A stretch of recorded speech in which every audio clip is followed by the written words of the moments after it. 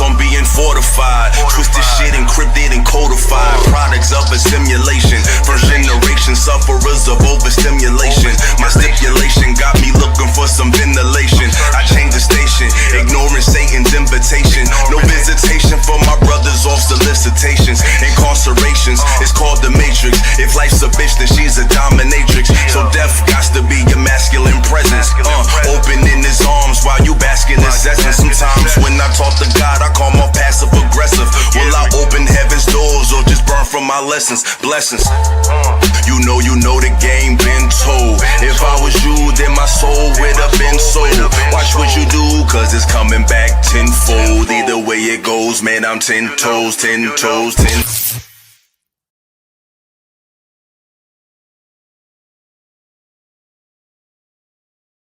What it do, what it do, what it do, people, I'm back. You already know what time it is, man. What's going on, what's going on? Peace to everybody in the chat. Shout out to Major P.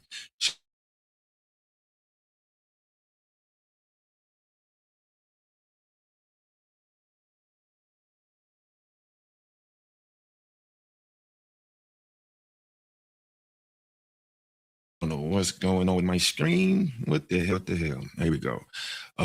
They already messing with me. Shout out to Mrs. Plum. Mrs. Plum becoming one of my favorite people. Peace to Mrs. Plum. Peace to Mrs. Plum. Shout out to everybody that pulled up. Y'all see the title. It's gonna be an open panel tonight. Shout out to Reaper Rails.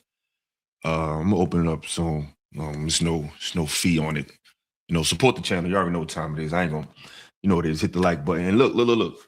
To everybody that's pulling up, please remember, hit the hype button after the shows. Hit the hype button, hit the hype button, hit the hype button. Keep me in the algorithm. You already see what type of content I'm trying to bring. It's no question. It's no doubt. You don't have to think about it. You don't have to wonder if I'm going to bring quality. You already know I'm bringing the quality. You know what I'm saying? When we trying to get that new camera, once we get that new camera, it's over for these dudes. You already know what time it is. You already know we coming. But I just want to share something with y'all before I get into the topic of tonight's show. I just got a random Instagram message, and I want y'all to hear this because this is why I do what I do. You know what I'm saying? I'm not just in this to be famous and to be seen, world class, what's going on. I'm not in it to be famous and be seen. I really want to share my message, and if I can profit and gain from being myself, of course I would take that. It's people that get rich or get some notoriety based on selling themselves, compromising themselves, creating storylines, creating drama, creating chaos, showing their body, rapping about stupid stuff. If I can get to a certain place of stability and comfort from being my honest self, why not? So please support, because I'm never going to compromise. I'm not going to switch up once I get to a certain level. I'm going to stay the same. I'm going to keep doing what I'm doing. I'm not going to change. But this is why I do what I do. A brother sent me a message on Instagram like seconds before I got on the live, and I was like, this is mission accomplished. So I'm going to share this message with y'all. This is what this brother said. Listen to this, y'all. First time I heard you, I was like, "Oh, this brother's illogical. This brother is wild. You know what I mean? He's more or less on the ignorant N-word side of things." I got a chance to check out your platform. I appreciate the stream that I'm watching right now. Actually, that's what made me look you up to say, "I had you fucked up, brother." I appreciate your platform. I appreciate you coming off the way you are, and I appreciate your mind. I really do. I wish that I could get on one of these screens and things, but I'm not really sure how to go about any of that because I have a lot of intellectual stuff that I would like to get into. But I just want to say salute to you. I had you fucked up, and sometimes how we come off at first impressions can be wrong.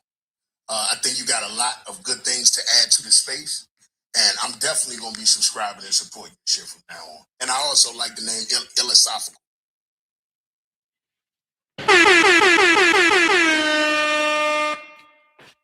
That's why I do it. I get messages like that all the time. he still send me messages. You know what I'm saying? A lot of people don't get them type of messages.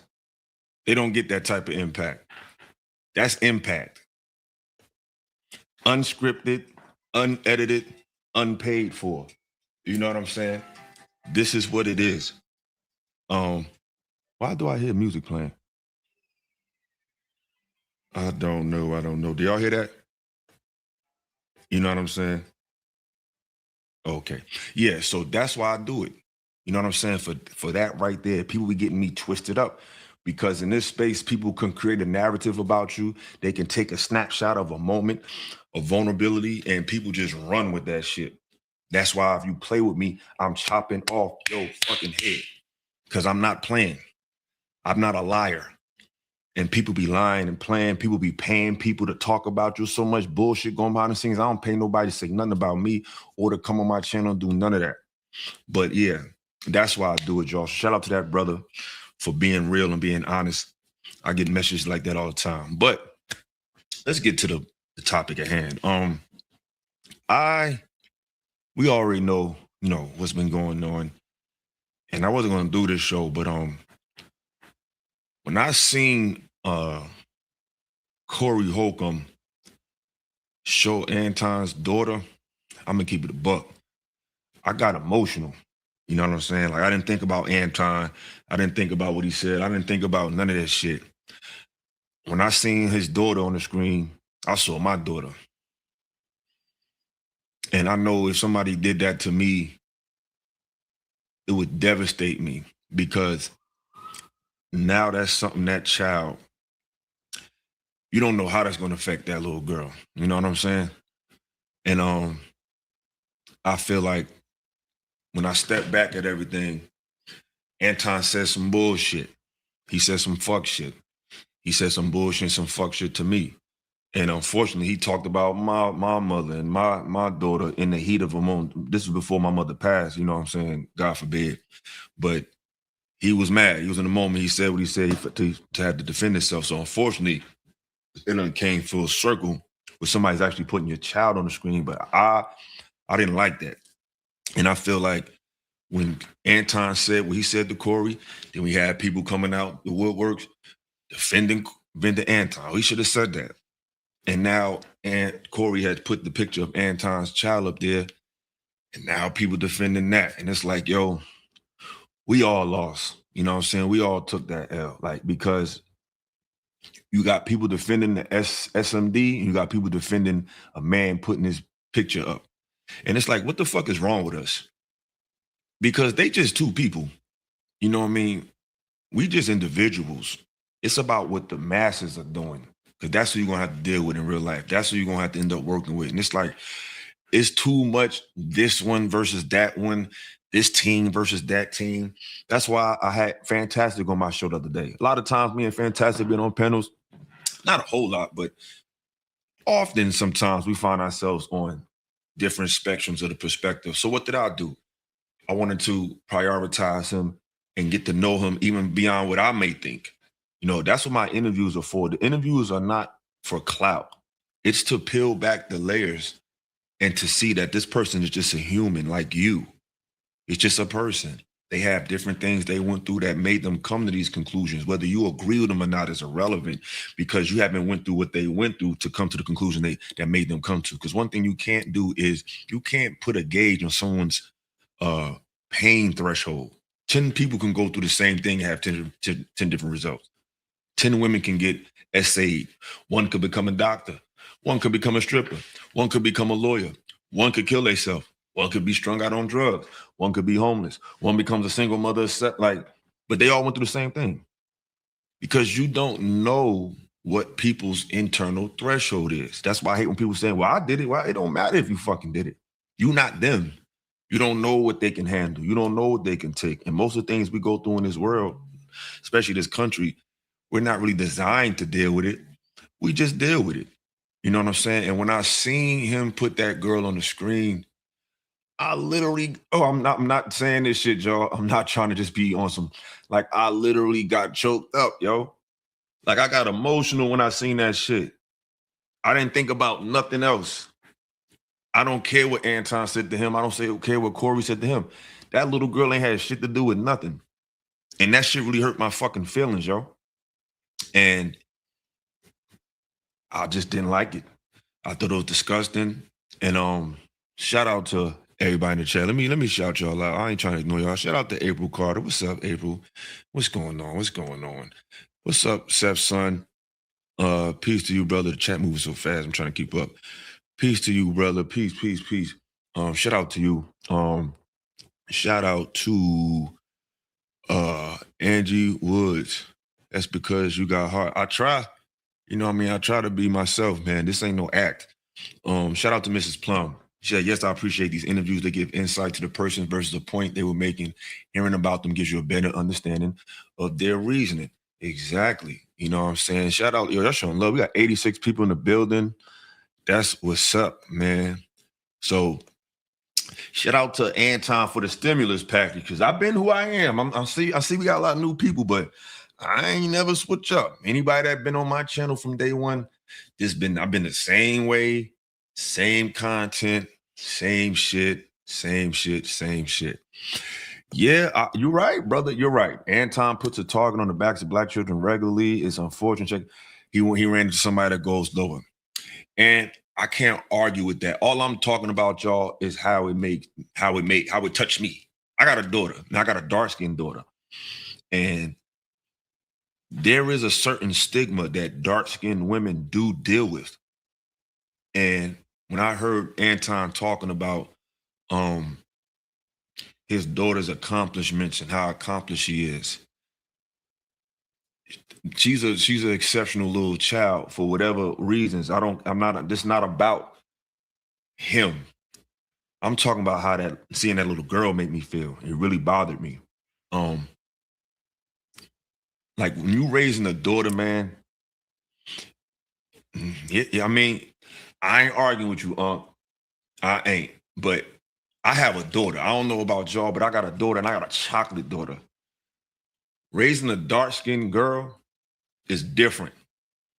You live in a world that's mad, vain, but this is all. It's all a flow. It's all a give and take. You put out negative energy, it comes back. So this is a learning lesson for both of them, because Anton has said a lot of wild shit to people, and once you put that energy into the world, you cannot control how it reverberates and come back. And it's unfortunate that it came to his daughter, but that's how this shit be going. That's why we gotta watch what the fuck we say to people, because what you say can and will be used against you or who you with.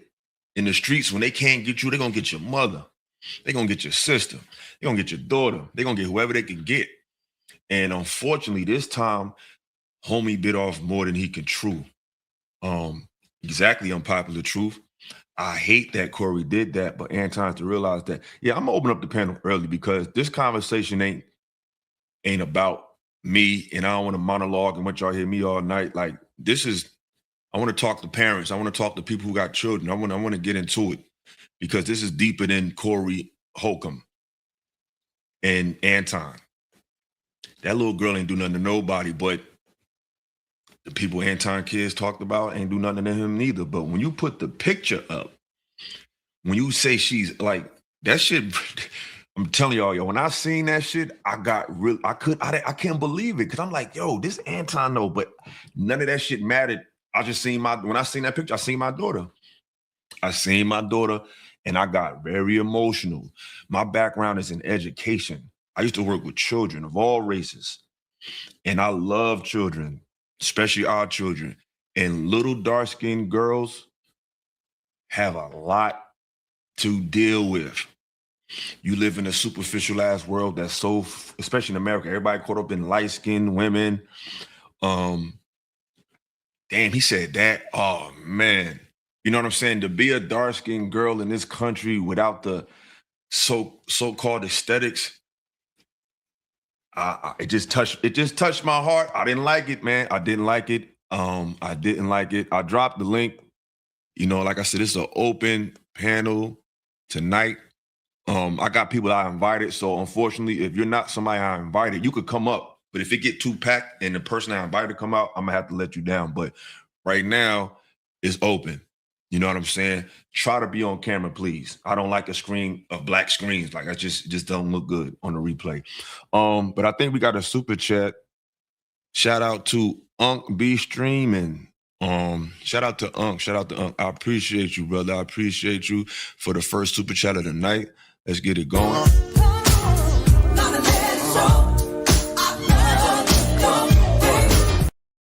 Brother says, sins of the father, as men, as men, we got to monitor our actions because our kids can catch shrapnel. He's right.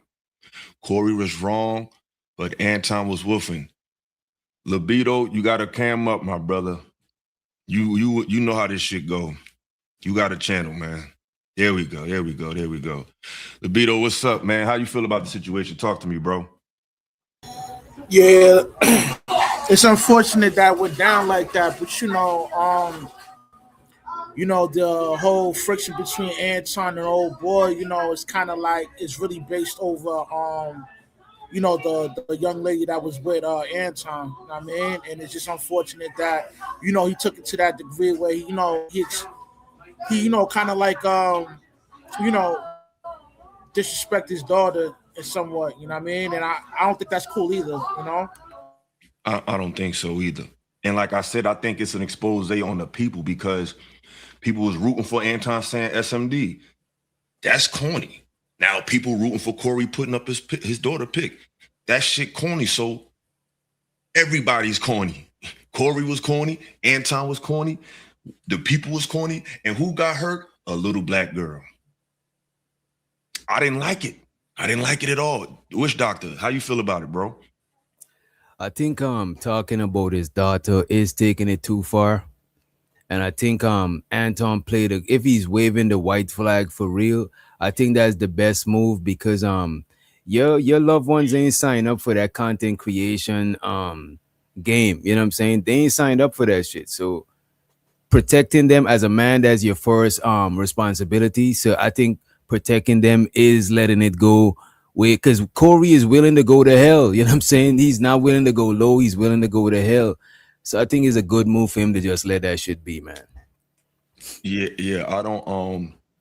And the thing is, I think Corey kind of had the people with that first move, but now that he done brought a little girl into it, he's about to give Anton all the momentum back. Because Anton got the moral high ground now. He gave it to him because now you're gonna touch on the heartstrings of the sisterhood. Mm-hmm. You don't mess with the sisterhood now. Now Anton can through what happened to his little girl. Now he might get a whole new female following of people that just supporting him for his daughter. Now I would hate it to come this way. I hate for his daughter to be a sacrificial lamb, but now he might have the once you get the sisterhood on you, because he got a lot of sisters for real. Now they're gonna rally around this man over his daughter. And, you talking about this shit? This shit sound like an election. Like these two niggas is running for office. He didn't have a good female base, you know what I'm saying? But no, it's gonna look good. Both of them wasn't good in the female fan base because Corey, his jokes is edgy, but it's kind of women don't really like him like that. You know what I'm saying? Word. We got another super chat. Shout out to this brother. I appreciate you, brother. I appreciate you.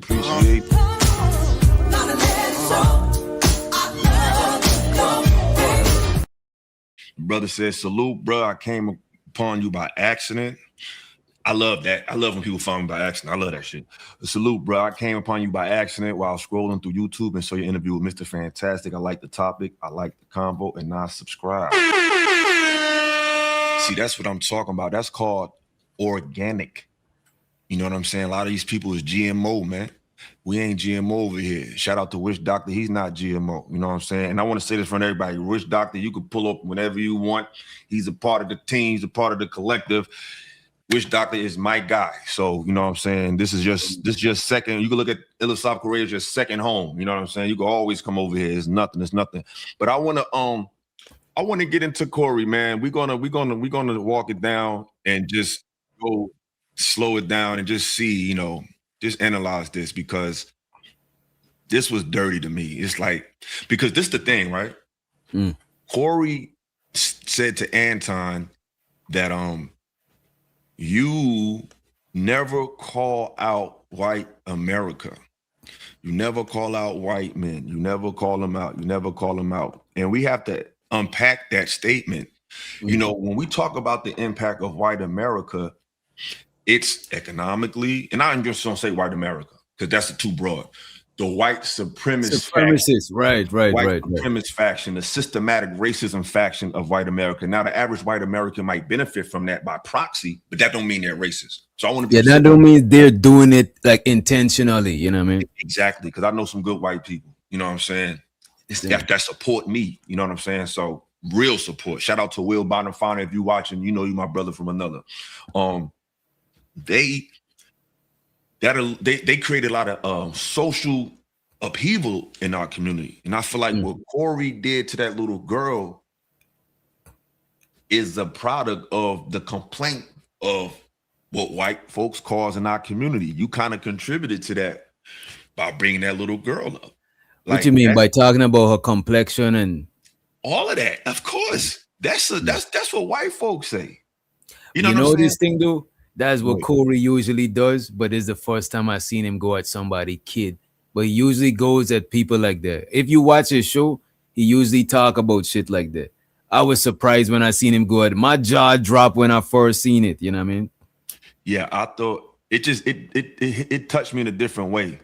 Like I didn't see Corey or Anton anymore. I just saw a little girl, and it just reminded me of my daughter. And man, I'm just telling you, like little dark-skinned girls, man, it's not easy for them. You know what I'm saying? Not saying that they're not attractive, nothing like that, but this country is mad vain. Like we still play colorism games with each other. When I was growing up, girls would always tell me, you look good for a dark-skinned boy. You cute for a dark-skinned boy. It's always a disclaimer when you're dark. That is crazy. You never heard that? People say that. You've been told you cute for a dark-skinned girl, or you cute for a dark-skinned boy. Even what's her name on belly? Like a lot of people say, yeah, a girl is bad, but when she's bad and dark skin, she got to be real bad because a lot of people don't see dark skin as bad. As a matter of fact, a lot of light skinned chicks that's regular is seen as more attractive just because they light skin. You know what I'm saying? Yeah, the brown bag test. That's a real thing. You know what I'm saying? It's like Major P said, but I have a question. Is that pic like public Facebook? Maybe, but that don't mean it need to be on a 5150 show in front of 25,000 people calling her. That I don't know, y'all. That shit just rubbed me the wrong way. Like I didn't see the conflict once I seen that little girl. And she's an accomplished little girl. Like at 16, she did more than a lot of us. Like I don't agree. Like Anton's, when you get through the fluff, when you get through the bullshit, the salacious shit, it makes sense. It's just his delivery, the way he goes about it, kind of takes the air out of his message. But sometimes he be bullshitting and virtue signaling. I don't watch. Sometimes he do that, but I think his overall, because what I would say, there's other people that share Anton's point of view, that how they deliver it, I fucks with it better. You know what I'm saying? Like I said, I don't like his delivery because he's not saying nothing that's like no one knows. Like we all know our people need to get their shit together, but like we say stuff like, I'm not trying to, like he said words like rule with love. It's like, it's not about ruling anything. Like who needs to rule our people? Like, are you trying to help our people or are you trying to be the king of our people? You know what I'm saying? It's like, we don't need a ruler. We need unity. You know what I'm saying? Shorty said, I heard that before. A white dude told me I was cute for a mixed girl and I'm not mixed. Like those disclaimers be really, I grew up with shit like that. You know what I'm saying? Unc is showing hella love. Unc, keep it coming, brother. Keep it coming. Unc be streaming. He said Corey has kids who had to see their dad. They called the punk and the bitch for a whole week. Anton not a victim. Nah. I can't argue with you. It just rubbed me the wrong way. But it's one thing to talk about. It's one thing to see your father get talked to crazy. These are grown. It's like seeing your father fighting. These are grown men, though. You talk shit to my dad, he talk shit to you. Saying this is your daughter and she's fucking ugly. Get this ugly ass little girl out of it. Like, son, that's crazy. Even in the movie Scarface, it say no women, no kids. Like, that shit not even gangster. If we keep it in the fuck, I know he talk about his own daughter, but that's your daughter. Like, but like I said, ultimately, Anton with his antics opened the door for this years ago, based on what he said to people. And so it's not really about pointing in at Corey or Anton. It's a lesson learned that we get so caught up in this shit with each other that your loved ones who ain't got shit to do with nothing can become a target of the energy that you put into the world. So hopefully this will be a turning point for Anton. I don't know, but hopefully this will be a turning point for him, because you need to watch what you say to people, bro, because everybody don't give a fuck about your kids, your wife, none of that shit. Like, motherfuckers out here is cutthroat and bloodthirsty, and they don't give a fuck. And if they feel embarrassed, they're gonna try to make you feel like you ain't shit. So I like I said, it just rubbed me the wrong way. But let's watch it, man. Let's get into it. Hold on, me turn the speed up. The gear, the one at the before that. My fault. Where it says yeah. So let's get into it. Process. Like me, anytime I get angry, they say I'm being a tough guy, or I'm trying to be hard, or they'll call me a bully. I am not no bully. I never bullied nobody. But if I raise my voice a little bit or get a little bit aggressive, they just take it in a way like that. You know, I don't mean it. I don't mean to cut you off. No, you ain't cutting me off. I'm just trying to make sure, because I know what happened. Yeah. Now, this is what the internet has done. The internet has created an AI video where different outcomes and different ways it happened was shown. They've edited the truth. Hey, do we have what happened? Yeah, I got the clip. Play that. Yeah, when you get ready, let me know. See, it's people who have edited the video to make the video look like he stood up to me and all. I was like, what is this? When I saw some of the edited videos, I was like, they cold with this AI, boy.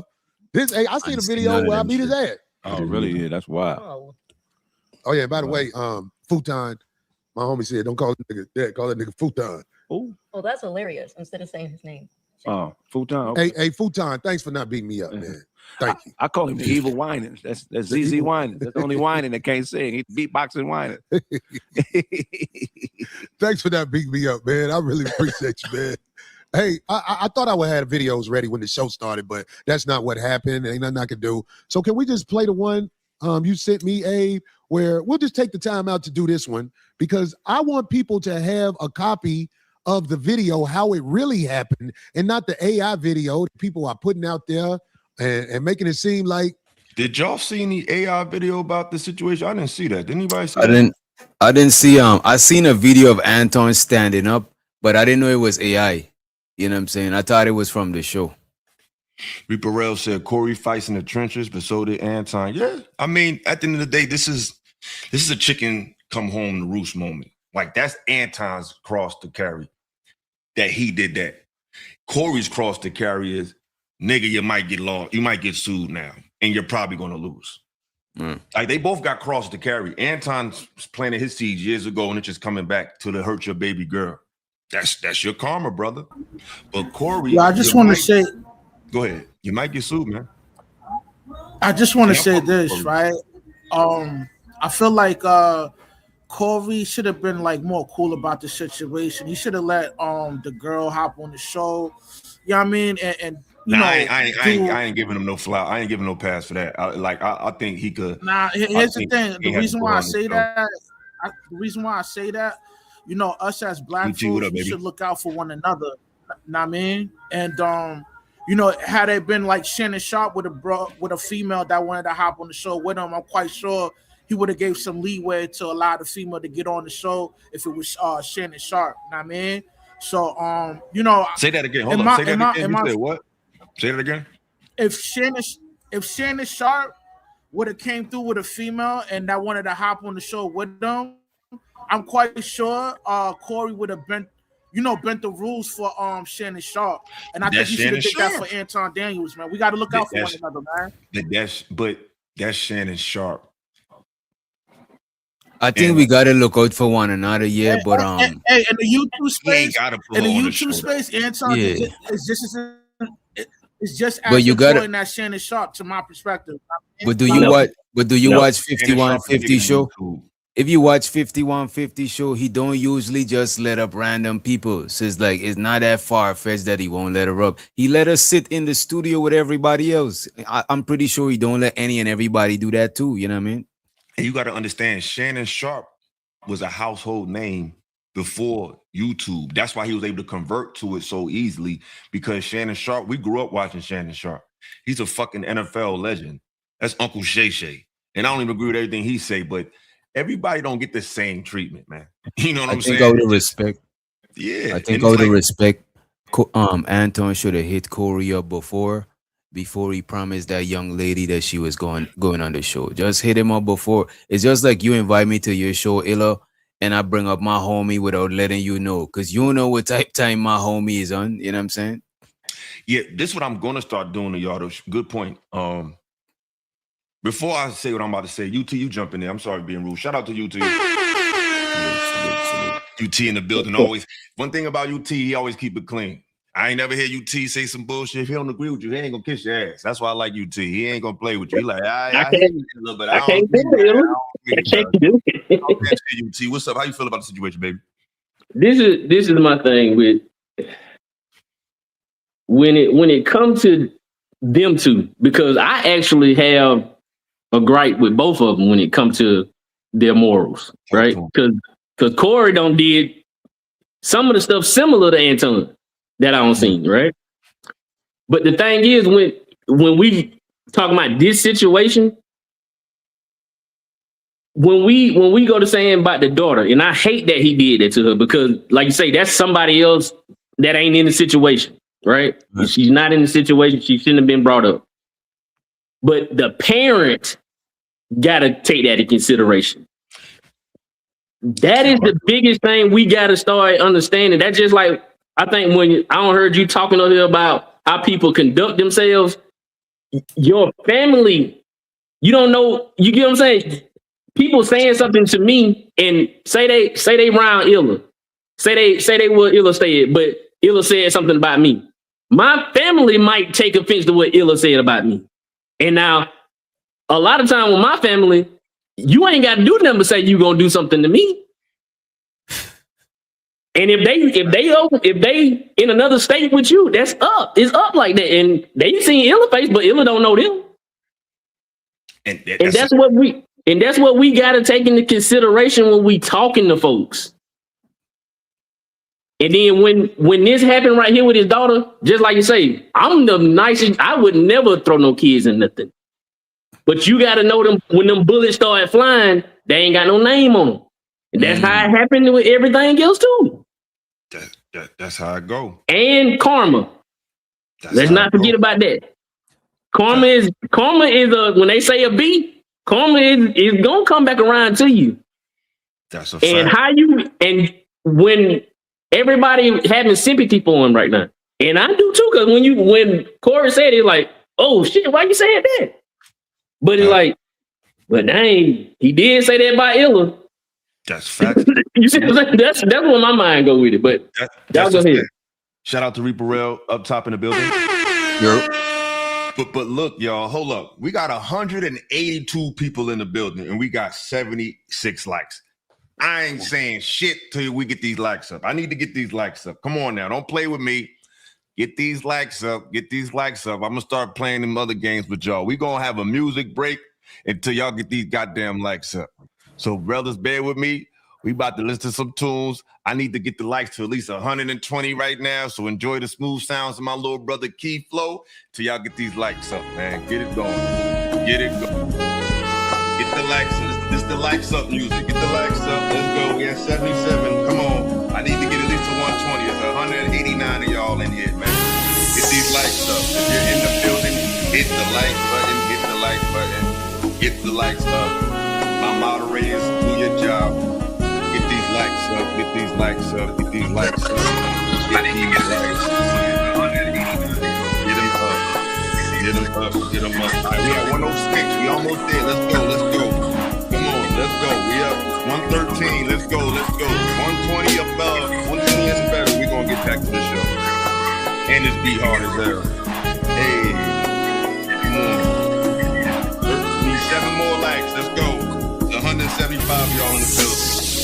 Here we go. 113. 7 more likes. We need 7 likes, man. We get back to the conversation. 7 more likes. Get to it. Let's go. 4 more likes. I need 4 likes. Y'all want me to talk? Get the likes up. It's 160 something, y'all. Let's go. 119. Okay, I ain't gonna be better. That's close enough. All right. Let's get to it. Appreciate it. Hey, shout out to my blood brother. I'm gonna put him on the big stage because this is my blood brother. This is the original Illa. I'm the second Illa. This is the first Illa. You know what I'm saying? So I need y'all to show love to my big bro. We got the same exact birthday. This is my blood brother. When you see him in the chat, watch your mouth. When you see him on that panel, he's gonna always get priority. This is my blood brother. This ain't my half. This ain't my fake brother. We have the same father. This is my brother. So shout out to my brother, father in the building. Introduce yourself, big bro. You got the floor. What's going on, people? What's going on? It's a pleasure to be here. You know what I'm saying? I'm just a student right here, just trying to learn and absorb and understand what's going on. I'm gonna have some things to say from time to time, but most time I'm here to hear my brothers. You know what I mean? I want to hear how the younger generation see things and feel about things. So understand that we're in turbulent times. We're going to be empathetic. I'm going to be very empathetic. But at the same time, I'm going to stand on principles because that's what I was brought up on. Exactly. Because I know you wasn't smelling that shit when Anton was talking crazy.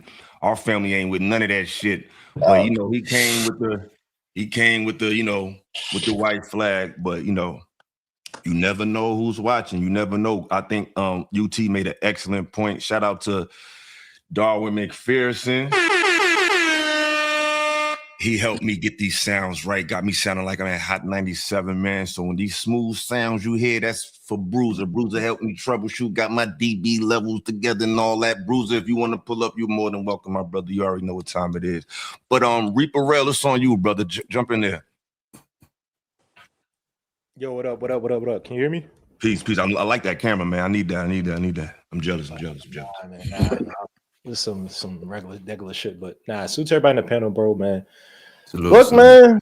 I don't know if y'all believe in karma, God, whichever one y'all believe in, but it never fails, bro. Like your man UT said, bro, man, if you going around and you talking about people's dead relatives, you talking about people's children, you talking about people's wives, their loved ones, and you're gonna get it some way or another, right? So now it's showing its head, man. People, y'all know people. Whatever, people from y'all hood, like maybe probably jack people, whatever, rob people, whatever. And it's like, bro, once some people that got jacked, they see their brother, their sister, their mother, bro, is on.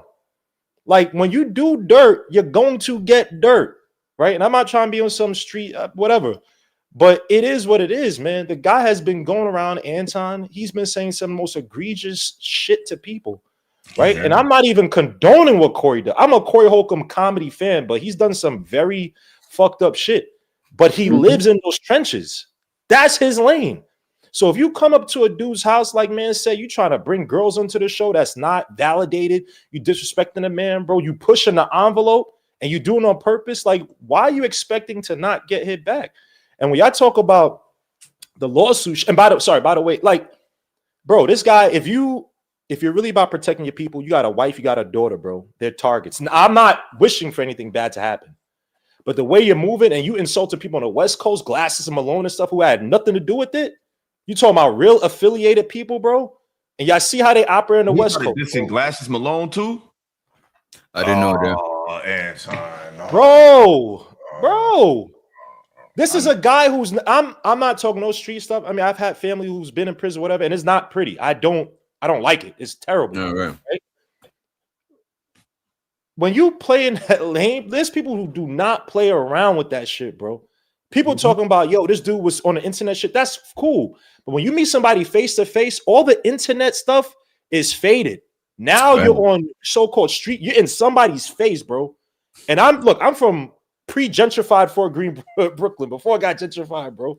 All people did was rob people, beat the shot of people, jump people until they gentrified. That's all people know, bro. So you enter in that lane where you talking shit about Glass Malone, you're on the West Coast, where they could catch you on some Pop Smoke shit, rest in peace, bro. It is no joke over there, bro. You are a rich guy. Enjoy your rich life. But when you start creeping over into that space, bro, you're asking for trouble, bro. And you got a family that's irresponsible. You got a daughter who's supposed to be in the Olympics. God, that's a beautiful, or is heading to the Olympics. That's a beautiful thing. But instead of focusing on that, you want to play the link between I'm Christian, I'm plug, and I one woman. I got this. Bro, stop it. And last thing I'll say, the lawsuit shit, there's no lawsuit to be had. That is public information. Disgusting what I don't condone it. But it's public information. Yeah, I'm not even saying that he should lose or win. What I'm saying is when you dealing with, I don't know how he's gonna do it, but I think it's possible it might could go that way because that's a child. I don't know the law. No, YouTube guidelines. I don't know how that shit works. I don't know if he could sue him outside of YouTube shit, but YouTube got strict guidelines when it comes to minors. That's why in his speech he kept saying underage daughter. Man, I don't know. He said underage like 20 times in the video. This is why I'm thinking it might be because your channel could get terminated for endangering minors or painting them in a crazy way. You know what I mean? Here's the thing, though. Here's the thing. Corey's not monetized. And Corey used to be on a Ustream before this. Not to say, look, YouTube is a great platform in terms of pushing you out there, videos and stuff. But Corey's going to survive, bro. I've been to 3 comedy shows of Corey at Caroline's, bro. When I tell you all them shits were sold out, I know Caroline's is not. It's not that. I think Corey's hilarious. I love it. 3 times, bro. He tore the house. And I'm talking about black women. This nigga trick him out his spot. It's like once that shit fell off, bro, bro, you Corey Holcomb, bro. Like, you know what I'm saying? I just feel like Anton kind of tricked him off his spot a little bit. You know what I'm saying? And he did it to me too. You know what I'm saying? And it's like, that's why I ain't fall for it this weekend. You know what I'm saying? I'm like, you ain't about to trigger me. You know what I'm saying? But yeah, I just think he tricked Corey out off his spot. Big bro, let me ask you, how did you feel when you seen that clip of Anton talking to me like that? Oh, when I was on 10. I was trying to find out who he was, where he was from. You know what I'm saying? That's where I straight went. I called family in Detroit. Period. See, we tapped in everywhere. You never know who you're talking to. But they ain't nobody heard of him. That was the problem. I put it out there. It was like, who? What? I was like, all right, look, man, shit, look. All right, we're just gonna watch him and see if he continue talking reckless. You know what I'm saying? That everything settled down, so it was like, all right, cool. When I seen this jump off, I was like, okay. But I already told you, look at his demeanor. You don't want to play with men whose demeanor is like that. You don't want to be playing them games because they quick to go to, SMD. They quick to say it out their mouth. You know, real men don't talk like that. You know, you already know what words them is. So if I say them words, you already know what I think of you. Exactly. So now, Tafer L, I can't. I'm gonna try. You gotta do it through YouTube. You can't do it through StreamYard. All right, I'm putting the link in the chat. Share the link. I just put it in there. Pause. Damn. Pause. Yeah, pause. Yeah. Yeah, I had to pause there. You know what I'm saying? oh, You know where you could put a link in your StreamYard description, and that shit might be on your YouTube description. Okay, I just put it. I didn't want to pin it because I want to pin the message I got in there, but I just dropped the link in the chat. So share it, do what you need to do. That's the YouTube link. Anybody want to drop a little jewel before we get back to the video and analyze this and listen to the conversation? I just want to say this to what Reaper was saying earlier, and even what your brother was saying, right? Online, you gotta remember, as men, when we out in public, we got like a low-level threat of violence. If I go in a store and it's a neighborhood I know, and I do that, and I give a head nod, and somebody don't give me a head nod, I got my guard up a little bit because I don't know what type of energy it is. So in real life, we're not gonna say certain shit because a low level threat of violence. But you gotta remember, online, that shit is no level threat of violence. We talking to these computer screen is no level of violence. That's why people are gonna say the most wildest of shit. You know what I mean? Because we online and we protected behind these screens. You know. Yeah, exactly. Shout out to a few super chats we got. Unc be streaming so you could talk ish and dictate how someone responds. I feel like he meant to say you can't talk ish. That's fact. That's a fact. Karma, Anton, Cook sisters who have kids daily. These are all facts, man. Shout out to the witch doctor said get the motherfucking likes up. Shout out to Go Flow. He said, I heard about your channel because of a video Anton violating you and your family on a panel popped on my timeline early this week, and you were composed. Exactly. But unfortunately, people wanted me to crash out, but fuck them. But let's get back to the Can I say this before we go? Go ahead. And this was the thing that I seen the play. This is what I think the play was. He wanted to mimic Charleston White. That's what I seen, and I was like, why? I seen it, and I was like, he throwing stuff out there because it was 2 times he shouldn't have. He questioned Corey's intellect. Mm-hmm. And when he did that, that's when Corey should have checked the temperature then. He should have did it then. Like, bro, I'm trying to have a conversation with you. But Corey, like, it ain't crazy. But that's why I said you gotta check stuff, the little stuff, because it's just gonna snowball. But go ahead. That's all I want to say. Exactly. Exactly. Yeah. We're gonna get back to the conversation though. Like I said, and then I just had a thought. It'll come back to me. Let's get back to the show. Hold on. All right. He showed man tendencies. This is bad that none of the videos are ready. I mean, like, I don't know what to do. I'm gonna go hire a producer so we can have this stuff done from now on, because I can't do this like this, man. It's the videos. I don't know how to get the.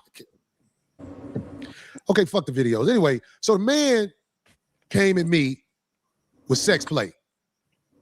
I'm not talking to everybody because everybody might not even understand what sex play is. That's the word. That's when you talking that backdooria to a man. The man came at me with sex play, and I tried to warn him. I tried to tell him, you can't play with me like that. So I'm realizing the camera's on me. It's a lot on the line. It's a lot on the line, but he's trying to act like he a man. I bet my life and safety he wasn't a man when I asked D to move and basically sat in his lap. Because if you walk up on a man like that, you could get your eye poked out. That's true. You can get sucker punched. You can get all kinds of things done. Look, I would never walk up on a man like I walked up on dude. I knew he was bumping his gums. I knew nothing was going to happen how I walked up on him. But except for like when you arguing with a female. And I want to pause this because one thing that I felt like real dudes seen that people didn't see, they kept saying, hey, he came in this, he ain't do nothing. It's like, bro, a violation of space is something. When somebody get in your face like this, they basically just hit you. When somebody's in your face like, yo, say that shit again, bro, that's a violation right there. He ain't got to say nothing. And people act like that was a dub because, yo, they got in his face and he ain't do nothing, bro, because he ain't do nothing. If I get in your face and say, what the fuck you say, my nigga? And you just say, man, you heard me? Hey, bro, you don't want no smoke. Because soon as somebody get within this close, you got to pop. You got to push him back. You got to do something. And when he got that close in his face, I said, bro, that was a violation right there, bro. And he didn't respond. Not to advocate that he should have, but people act like that wasn't enough. Yes, it is enough, especially where we from. Nigga get in your face, you don't do nothing. He basically just smacked you. You know what I'm saying? How y'all feel about that, the space violation? Because I feel like that instance was a 101 in the disconnect. Because like I had a show a while ago, I was talking about cultural disconnects, foreign and domestic. And the disconnect with Anton is when Corey said, you kiss the ass of white people. Anton is so out of touch with the culture. Even when I was talking to Anton about rap, and he was saying, I heard a Tupac song And I made me want to put the razor in my mouth. It's like, you don't really understand this hip hop shit like that. Like hip hop never made me want to pop on nobody. Like when I heard certain songs, like it didn't make me want to be a gangster. It's like people who not really from the hood are influenced by rap more than people from the hood are, because rap is talking about us. So the people that's influenced by rap is people that's not us, that's not in the hood, that think, oh, I got to do this. It's like, no, you ain't got to do that shit, bro. But if you think from that cartoon ass mindset, you're really just showing how much you don't understand what you're listening to. That's when I was talking to Anton. I said, bro, your father didn't filter the music properly. Because I learned to, it's funny because my first taste of hip hop came from Big Bro. You know what I'm saying? Big Bro used to put me up on shit. And I heard the first hip hop songs, because my mother ain't let me listen to that shit. But I used to be happy when I go to my brother's house because I knew I was gonna be able to listen to that shit because my brother was hip hop the fuck out. So Big Bro, I feel like you could really answer this question. What's the difference between hip hop and rap? And why do people always get those things mixed up? Because rap became monetized. What we did with our words became monetized. So the culture of it left. The culture wasn't totally monetized. You see that?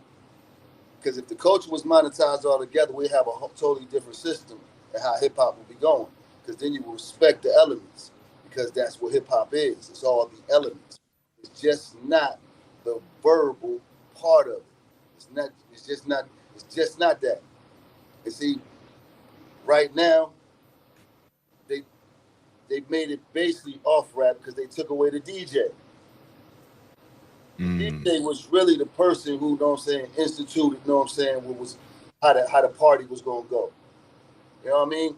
I just got up there and spit the bars just, you know what I'm saying, filling the gaps for the DJ.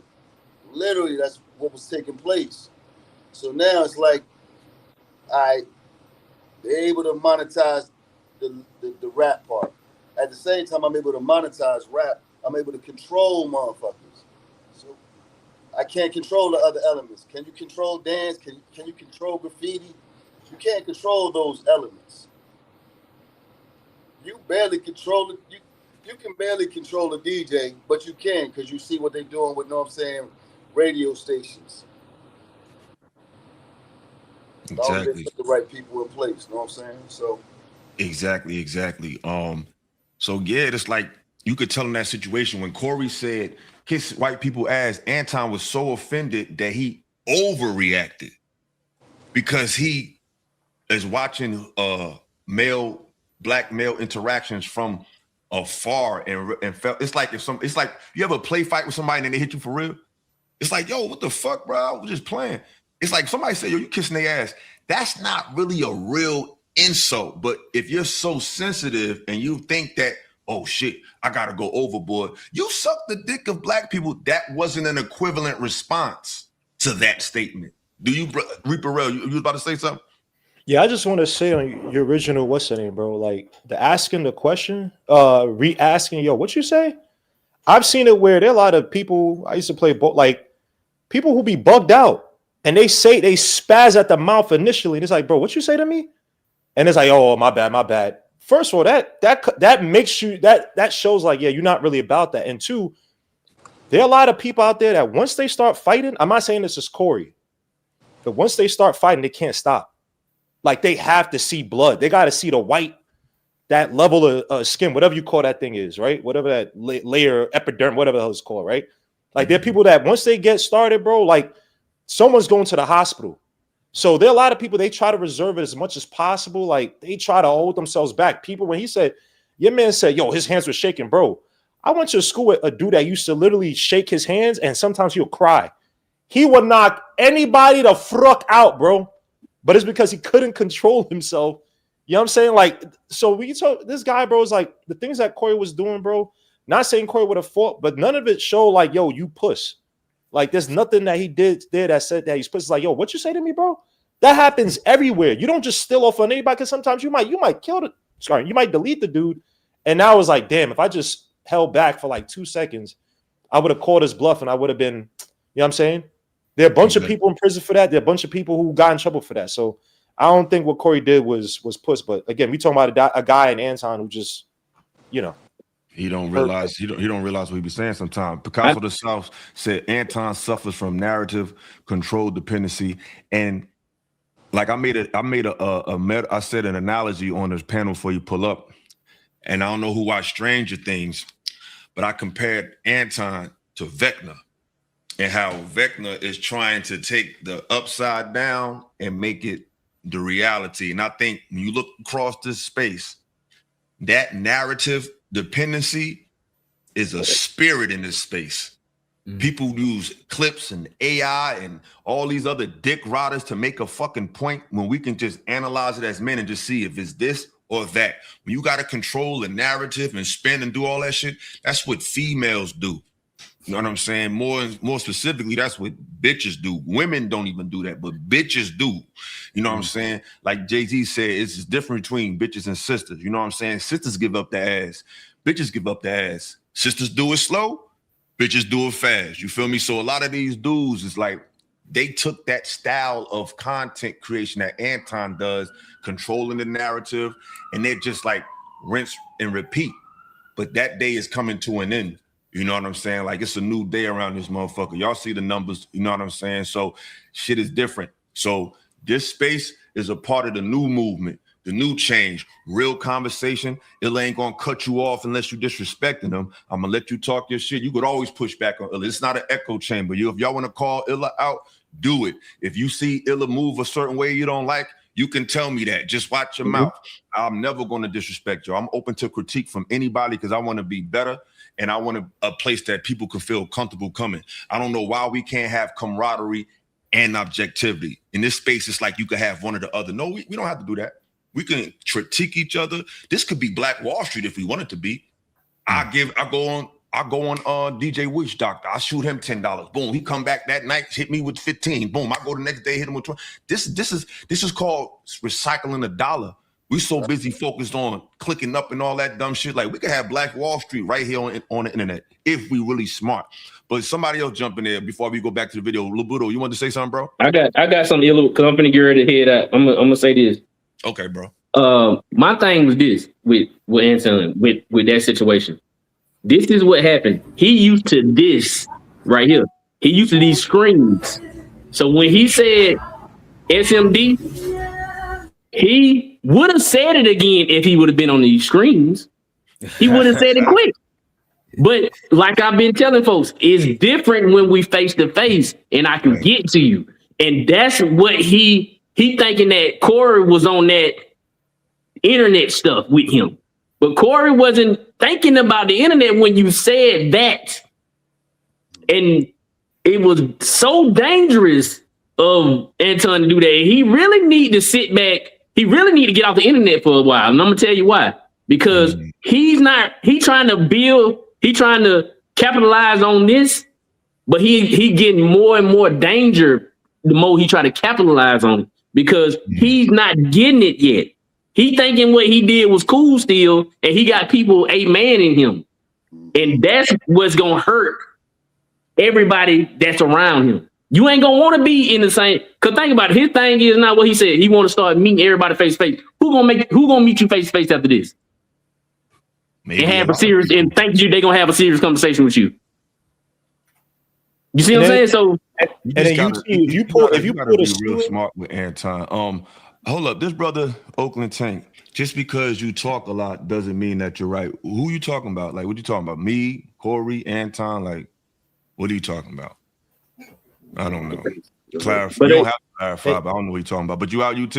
Yeah, man. I gotta get up in the morning, man. Y'all be cool, man. Nice meeting all y'all, bro. Y'all be good. Up, you hear me? Oh yeah, bro. Y'all be good. Peace. Yeah, man. Yeah. I don't know, man. Like, karma is always in effect. You know what I'm saying? You gotta watch what you say. Shout out to Tay for L in the building. How you doing? Can y'all hear me? What's up, Tay? Tay always been supporting from day one, man. What's up? This is the first time I ever seen your face, man. I'm happy to see you, my brother. Peace, man. I'm glad you pulled up, man. What's up, man? Long time supporter. Shout out to you. What's up, man? How y'all doing? How y'all brothers doing? Peace. Hold on. So when did I say? See, this we got, and I don't like to highlight negativity, But we got to know what the goofy shit look like. When did I ever say I'm always right? I literally just said, hey, if I'm wrong, let me know. I'm open to critique. I never said I'm always right. I never said I got the way. I never said none of that. But people just here looking all tough, like, bro, what are you talking about, bro? Like, who said I was always right? I never said that. I never said I got all the answers. I know how to talk. I know how to speak. I know how to articulate myself, but I never said I was right. And it's, you know what I knows about people? You ever notice you got a friend who be like, yo, you think you know everything? No, nigga, you think I know everything. You notice that when people try to do that reverse psychology shit, yo, you think you know everything? You think you know? No, that's how you feel, and you're projecting your insecurities on me. I spend too much time on him because he don't look like he know nothing. That's true. So he don't look like he know nothing.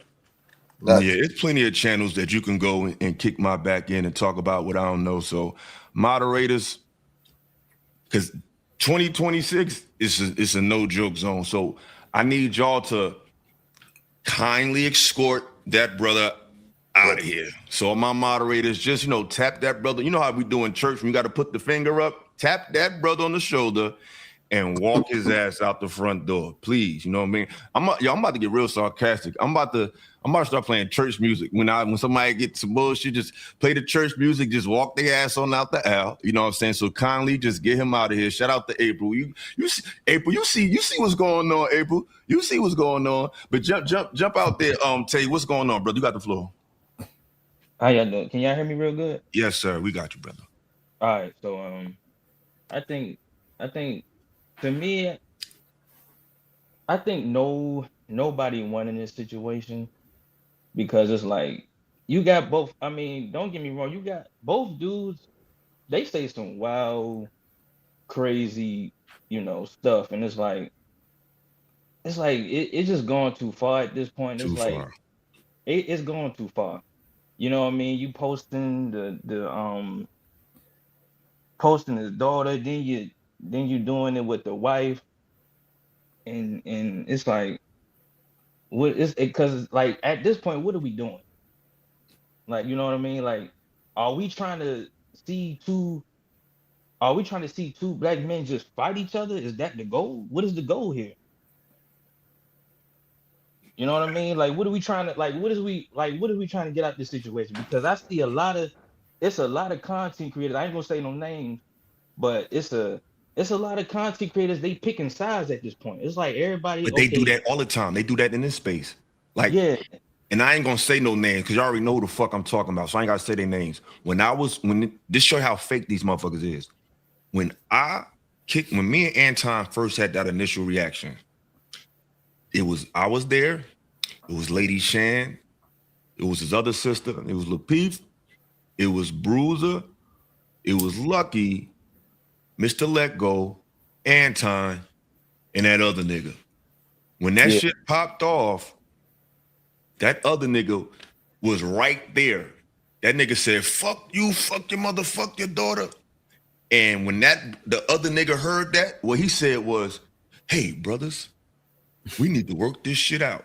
Fast forward 2 years later, that brother pops up on my panel and says, peace, Illa. Peace, y'all. I respect the channel. I know we had our issues in the past, blah, blah, blah, blah. That same brother said, you ain't have no smoke for Anton, nigga. You didn't have none either, motherfucker, because you was there when the shit popped off and you heard him diss my mother and daughter and you said these are two good brothers. Does that make sense to the panel, yes or no? Yeah. Does that make sense? That's what I like to call, ladies and gentlemen, a performative person. That's somebody that looks around and says, what's the perfect thing to say in this moment? I'm going to say that. I'm going to look around today. What's the perfect thing to say in this moment? I'm going to say that. That's a fake person. That's a performative person. That's just trying to say the right thing. That's almost like a salesman. That's not real shit.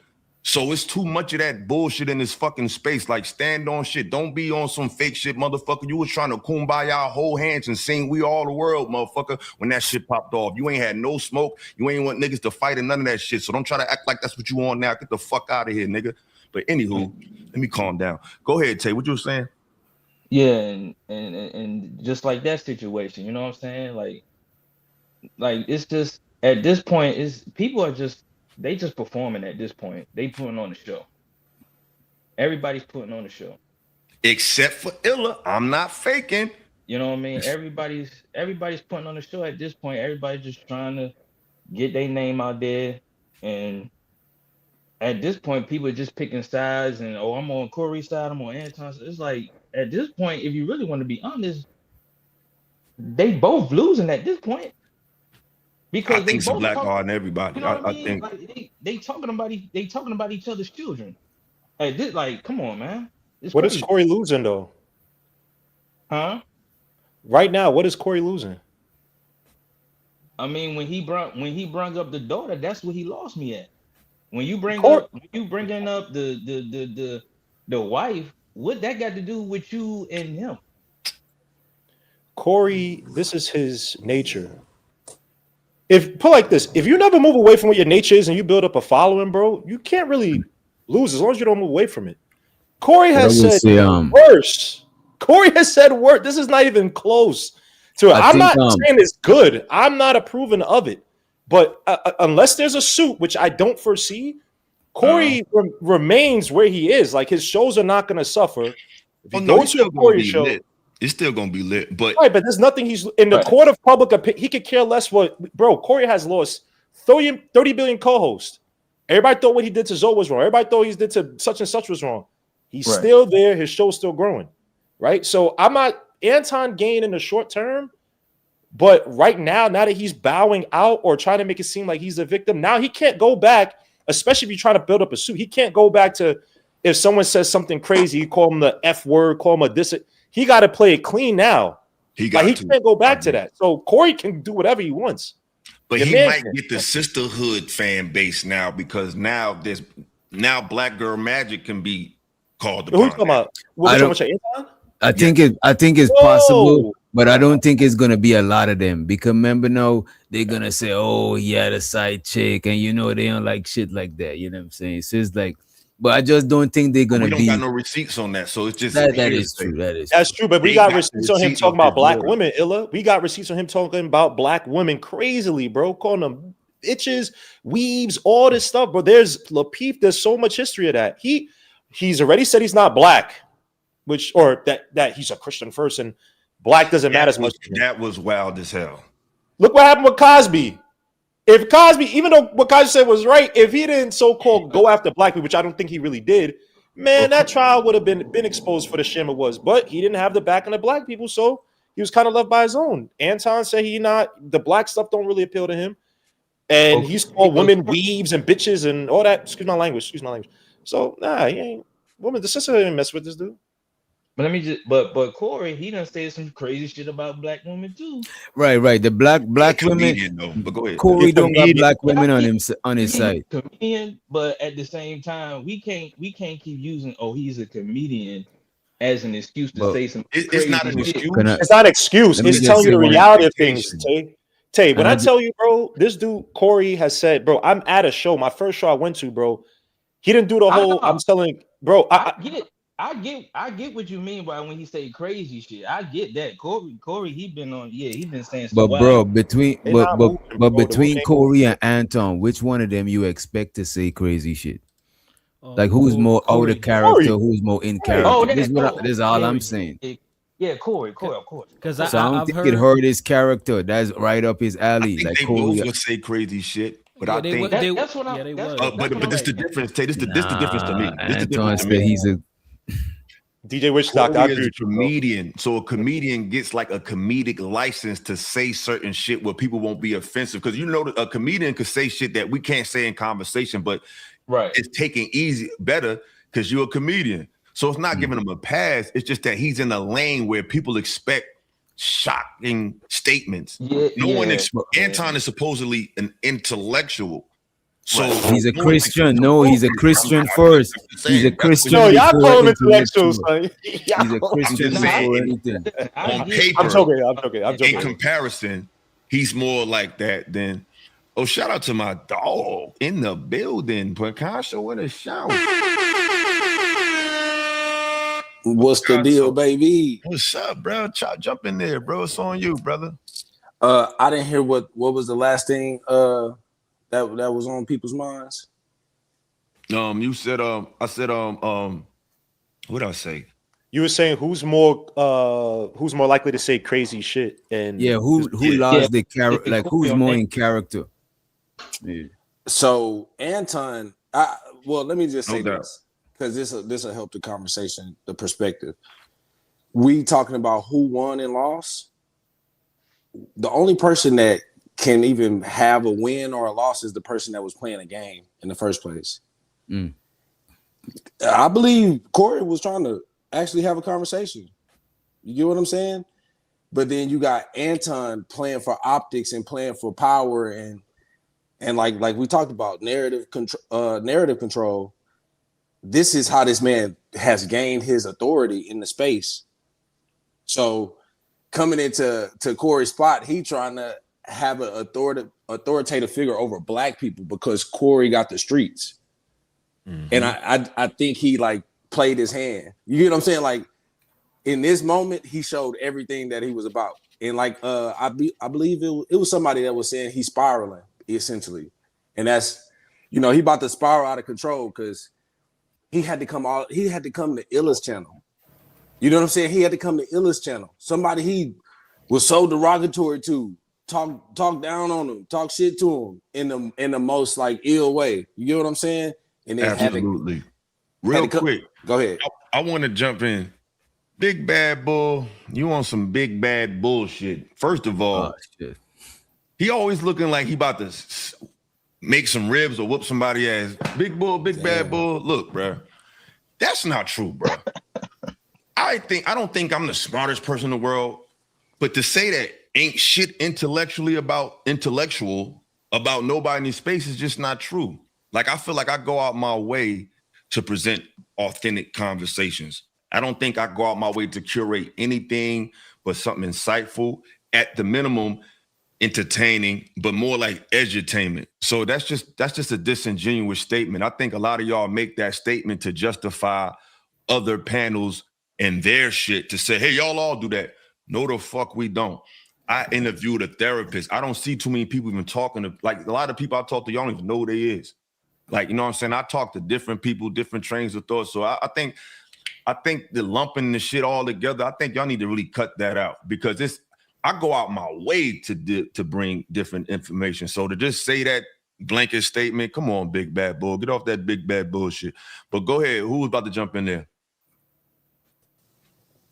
You was about to say what something? Up, Fido? Fido, what up, bro? This is the first time I see you come over here. What's good? What's good? Jump in there. What's up? Nah,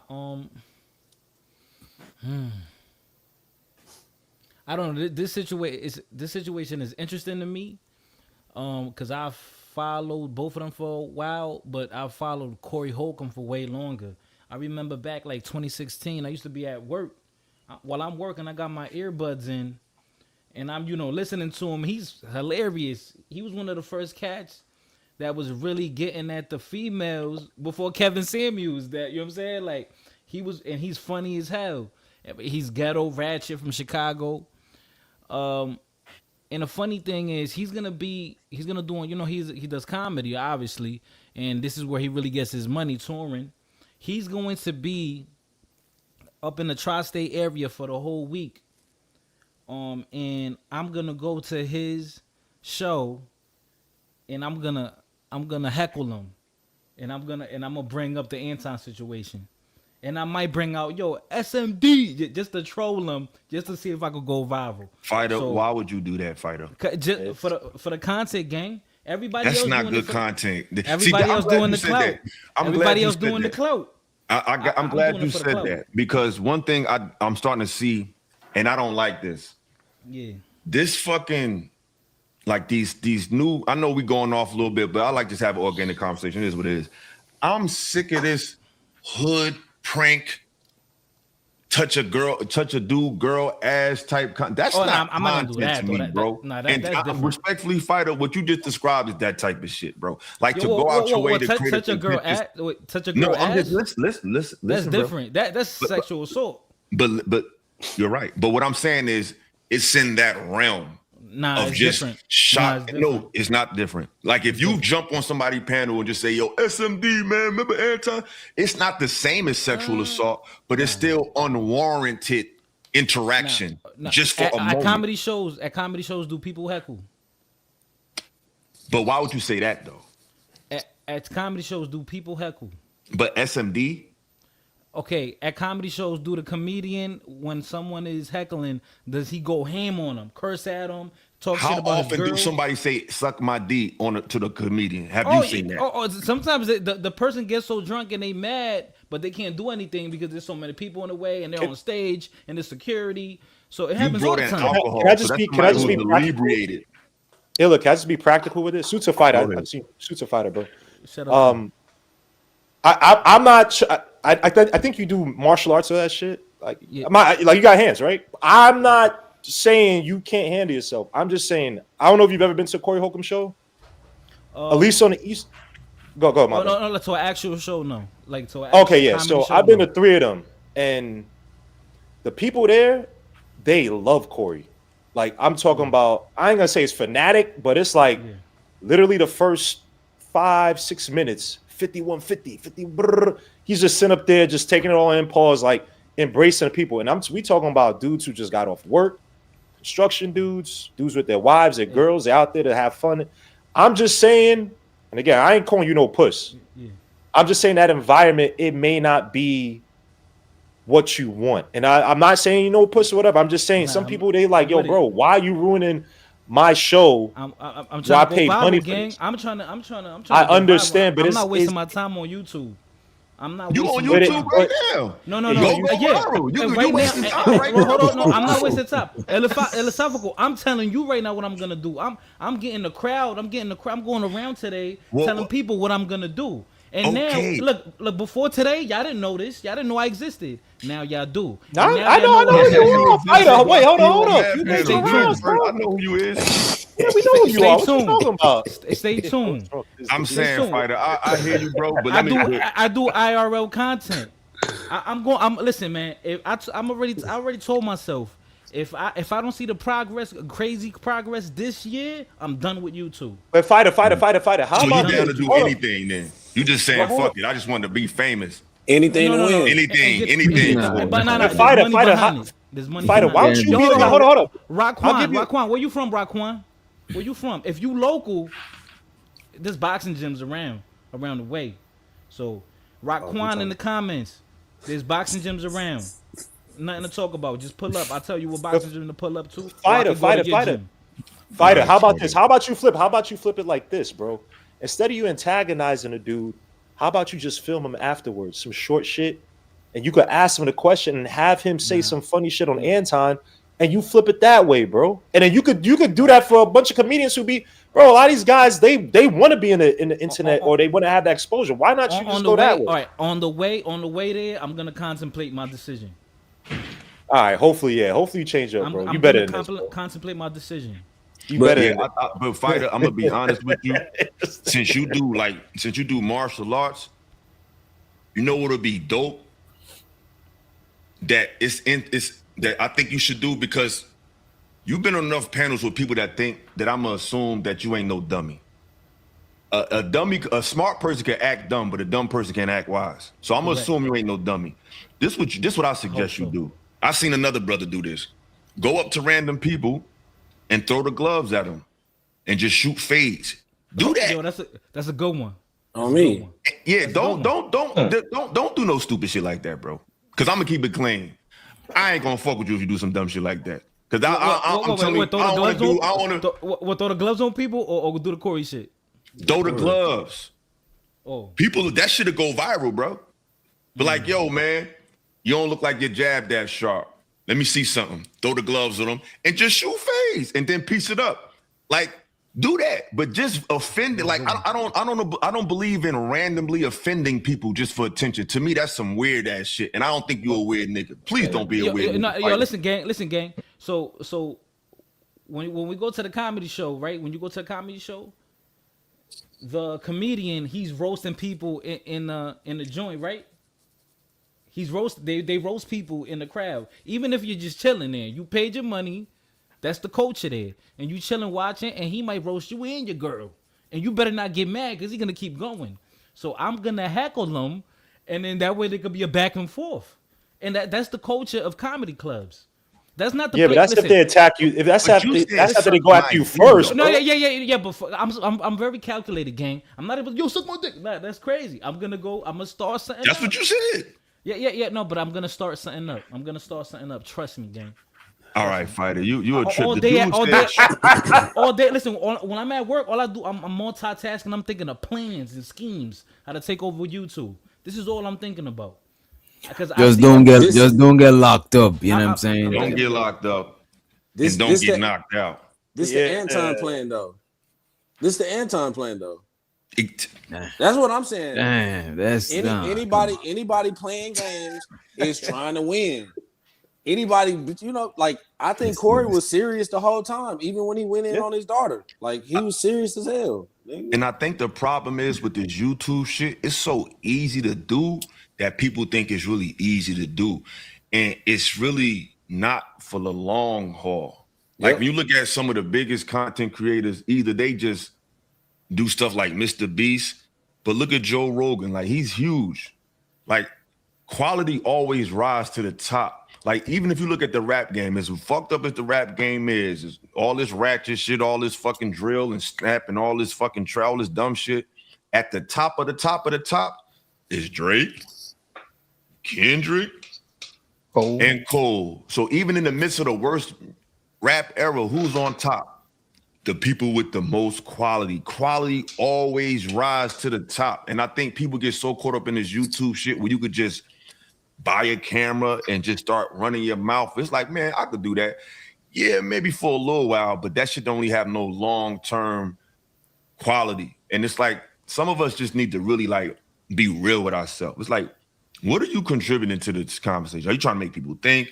Are you trying to make people aware of something? It's like, I don't think I would, if I ain't had nothing to talk about, I wouldn't be up here. I wouldn't do this shit. It's like, I got something to say. It's something I'm trying to bring certain perspectives. So it's like, I think we need to stop, let that hijink shit go away. Like, you know what I'm saying? Let's, like, if you ain't got nothing to say, then don't say it. Like, everybody's not meant to be highlighted for their perspectives. And it's okay. Like, it's a role for everything. Like, everybody want to be the man. Some people is just the bounce. Some people on the stage is the DJ. Some niggas is just the bouncer. Like, play your position. You know what I'm saying? Everybody ain't got to be the man, but let's get back to this video, man. I don't want to get sidetracked. Fighter is shot the fuck out. Hold on. Let's go. Because that's all he did was yap after he backed up. Because when I first sat down, I was right up on him. Then after that, he kept yapping. A little bit after that. Because I kept telling him, I don't do that dick sucking shit. He kept yapping. So I'm like, all right, say I suck dick again. He folded. That was my out. That was my out. I was like, this is all smoke and mirrors after this. Because I don't know why people who understand life couldn't see. The man was too scared to take his glasses off. He was froze. He just was yapping, like when you arguing with your girlfriend. The man, look, we're not talking no hypotheticals. I ain't gonna say what I would have did. I heard the man said I was shaking. Okay, if I was shaking, I bet you didn't say that sex played to me again. So I ain't no tough guy. I ain't got time for that. I had a production in Vegas this week where I was on stage joking and singing. I'm the entertainer. But he has mastered a wickedly brilliant way to get people to clickbait what he's doing. And it's a very dangerous way to live. It's a dangerous way to live because the things he did during this week, he really played himself. Because he has nothing else to do but talk crazy and act like he's doing this and act like he's doing that. Homie. Well, you know, thanks for not beating me up. That's all I got to say. Thanks for not beating me up, dude. All right. Yeah, I'm glad it didn't happen too because it's a 30-day ban. Somebody trying to talk? No, I think that was Craig Facts. Okay, that's good. The only place they would have been able to go hear about it really was at his, you know what I mean, on his page, really. Whatever would have happened, it would have happened if he was man enough to stick to his conviction of what he came here for. His conviction of what he came here for was to try and catch me off my square. And, you know, I'm gonna tell him and any advocate of him, and of course the people that root for what we're doing up here, I'm gonna tell you this. Why don't you think what he did worked? I mean, it's a few reasons. Why didn't it work? What he tried to do, why don't you think it worked? Craig, I would love to hear what you got to say about that. Well, here's the thing, right? First of all, because we're comedians, so we think abstract. So we don't hear words the same way everybody else hears words. We don't experience situations in the same way. So what he took advantage of initially was you were coming from an honest place. You were really trying to have an honest intellectual dialogue. They said I disrespected him when I said he was kissing white people. Do y'all think he was trying to have I get honest, but do you think he was trying to have an intellectual dialogue? Who, Anton? Corey. I agree with honest. I'm not sure intellectual. I could say serious, honest, but do y'all think he's trying to have an intellectual dialogue? At the depth of his intellect. Right, that's probably what he meant. Yeah, I mean, that's what I think enough brothers need to realize, like, everybody ain't smart as you, bro. So stop trying to be, like, if somebody is trying to make a point and they don't have all the particulars, usher them into, you know what they're trying to say. Stop being obtuse. You know what I'm saying? And we've seen it before where Corey's done that, right? If you look at some of the conversations he's had with Rizza Islam, Rizza don't agree with everything Corey said, but they'll go into a whole hour discussion about some real intellectual shit. And Corey, he might add some comedy, but he'd be like, yo, that's deep. And then he'll chime in. So as long as you're open and honest and you're ready to break your cognitive dissonance, like, you don't have to go in like, hey, let me get my research first. It's like, no, let's have a conversation. Let's see where it builds from there. So, and Corey's done that plenty of times, bro. Facts. Just wanted your opinion. Get back to it. Ass, and he was exactly kissing white people ass, and to this day he still has never said nothing about the contribution the Caucasian male has made to the downfall of this nation. Right. And he said I'm not going into that. He said it, and people forget about that. They forget that he never answered that question. Right. I'm sitting up here asking questions. This man coming at me with some dick sucking shit. Right. I'm glad that he didn't have the courage to say it when I stood on it. I'm glad. Yeah. I didn't have to call the lawyer in the morning and take that retainer over there. And I don't expect everybody to understand that. It's a lot of people ain't never had to give a lawyer $10,000 at one time. But that's what they start at if you really want a chance to be heard in the courtroom. But when he say he studied you, he knows it's like we comedians, we got egos as far as like we used to people sitting down and listening to what the fuck we got to say. So hold on, I'm gonna respond to this real quick. Brother said Craig is extremely intellectual. I would love for him and yourself to link and have a conversation. Look, that's my people's, and I think it'll be a highly intellectual conversation. Brother, put me on because we got a friend in common, which is Big Ja. Big Ja is my man. So set it up. I'm here for it. Shout out to you for that. Let's get back to it. Strategy was to invalidate you. So no matter what you would have said, he was going to disregard it because he knew that would get you in a space like, nigga, what? So you what'd get me in a space if you start sex playing me. Right. Because I wasn't there until I didn't stop. Like, fuck what we talking about. Hit me on the gram, brother. I don't do that dick sucking shit. I don't play like that. I don't know people who play like that. I'm talking about, it ain't nowhere where I'm from. I never seen whole shit like that before. I never saw nobody do nothing like that before. But in the debate world, is called baiting, opposition. The whole purpose of it is to invalidate your credibility. So in the debate world, or whatever you want to call it, I guarantee you this, the debate will stop if you tell a man brought up in ghetto America who don't move like that anything about dick sucking. The debate's out the window. That's true. It's what's up? Right. What's up? You know what it reminds me of? Remember when Dennis Rodman was in the league and he was dressing crazy? And, I forget who it was. I think it was Alonzo Mourning. And he kept slapping his ass. And Alonzo was like, kind of mad. And he was yelling from the side like, you a sick man. Because Dennis Rodman knew, okay, this is his limit and this is my limit. My limit on this particular thing is a little further. So let me try to take him in deep waters. He was just trying to take you in deep. But you caught it, though, so it didn't work. Yes. But Dennis Rodman also was in front of cameras. Right. This is what we have to make sure is understood. Some people, when they in front of cameras, they understand this is basically court gear. Right. This is court gear. Yeah. It's proof of what happened. I can't respect all that in front of the camera stuff. No. I respect the work you put in elsewhere. Yeah. But he don't want your respect.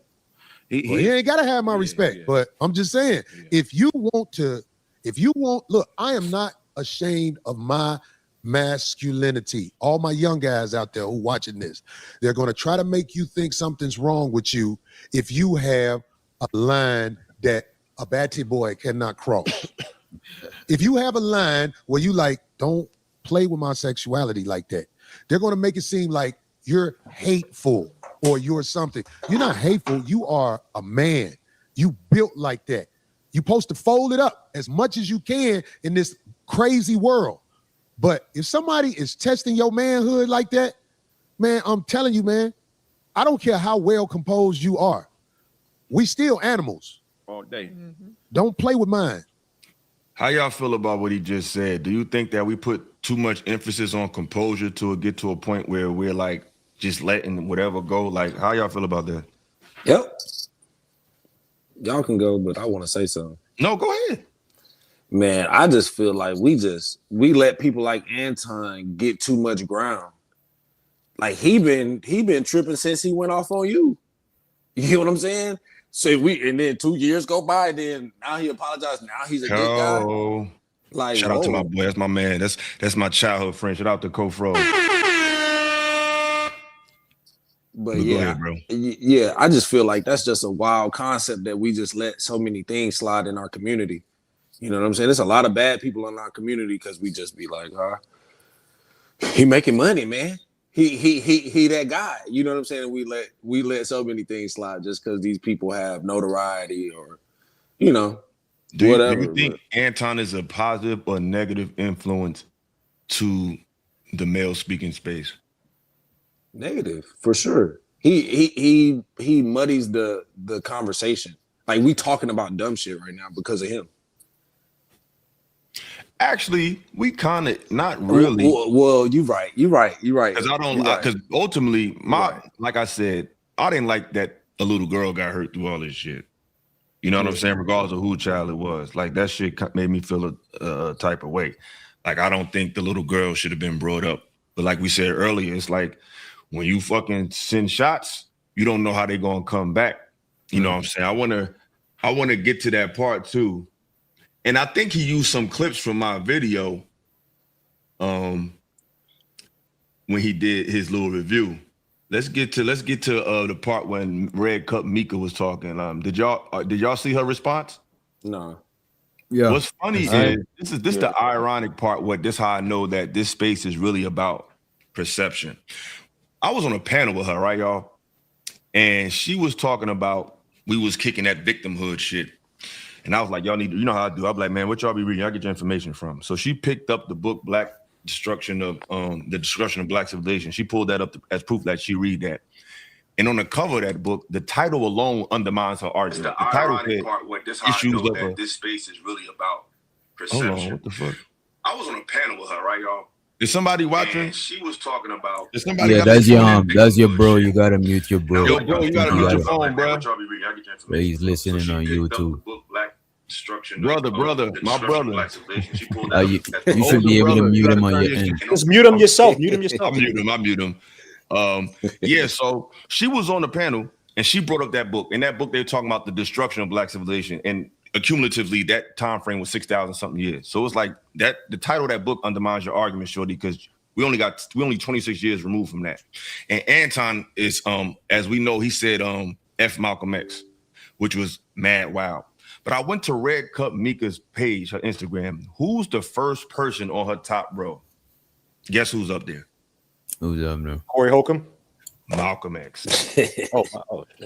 So it's like you so caught up in the hype that you with a brother that said F him, but he's on your page. So it's like, are y'all really paying attention, or we just here for? Illa, are you Illa? Hold up. Are y'all paying attention, bro?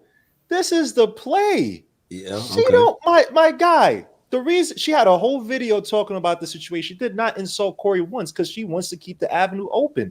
Anton is the idiot who doesn't see that. Look, man, you can't buy long term you can't hold down women with money, right? Especially if you're so-called married.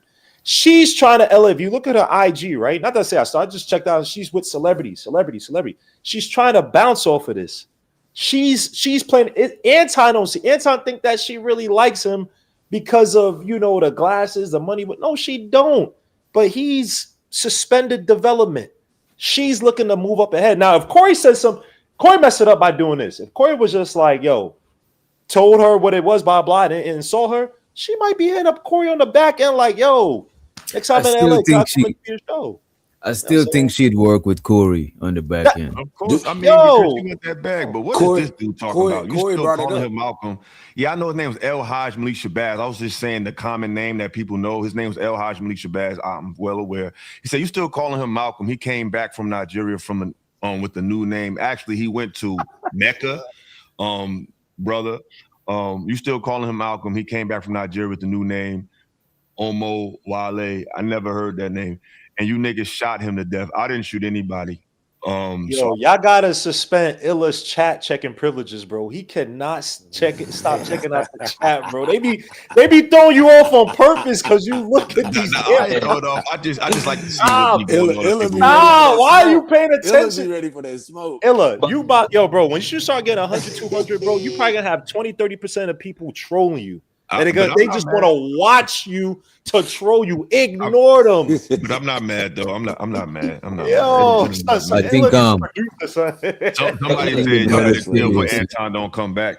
This the thing, bro. If he never come back, I'm good. Like I didn't ask him to come. So you know what I'm saying? So whether he come back or not, it really doesn't matter, beloved. You know what I'm saying? It really doesn't matter. You want to say something, Tay? Go ahead. Yeah. But it goes back to what I said in my previous statement. Everybody's putting on a show at this point. When you said that about Megan and she had Malcolm X on there, like that's what I mean by performative. Everybody's putting on a performance. Everybody's putting on a show. What they say on camera, they don't mean that behind the scenes. They don't really mean that. They just saying it to get, what you say, rage bait, basically. They just clip farming. Yeah, I'm getting to a point where, and I don't mean no disrespect, ladies in the content world, but I be thinking all of them full of shit, bro. Like, I ain't gonna front. Not just commenting. I ain't talking about the people in the chat. Shout out to y'all, but the women that be on the camera, man. I'll just be like, yo, y'all just want to be seen, bro. Brother, to my brother, bro, just restart your shit. Just reset, refresh your shit and come back. It'll probably come through. But I don't take none of them serious, yo. Like I done seen so much in this space. I'm like, yo, these chicks, they just want to be seen. They just be regurgitating what somebody else said. It's like, y'all just be here to just say shit. I found out, I seen a chick that was, I ain't gonna say no names, but she was drilling a woman. She was drilling a woman that was a so-called model and making her feel bad. Come to find out, she was on some OnlyFans shit with another content creator. It's like, well, looky fucking here. Like, how the fuck is you on panels holding women to task and telling them what to do, and somebody paid you to have sex on tape? The fuck out of here, bro. It's like, this shit is crazy. Hold on, my shit froze, man. Y'all hold it down. I'm about to reset. I think Picasso wanted to say some shit. This dude amped up as fuck. I just see all the games, bro, and we be letting shit slide too much, and people don't want to accuse people, accuse people of their intentions, but I think we should. I think we should start holding people to task. You know how? Oh, sorry, my bad. You know how crazy the Malcolm X shit is, bro? Like, imagine you got into a fight, man, and your man's is supposed to be your man's, right? Like, yo, he's supposed to be there to help you out, blah, blah. And it didn't go as planned, bro. And the next day, your man is chilling with the other team, bro. That's what she did with the Malcolm X shit. I mean, just in case y'all didn't see the clip, just in case y'all didn't see the clip of him saying that, I don't think he knew I still had that, bro. Ever since that day, it's like, bro. Was the Malcolm X? I knew that clip was gonna pay off one day. Cause it's like when that shit happened, I'm like, bro, did you hear what you just said? And then when Jay Bias did a reaction, his goofy ass told him, well, maybe Anton don't agree with Malcolm X's ideology. It's like, bro, you didn't even do your homework on the clip. He didn't say it based on an ideology. I'll play it. I don't want to hear that my brother shit, for the culture shit. I just said what I said. Fuck the culture.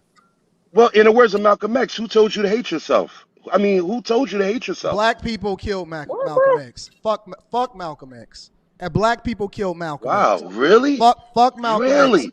Fuck all Malcolm of them. X? Fuck all of these people that came before us. When that happened, what pissed me off is the two black men just sitting there like, it's like that didn't bother y'all. I was just finna say that too. That's what everybody remember from that conversation. It'll cut him off. It ain't know how to act. I said, but did y'all? No one was offended by that. No one said anything. They was just staring at the camera. Nothing. Ever. Like I never seen anybody bring up that part. Like they did a whole 8-hour panel with all the black male YouTube all-stars talking about me and how I'm hating on them because I'm broke. I'm like, that nigga said fuck Malcolm X. And there was no context needed because the only rate Malcolm X only came up in the conversation because the brother quoted him. He said, in the words of Malcolm X, who told you to hate yourself? That was the context of Malcolm X. It wasn't a conversation about Malcolm X and black leaders. It was a reaction to after me and him had an argument. So homie was just quoting Malcolm. And that triggered you to say that. But like I said, it wasn't even about Anton at that point. It's like, none of y'all niggas said nothing. Like at the end of the day, we all in a space where we're speaking.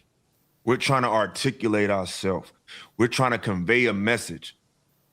Malcolm is on the route Mount Rushmore of that. He was a speaker. He was conveying messages. He was debating. Isn't that what we're doing? So we're literally following in his footsteps when it comes to a black, intelligent male who articulates his thoughts objectively to someone else or to the people. So we kind of like owe him a lot of respect. Like even when the FBI tapped his phone, they said, we tried to find dirt on him. We couldn't find it. All he did was pray and call his wife. So what is because Anton was like, I need more context. And it was like, bro, what conversation would ever merit a black American male? And y'all know me, I ain't even crazy about the word black, but I'm just using that for general purposes. What conversation would ever spark that statement? That's your fault, bro. You expecting integrity from a piece of shit. That's your fault. Pieces of shit exist. Stop demanding humane shit, bro. If the FOI was in his face, would he be saying that shit? If there were real black men, if there were physical black men in front of his face, would he be saying that shit? Let me ask y'all this. He has an audience because he has money. If this was a bum on the street saying F Malcolm X, y'all would look at him like, not y'all, but people look at him like, yo, he's a bum. Stop expecting. That's what I'm talking about. You talk about intellectual. If he actually listened to Malcolm X's speeches from back in the day, he would actually ended up agreeing because he talked about Democratic plantation. Yeah, I think Anton don't know about Malcolm X, bro. But that's my whole point. I'm saying that if he actually even knew, right? But you brought up a good point, Illa, because my favorite comedian, Patrice, he said this. Who was worse, the H-man, German H-man, whatever must say? Was he worse or was the people that were following him the bad people, right? So you make a good point. You guys start looking at the people who be around him. Because you know the funny thing, Illa, in this space, one of the reasons why I back away from this space, except for a few names and shit that I still go on shows and shit, is that people would sit up there and they would accept that. But if I were to say that on another show, they would eviscerate me. I've seen that where they allow one person to say that garbage ass shit, but the regular person, they excoriate and they criticize. So it's like, bro, y'all hypocrites. Like, y'all allow this guy, y'all call this guy this and that, y'all praise him, and he's garbage. That would never come out my mouth. But you sit up here, if I say one thing about a black woman, if I say one thing about a black man doing bad, him individually, his idiosyncratic issues, y'all attack me for it. So it's just at some point you just gotta fall back and be like, y'all ain't shit. Why am I expecting anything better from y'all? I just got this one question about the girl YouTube channel. Did it always have the Malcolm X thing on it, or did she just put it on there? No, this is on her Instagram, and it's pinned. So It's like, pinned how at the well whole. do you? It's pinned on her shit. So it's just like I'm not. It's just interesting. And what's even more crazy, he's with a dude who said that statement. Yo, you got mad static. I think it's your Yeah, brother. I don't know who that is in the background. It sounds like they outside. That's your brother, yeah. But like I said, bro, it's just people. Like I said in the beginning, people are putting on a performance. I've been saying that for the long. I've been talking about these performance conversations. Yep. You know what I'm saying? I've been saying that for the longest. It's like when that shit happened with me and Anton, everybody was like, "Oh, Illa went too far. He crashed out. He came in peace. Oh man, Illa should have crashed out." It's like, yo, y'all motherfuckers, bro. Y'all niggas is crazy, man. I can't win for losing. My bad. I don't mean to cut you off. No, go ahead. But just a little side note. When you said that about the girl with the OnlyFans, she be talking about other people, but yet she got paid to do that. I ain't gonna say no names. I ain't gonna. But I know exactly what you're talking about, though. I know what you're talking about.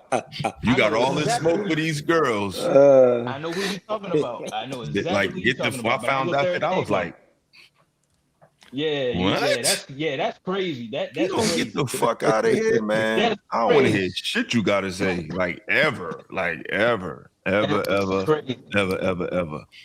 don't know. This space is wild as hell, bro. I'm trying to bring some sense of normalcy to this shit the best I can, but I'm about to get back to the video because I think I'm at the part when he's talking, when she starts talking. What's her name? Red Cup Mika. She about to start kicking shit. See what she talking about. I want to say 5 minutes before the actual show started, I was told I can't go on the show. I said, okay, cool. Then I was told that I could sit on the set, but I have to sit off camera. I said, okay.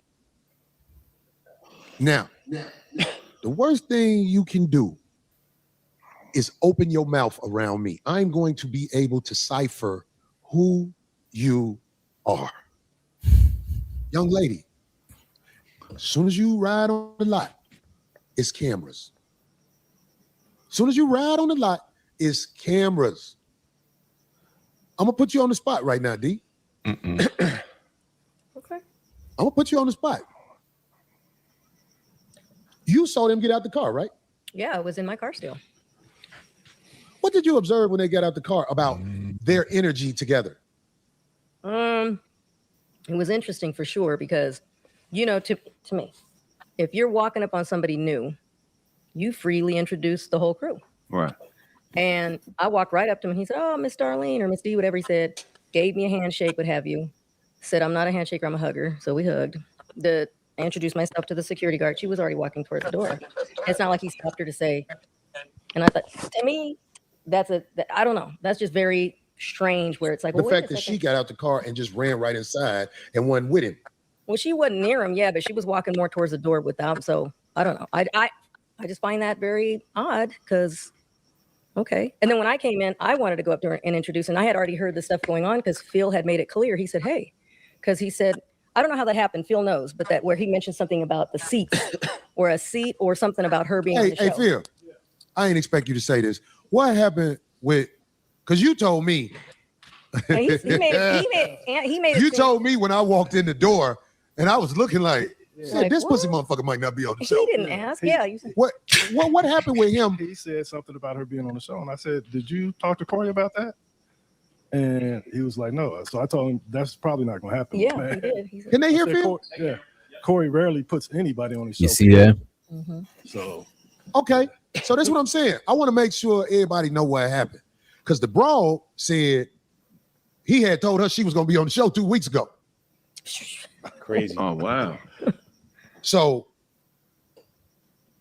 if she got any common sense, she should know this a cake ass nigga. If she got any common sense, she should know, oh, you a fuck boy. You told me I was plugged to be on the show. Because I believe he told her that. I believe he thought he had bargaining chips with a nigga. He didn't have no bargaining chips. No, she can't come on the show. I don't know nothing about that. Just like he faked, like when he was on the phone. I told you, I come to do your podcast in person and woo, but right after the show, he on there with Gooch and Yuck them on the phone. Some Zoom shit. No, you mean where he said he doesn't really go on other people's shows. Right. So physically, not he said he's got to come. But he right on the show with what? I didn't even know that. Yeah, he was on the show with Yuck and Gooch, and I forgot the other brother name. But guys who be up here at the Coin Academy. I'm like, I thought he said he didn't do that. Yeah. But back on the brawl. So it was really sitting in my head. I'm like, oh, this is bitch. Because I know how that shit go. Except, what was that clip we played in the beginning of the show? Yeah. Play it again.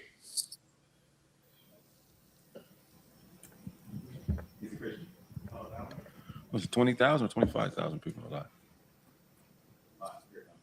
This nigga Corey is funny as hell. Yeah, we can't do this like this too much longer, man. This can't be done. It's got to be a producer over there. It's destroying the point. But you see what he was saying, right? Even the producer or the security type dude, the security nigga, or is the producer? I'm not sure who it was, right? Yeah. Even him said that no, Corey might not have her on the show. So it's not a normal thing for them to let up a random person on the show. They don't normally do that shit. It's not nothing personal. That's just how we give it up. He don't just let random people on the show. But that just shows you how these chicks be getting close to cats just to get to a moment. You know what I'm saying? It's like it don't be organic relationships in these in this content world when it comes to these females. It is on this side. Like any woman you seen on my page, like I really know them. You know what I mean? But a lot of these channels, it'd be like some backdoor shit. I'm paying her to pull up, and it's like it's these women. They don't be organically just coming on these people's shows. There's always some backdoor payola shit. You know what I'm saying? It's like I be trying to give the women credibility on these shows. It's like I'm thinking she here because she could articulate herself and she could speak, but there's always some backdoor bullshit. Like I remember I was working with I invited a woman on my show. She said, I don't even do panels no more. She was on Hamp the next fucking day. It's like, yo, this shit be weird as hell in this space, man. Yarda, you was about to say something, about to shout out some super chats real quick. But go ahead. Super chat. Do your super chat thing and I'll say it after. All right, we got a few new ones, man. I appreciate y'all. Keep them coming. Support the channel.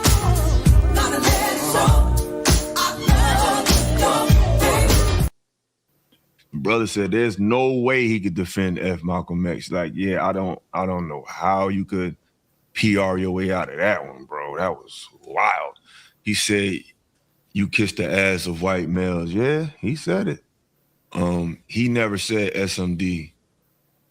He didn't, but that's the thing. That's how y'all know who ain't from the street. Where we from, it's close enough. Like referring any man's mouth to anyone's penis, it's the same shit, bro. Like he didn't say suck my, but he said you. He said it's even worse. He said you, because saying suck my is like inviting you to do something you never do. He said you S the D of black people, which means this is something you already are participating in. That shit is right. Like you could just tell who really like not really from the. Like you really could tell. Like shout out to Fighter, man. He said, I'm gonna do what I said He said, I'm gonna do what I said I did. Shout out to you, Gabe, man. Knock yourself out. Just don't get knocked out. Yeah. Uncle Streaming said, Anton, daughter 17. Can we not call her a little girl? Come on, bro. That's a little girl, bro. That's kind of narrative. I'm bugging with that one right there. See, that's what I'm saying. Y'all be having YouTube minds. That's a little girl, bro. At my age, a 19-year-old is a little girl to me. 21-year-old is a little girl. Like, you know what I'm saying? Like, bro, these are kids, like 19, 17, you a kid, bro. Like, I don't care what the law states. A 17-year-old is a little girl, bro. He said that's kind of narrative creating. I'm a dad to 11-year-old chocolate drop too, but yeah, a 7. So we're going to see when you see your daughter ain't 17 yet. We're going to see if you look at her as a little girl or not at 17. We're going to see. We're gonna see. My daughter's 15 and she's definitely a little girl. I don't care how grown my daughter thinks she is, and she watching right now. She's a little girl, bro. He says, so Frank his kid then, right? I'm really confused. I'm confused too. I don't know what Frack mean. He mad because Corey crushes attempt at motion. Yeah, but Anton still got motion. I think it was just a battle of egos. Brother God, I see a brother in the back. Pause. You got to cam up, brother. If you can, please, Mr. Galt, cam up. I don't like the black screens. It look kind of weird on the back on replay.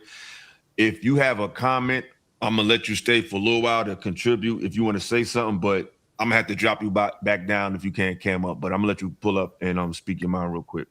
Peace, brother. Go ahead. You got the floor. Yeah, I'm gonna get on my computer. I cam up. I'm on my phone right here. Okay. You got a YouTube channel. I know him. Give me He's like not 5 minutes. I'll be right back up. Okay. Give me the scoop. What's up with him? Give me the scoop. Give me the scoop. Which doc? Oh shit. You ever seen you ever watch Chaotic Truth? Oh God. This Reaper, you know that nigga John Galt. Yeah, say it again, my bad. Who's John Galt, the landlord? He's a landlord. He's a slumlord. You know what I'm saying? And he check his channel out, bro. It'd be funny sometime, but he be tap dancing. I ain't gonna hold you. I reviewed him the other day, tap dancing and shoe shining pearly things. He was over at Pearly Things, right, shoe yeah. shining. But even now, you could just see that it's you could just see the clout with this shit. Cause it's like, if I didn't have this many people watching, you think he'll be over here? Probably. And I don't know the brother, but I'm assuming you would never be over here. But this is what comes with it. You know what I'm saying? People see odds, they want to come and bring your ass on over here. Cause I don't know if you know the last time I got on the panel with your man Chaotic Truth, it didn't go good.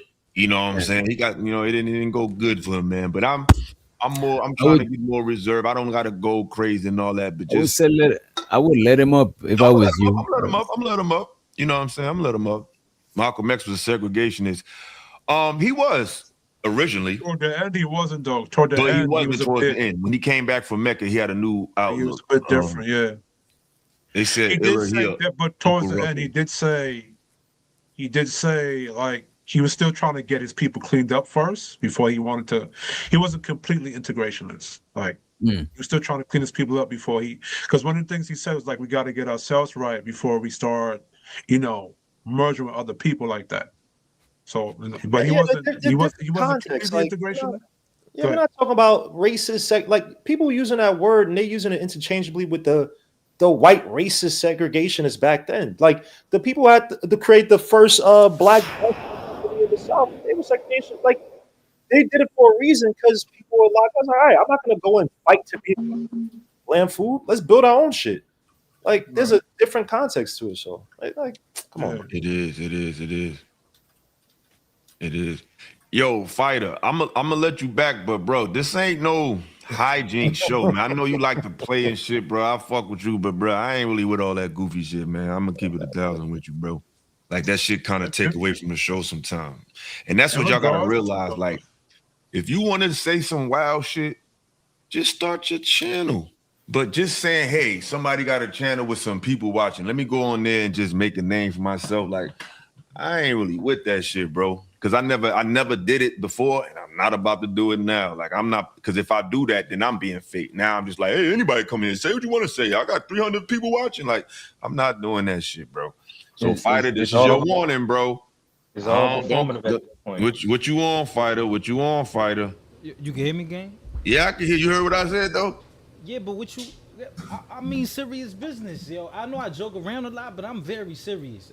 I know you serious about them hands. I'm talking about like hands. I'm just saying, just don't say nothing crazy just to get a moment, bro. You on the screen, bro. You ain't gotta say no crazy shit, man. I'm so serious. I take chances. I gamble.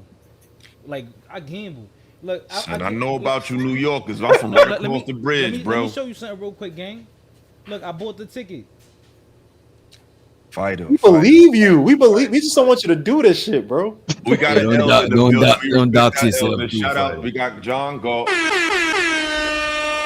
I respect my elders. So, Brother Galt, you have the floor, brother. What's up? Oh man, I'm just joining. You know, I want to jump right in. Listen to No, go ahead, man. We need some elderly wisdom, man. Speak your mind, brother. I might not have too much, y'all. You seem. I'm a good judge of energy. You seem like a respectable brother. I can't see you saying something too crazy. I don't have to agree with it, but I don't see you saying. Hopefully, you seem like a respectable brother. So go ahead. You talking about this Anton Daniels? I'm guessing that's what you guys talking about, right? Yeah. Originally, my point was I didn't like how it went. Yeah. Now I know that Anton definitely reaping what he sowed to a degree, but when I seen his daughter on the screen, it kind of bothered me a little bit.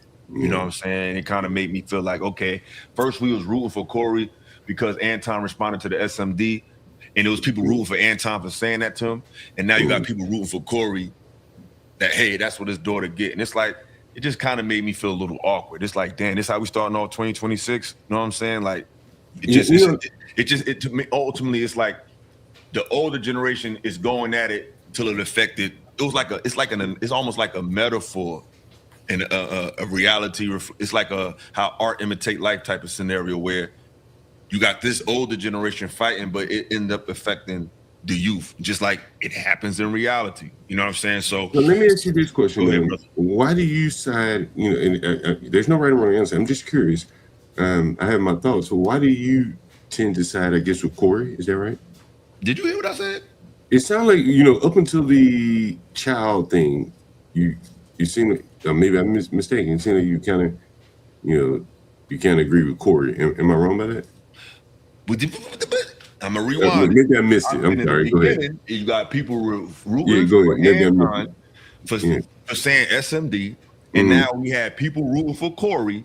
And he brought his daughter up, and I said that they both ended up affecting this little girl. So I was originally on Corey's side as far as Anton trying to be tough, but I'm talking about to the fact that a little girl got affected. I think it was ugly for everybody. Yeah, I think it was an ugly situation. I don't think that she should have been brought into it. However, Anton has said a lot of disrespectful things that whatever energy you put into the universe is going to come back, but you can't control how it come back. You know what I'm saying? Even the scriptures say the sins of the father shall haunt the children. So Anton, when me and him got into it, he said, F my mother, F my daughter. I heard him talk about people's children. And it's like, ironically, he said, now your daughter has been put on the internet and now people talking about her. And I don't think it's right at all. He said, if your mother and your daughter? Yeah, see, you ain't know that. See, that's why y'all got to do your homework. That's what I'm asking. Yeah. Absolutely. He also said F Malcolm X too. But it seems like he's angling to sue now because his daughter was, had some words said about it. She's a minor. I guess your daughter wasn't a minor when he said this about it? My daughter wasn't on the screen. My daughter wasn't taking a picture of. So I'm not even on Corey's side for that. I think that was ugly. What's your point? My thought is this. I think that Anton is kind of, he's close to like a fraud.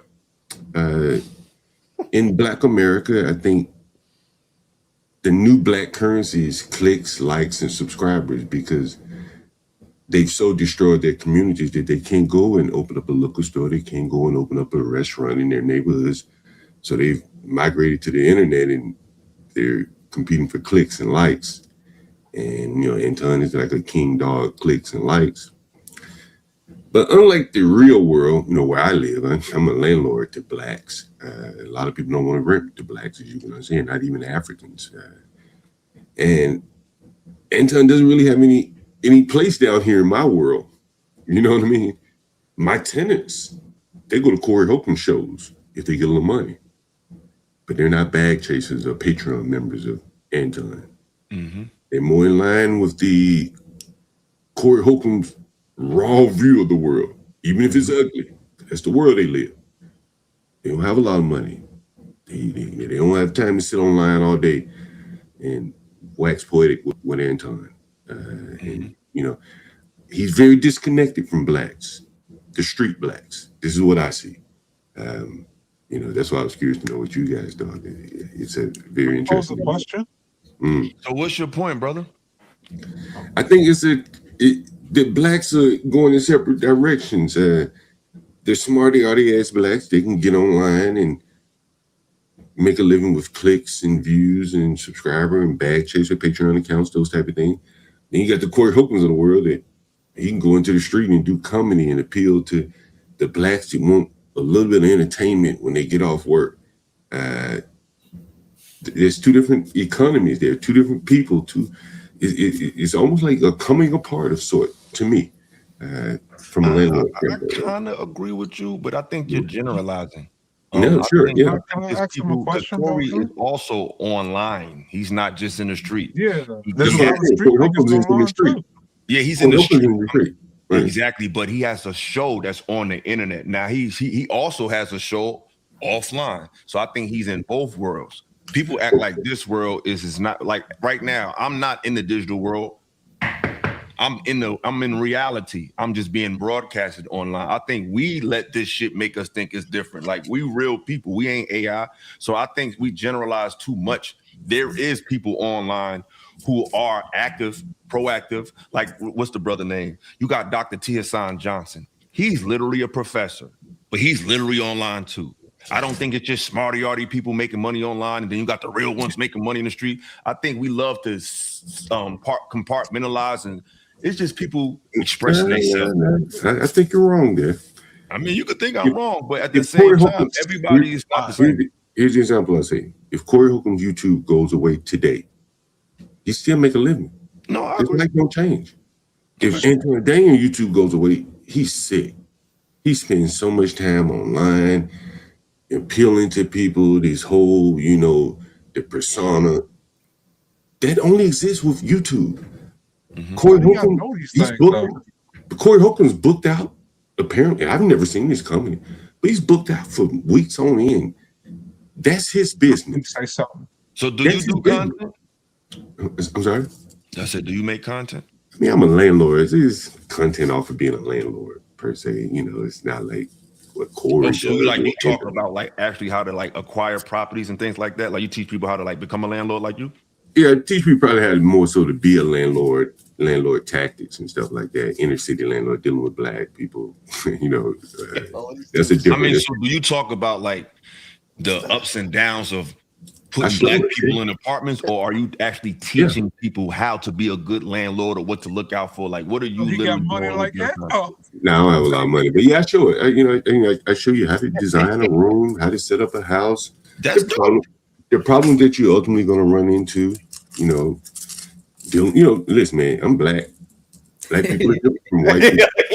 When I rent to black people, is a hell of a lot different from renting white people. I rent to both, but so basically they're going to live the same. What you're saying is black people are a mess, and they are like.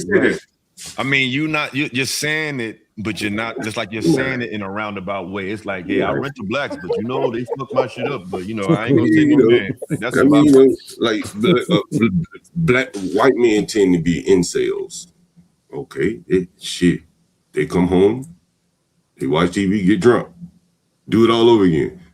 I ain't never met a black incel, right? They exist. They all on the internet. You said they don't. I said I never met one. Right. So if you're into drugs, who you want to rent to? A white guy incel or a black guy who's a player? Give me the white incel, right? Wow. So because he's not gonna have anybody in the house. So there's gonna be nobody. Hold on. So are you saying that makes him a better tenant? Yeah. I mean, because the potential. Listen, if it's just me in my house, only I can cause the problem. If I bring my girlfriend over, both of us may get arguing, and then cause a problem in the house. But but hold on, brother. One person versus two, right? Yeah, but hold on. You're talking about mate choosing. That's not a matter of. No, I'm talking about. No. I heard you talk. Hold on. What you're talking about is mate choosing, because having company doesn't make you a bad tenant.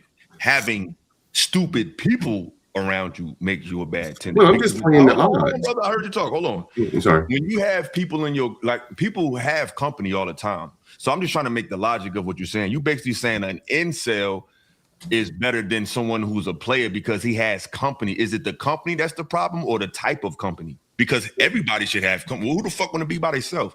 I have company all the time. Does that mean I'm a bad tenant? Like, how are you equating company with being a bad tenant? Please explain that. I mean, just use your common sense. If I got you need to use it. All right, hold on. You smoking a blunt on the internet talking about black people. I'm just saying, use your common sense. If I got a toilet, right? A toilet, let's say, gets 500 flushes.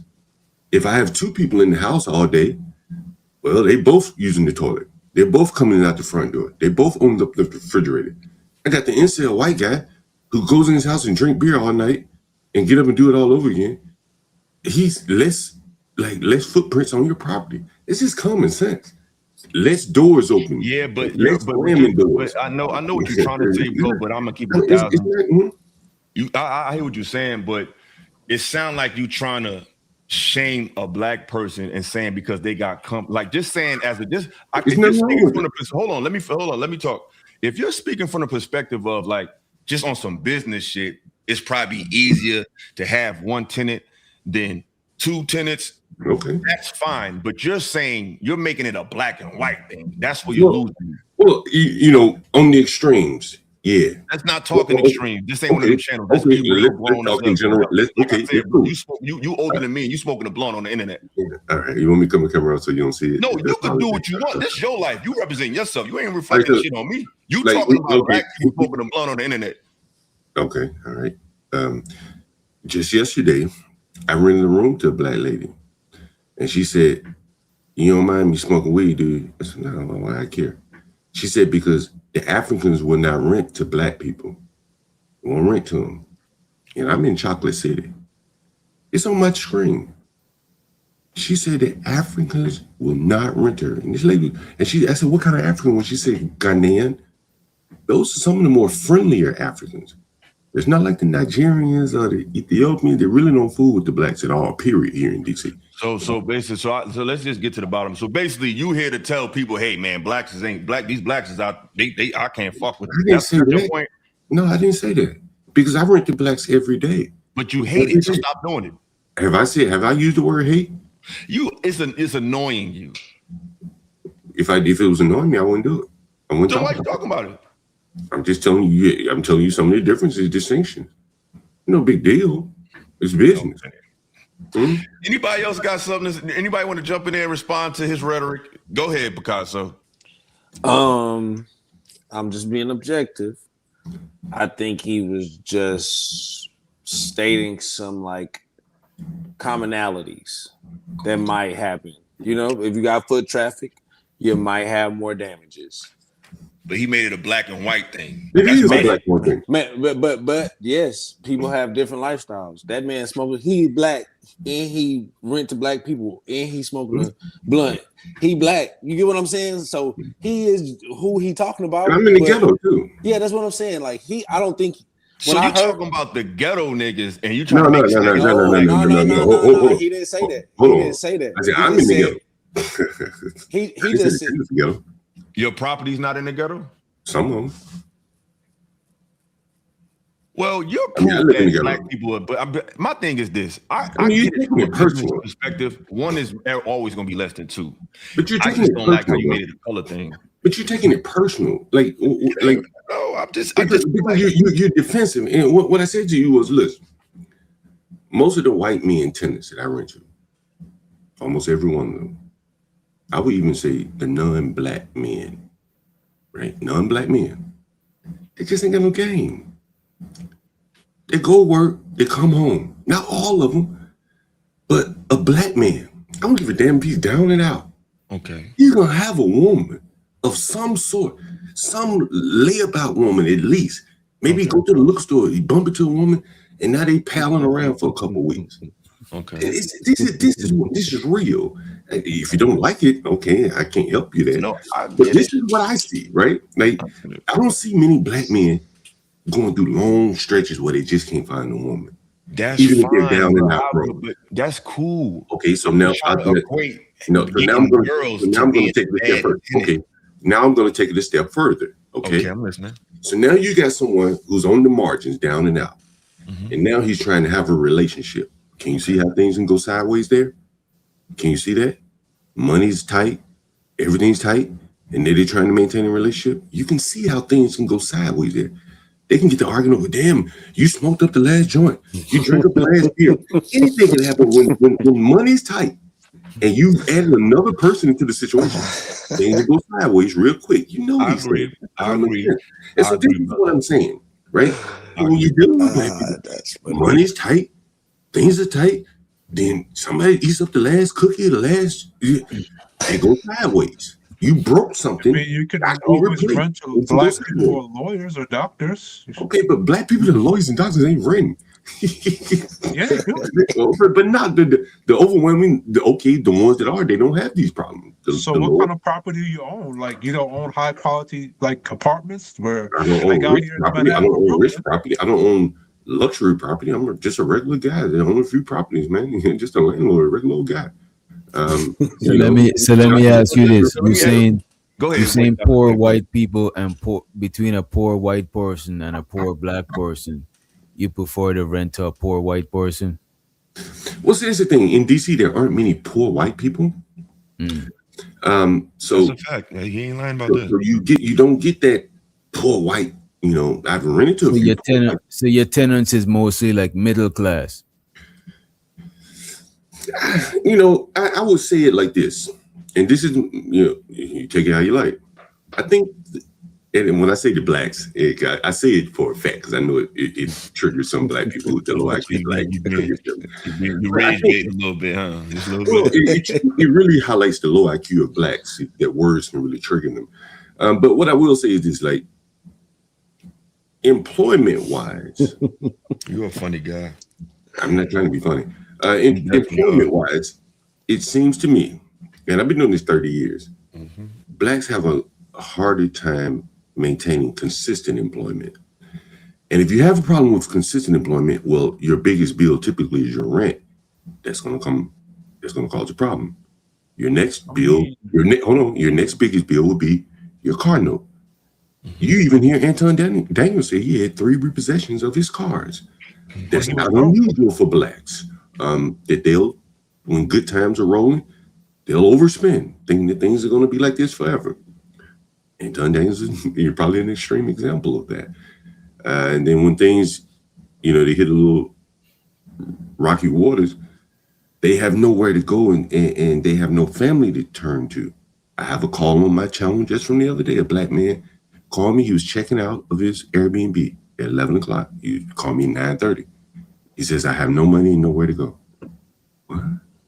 And I said, well, you don't have any family? He said, yeah, but they just paid their rent, which means that they have a place to live, but they won't allow him to come live there. That is the experience of many, many blacks, and that they are solo rappers in a world where the band wins. Every man is out here swimming by himself. They may be going in the same direction. They could get in the boat and roll together, but they don't seem to have the capacity to do it. So basically, you like to use words to trigger black people because you think they have a low IQ. Some of them do. So basically, you're saying it just seemed like you talking out of both sides of your mouth. Like, I understand your perspective. You like basically making an observation that basically black people don't know how to pay their rent. They're horrible tenants. I didn't say though. You don't put words in my mouth. I'm just a straight up person. Like that's what you're not saying. I'm saying everything. You're not saying that. You're right, but you're kind of alluding to that. You're not saying it, but you're alluding to that. But you're putting it away with. Hold on. You're putting it in your words, bro. Can I talk? You're very smart. You're very articulate. So you know how to say things where you can allude to it enough to emphasize it, but not enough so someone can say you said that. Very slick, real smooth. I get it. But you're alluding to that black tenants are not good tenants, and it's also a reflection of their lifestyle choices in comparison to their white counterparts. Now, to the panel, am I reaching with that statement or no? And if I am, please check me. The floor is yours. You're not reaching. You're not reaching.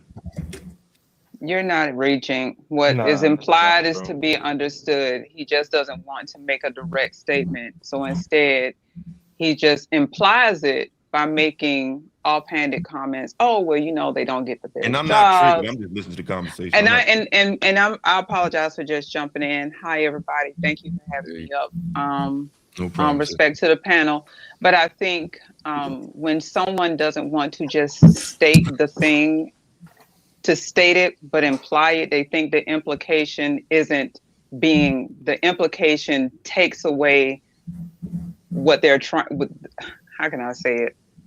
To imply a thing doesn't make the thing real, because, well, I didn't say that, makes it say, well, you implied it, you know, and words matter. You imply things by stating things about a community of people that, by the way, is very stereotypical, and has been ran the gamut throughout generations at this point to make those statements. Black people don't know how to pay their bills. They spend money. They buy Jordans. I mean, I'm not, because I didn't come up here for that, and no disrespect to Mr. Galt, but what's implied is understood. Yeah, you said that before. Excuse me? My thing is this with people who I know, because I restated it so you'll understand. If you're gonna say something, just say it. I've heard That's how I feel before. about it. I've heard that statement before. I mean, we heard the statements you make before, and I'm not mad. I'm not tripping. You got the right to say what you want to say. My thing is this, because I'm from the ghetto and I'm from all of that. We do spend our money fucked up. We do be making horrible decisions, but I know that we didn't always do that. So I hate when people act like we've just always been this way. That's my issue. I have no problem holding us to task. But when we act like we've always been this way, then you're like, when you talk that way so conclusively about our people, you're dog whistling us to be disposable. Because my thing is, if you can go back 40, 50, I know that seemed like a long time, but it's not. That's why this country is always referring to things that happened every year we celebrate the 4th of July. That shit happened mad long ago. 1776, but it's still relevant today. So let's stop acting like history don't matter. And I'm not saying we shall overcome someday. Like, niggas on some bullshit, they need to get their shit together. Abso-fucking-lutely. I'm from Newark, New Jersey. I've seen poverty all my fucking life. I'll never excuse no nigga shit. I hate that my brothers got to go to jail before they start reading. I hate that my homies got to get shot before they realize they, like, I hate that shit. It's annoying. I hate the gangster rap. I hate all of that shit. But what I do hate is grown-ass black people who know better, who seen our community get totally fucking railroaded, act like that has nothing to do with what we've become. And So you're can I ask old a enough to question right know quick before you go, Picasso? you're old enough to know that you've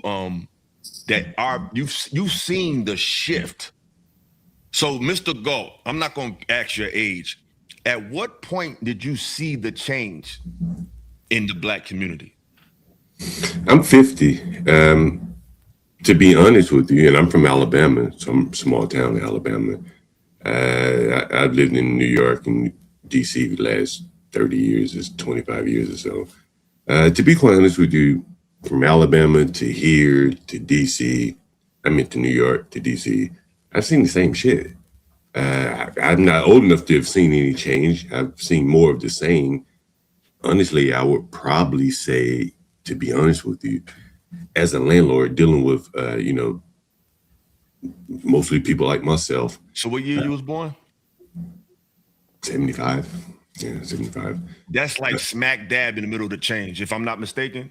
Well, I would have been young, right? Yeah, I'd have been young. But you was born on the tail at the beginning of the decline, if I'm not mistaken, correct? It's a small town, so it may not have been as. Bro, I'm just I wouldn't have seen it. Okay, fair enough. But I wouldn't have seen it. At the year you was born, can you admit that was kind of like the beginning of the social decline in black community? I don't know what the 60s were like. I wasn't here. So you don't have a book. You don't have the ability to read and look shit up. I haven't really paid much attention to it. Bingo.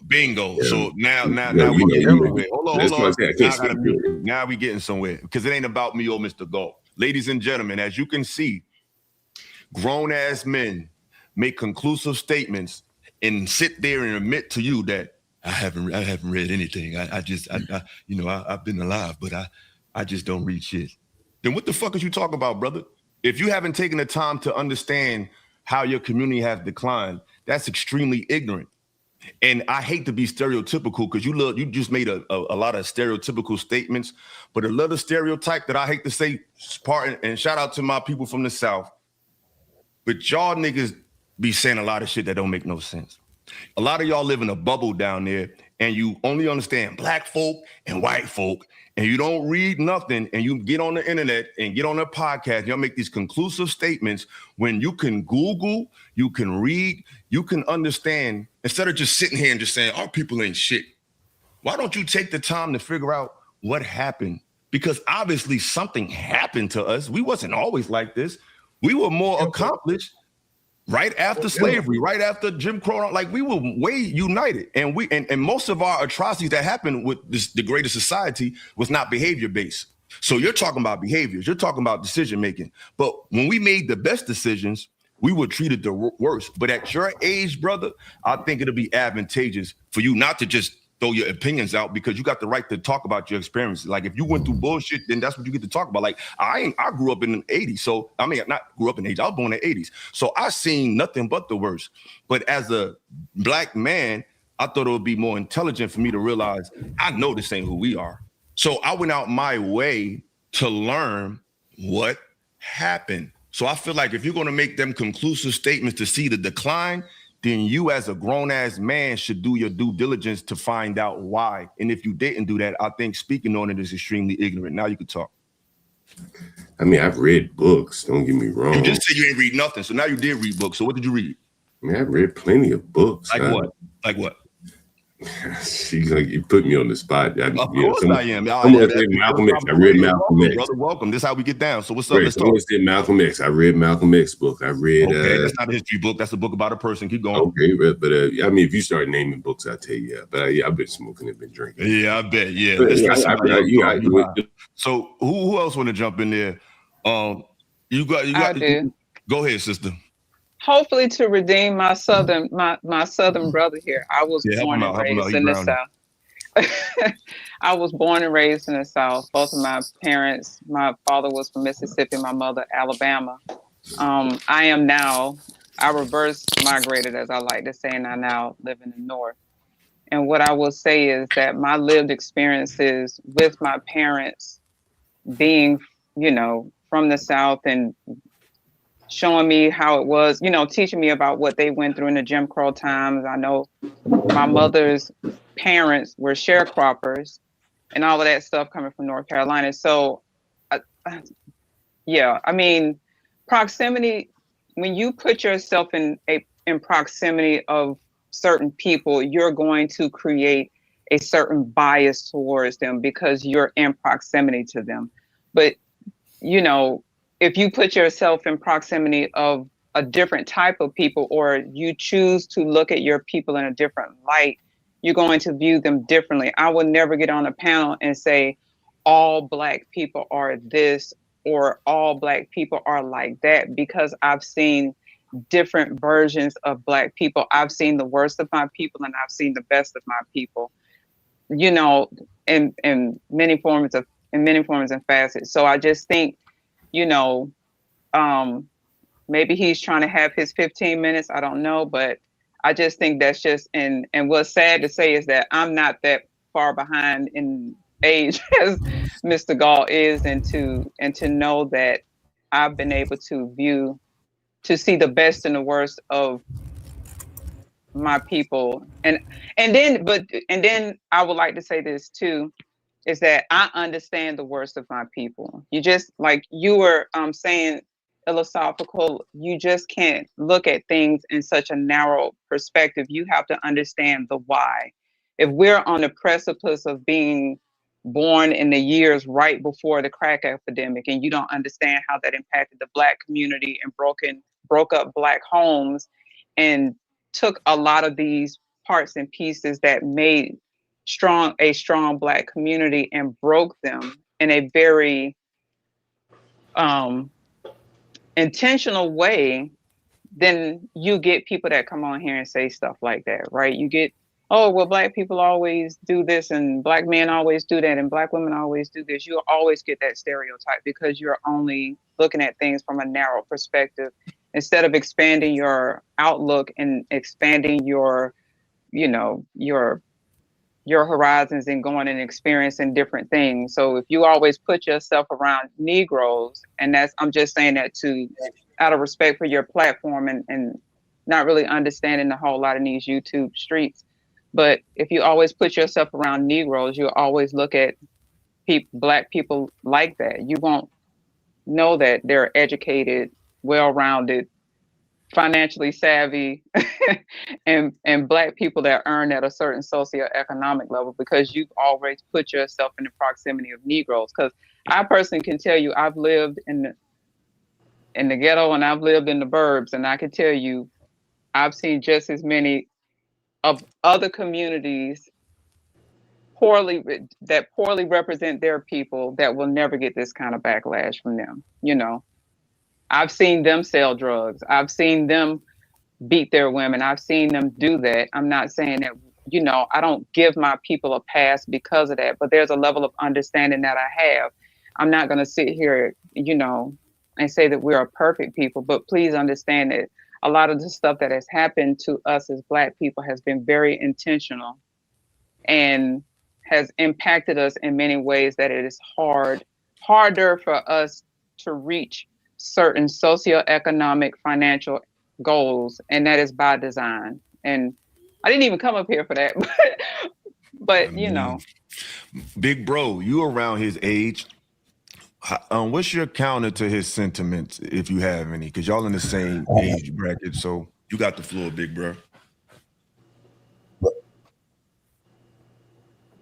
My problem being the cognitive dissonance of my era. We know, I mean, from down south, but we know what the problem was. You know what I'm saying? In 85, I was about 14. We went from having to get work from big bro or to being able to get work for ourselves. Right there, it created a divide because now big bro and them was mad because I ain't have to hustle for them. I can go get my own work, stand on the block that was whose? It was big bros. Now I'm willing to fight for the block. I created a divide. My era just created a divide between that generation, along with creating crack babies.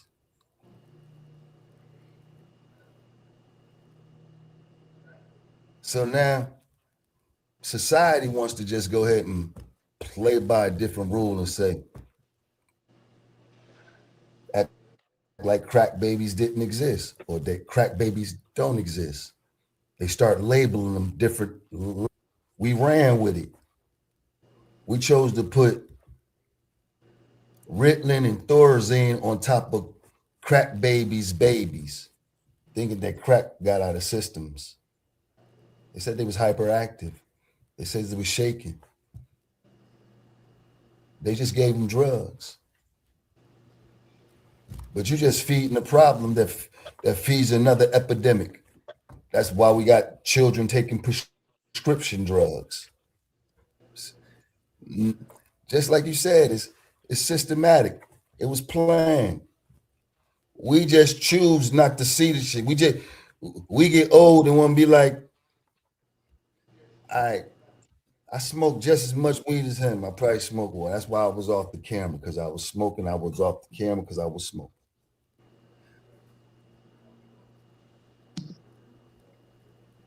You make me look bad. I teach youth all day. I got to take responsibility for why they don't respect us now. Because you won't go on the street and educate them. You should smoke with them. Since you're going to smoke on camera, you drink with them. You should be able to teach them something. But like my little bro said, you ain't read enough books. You want to hear talk about, you know what I'm saying, with the Caucasian. Look, first of all, first and foremost, the only reason I'm gonna do something, I want to destroy racism. I want to destroy the construct of that system. So first things first, I'm gonna stop giving people. Bro, your connection getting bad, bro. Power. Bro, your connection, brother. I'm saying power. I said, hey, criminal, don't. Bro. We gonna. Your connection bad, bro. Yeah. Go ahead. Hop back on your computer, man. Hop back on your computer. Your connection getting bad, bro. I don't want your wisdom to get cut. Does anybody else have a counter to Mr. Galt's perspective? Which Dr. Picasso? Anybody? Because he makes points. Me, I'm gonna act like he's just lying. He ain't lying, but I think he's just incomplete in his analysis. Does anybody have a counter to that? Chris, you was saying something. Do you want to say something, bro? Yeah. You don't even have to go back in history. There are plenty of black people who can pay their rent consistently. I'm pretty sure the black people on this panel pay their rent consistently, right? I work in pretty good, decent jobs and living pretty decent, good lives, right? So then, when he says that, you can't find black people who can pay rent consistently. I don't believe that. And then when you had the job crisis that was going on during Obama and Biden's administration, white people couldn't keep a consistent job either. There were a lot of people getting laid off during Biden's administration and Obama. So it's like we say things and we don't go back in time to see what was going on in the environment that made it difficult for everybody to get jobs. White people complaining about getting jobs too. So the fact that you're able to find white people, I guess he says in DC, to rent, and you couldn't find decent black people in DC to rent to, that baffles my mind. And it's funny, you just brought something to my mind. What's funny is the richest county for black people is right by Mr. Galt, and that's Prince George's County. And that's right near you. So it's amazing how you just talked about all these, I knew that. See, you talked about all these black ignorant, but the richest county of black people is right next door to you. Why don't you rent in Prince George County, brother? I think he You ready for me to respond? Because could I say one thing before you respond? Sure. I think for some reason he surrounded himself around people he could look down on, so he could, like, you know what I'm saying? It just feel like it fuel like his like superiority complex, you know what I mean? Because I'm pretty sure there's black people in his lane, you know what I'm saying, in his tax bracket that he should know, but it seems like he only know a bunch of low income people, you know what I mean?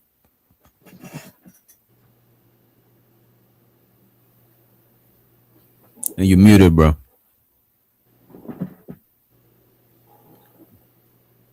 You muted.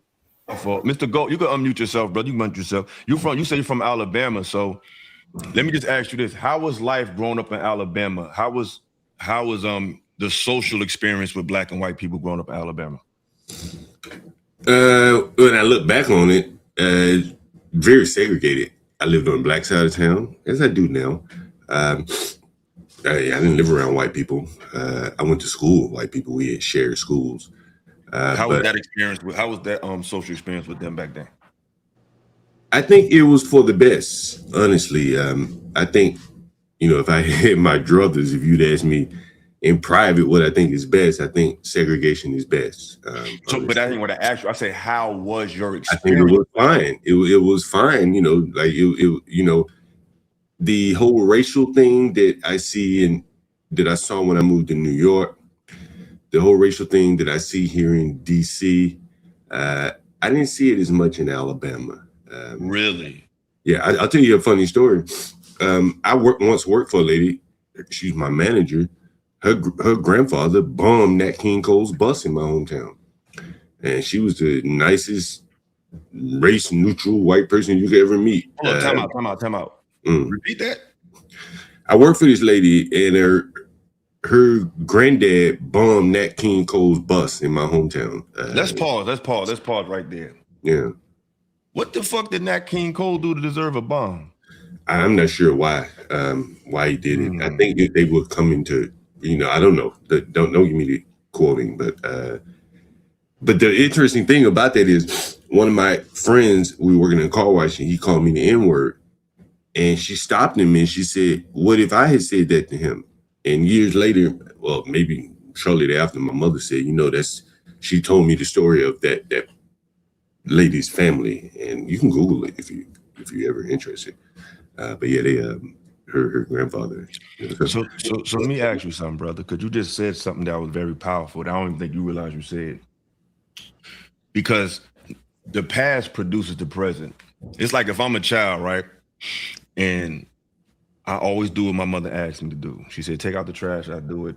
She said, get good grades, I do it. But she never acknowledges that I do it. She just treat me any kind of way. Eventually, that child is going to go another route in pathology, because if a child is getting reprimanded for doing the right thing, it's going to cause them to act out and do things for attention, and they're going to end up doing the wrong thing. So you just said that a white woman who defended you from calling me and called the N-word, her father made a bomb. Grandfather. Her grandfather made a bomb. Not a water gun, not throw a brick, a bomb to blow up Nat King Cole's bus. Yeah. That's an example of an environment and a social dichotomy that our people was under for a long time. Do you think that if you have a group of people who are constantly doing what they're asked, they're wearing shirts and blazers and wearing their pants buttoned up, they're going to church, they're trying to be the right way, and they're constantly bombarded, literally bombarded, do you think that it's possible that it can alter the way they deal with reality? Sure. I talk about that a lot, and that's why I think that segregation is probably best, voluntarily, preferably. Why is segregation best? As a landlord and have lived around Black people and poor Black people, I can give you many stories, but I'll give you one or two. I'll give you one from New York. They moved a lot of poor Black people out of, they were putting people in nice areas or whatever, poor people housing, Section 8, whatever the scheme is in New York. And so they put this man who lives, say, East New York in Chelsea. If you're familiar with Chelsea, you're from Newark. Chelsea's a gay neighborhood. It's a nice neighborhood. It's a gay neighborhood. And so all of his day-to-day things that existed in his community, like to go buy a Lucy. There's nobody selling Lucy's in Chelsea. And so it's like he's out of his element. Yeah, this neighborhood was bad in East New York. The apartment wasn't that great.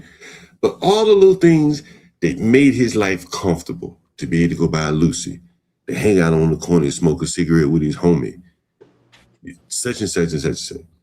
When I was growing up, I grew up in the projects in Alabama. People used to borrow a cup of sugar from this person, a cup of flour from this person. When you spread people around, they lose those connections.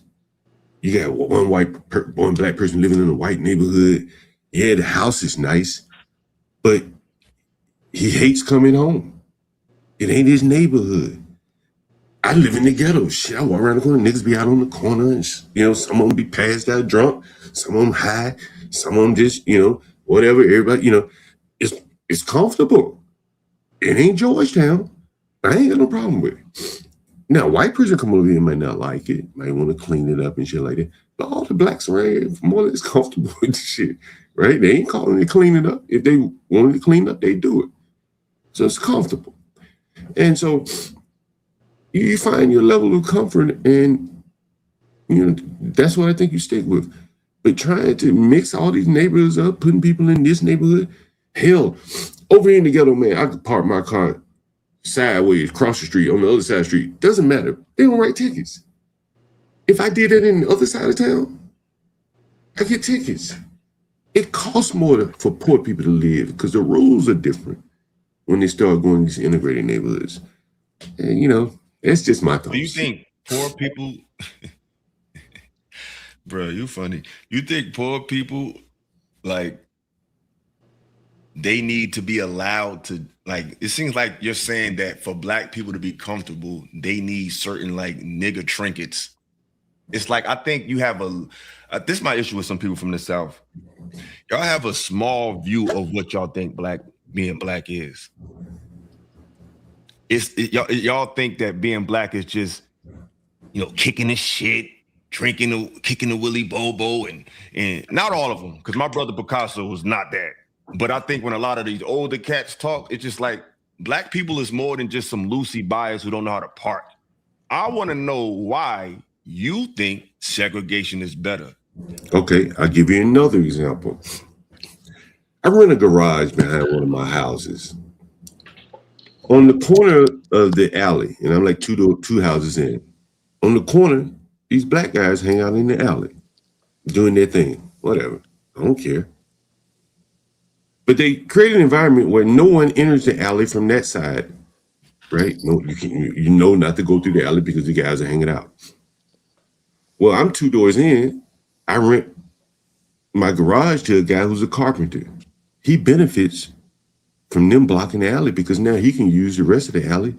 Everyone knows not to go down the alley because it's blocked off by the young guys. So now he is downstream, he benefits. That's the hood. Black people not just hood though. Well, but what I'm saying is, I'm getting into my bag now. In these cities, the regulations, the cameras, the this and the that, they really grind the little man down to nub. And the little man typically is black in the cities. The red light cameras, the speeding cameras, this and that, regulation, get your car registered, all this. And so the little man needs a little room to do his thing, right? And be it in an alley, nobody cares. You can do it. If he was in my house in Northwest, people that are familiar with Northwest, you know PG County, so you know Northwest is way, you know, more expensive area. You can't do that shit. So if you tried to do it up there, the government would come and shut you down because the white people would call the government and say, they got a guy working on the car in the alley. So pause, and I want to interrupt you because I think we just had a full circle moment. And I'm glad you said this because you kind of like backtrack and basically agreeing with us without realizing. Because Picasso, you next. Because you started off making a clear delineation between black tenants and white tenants. Yeah.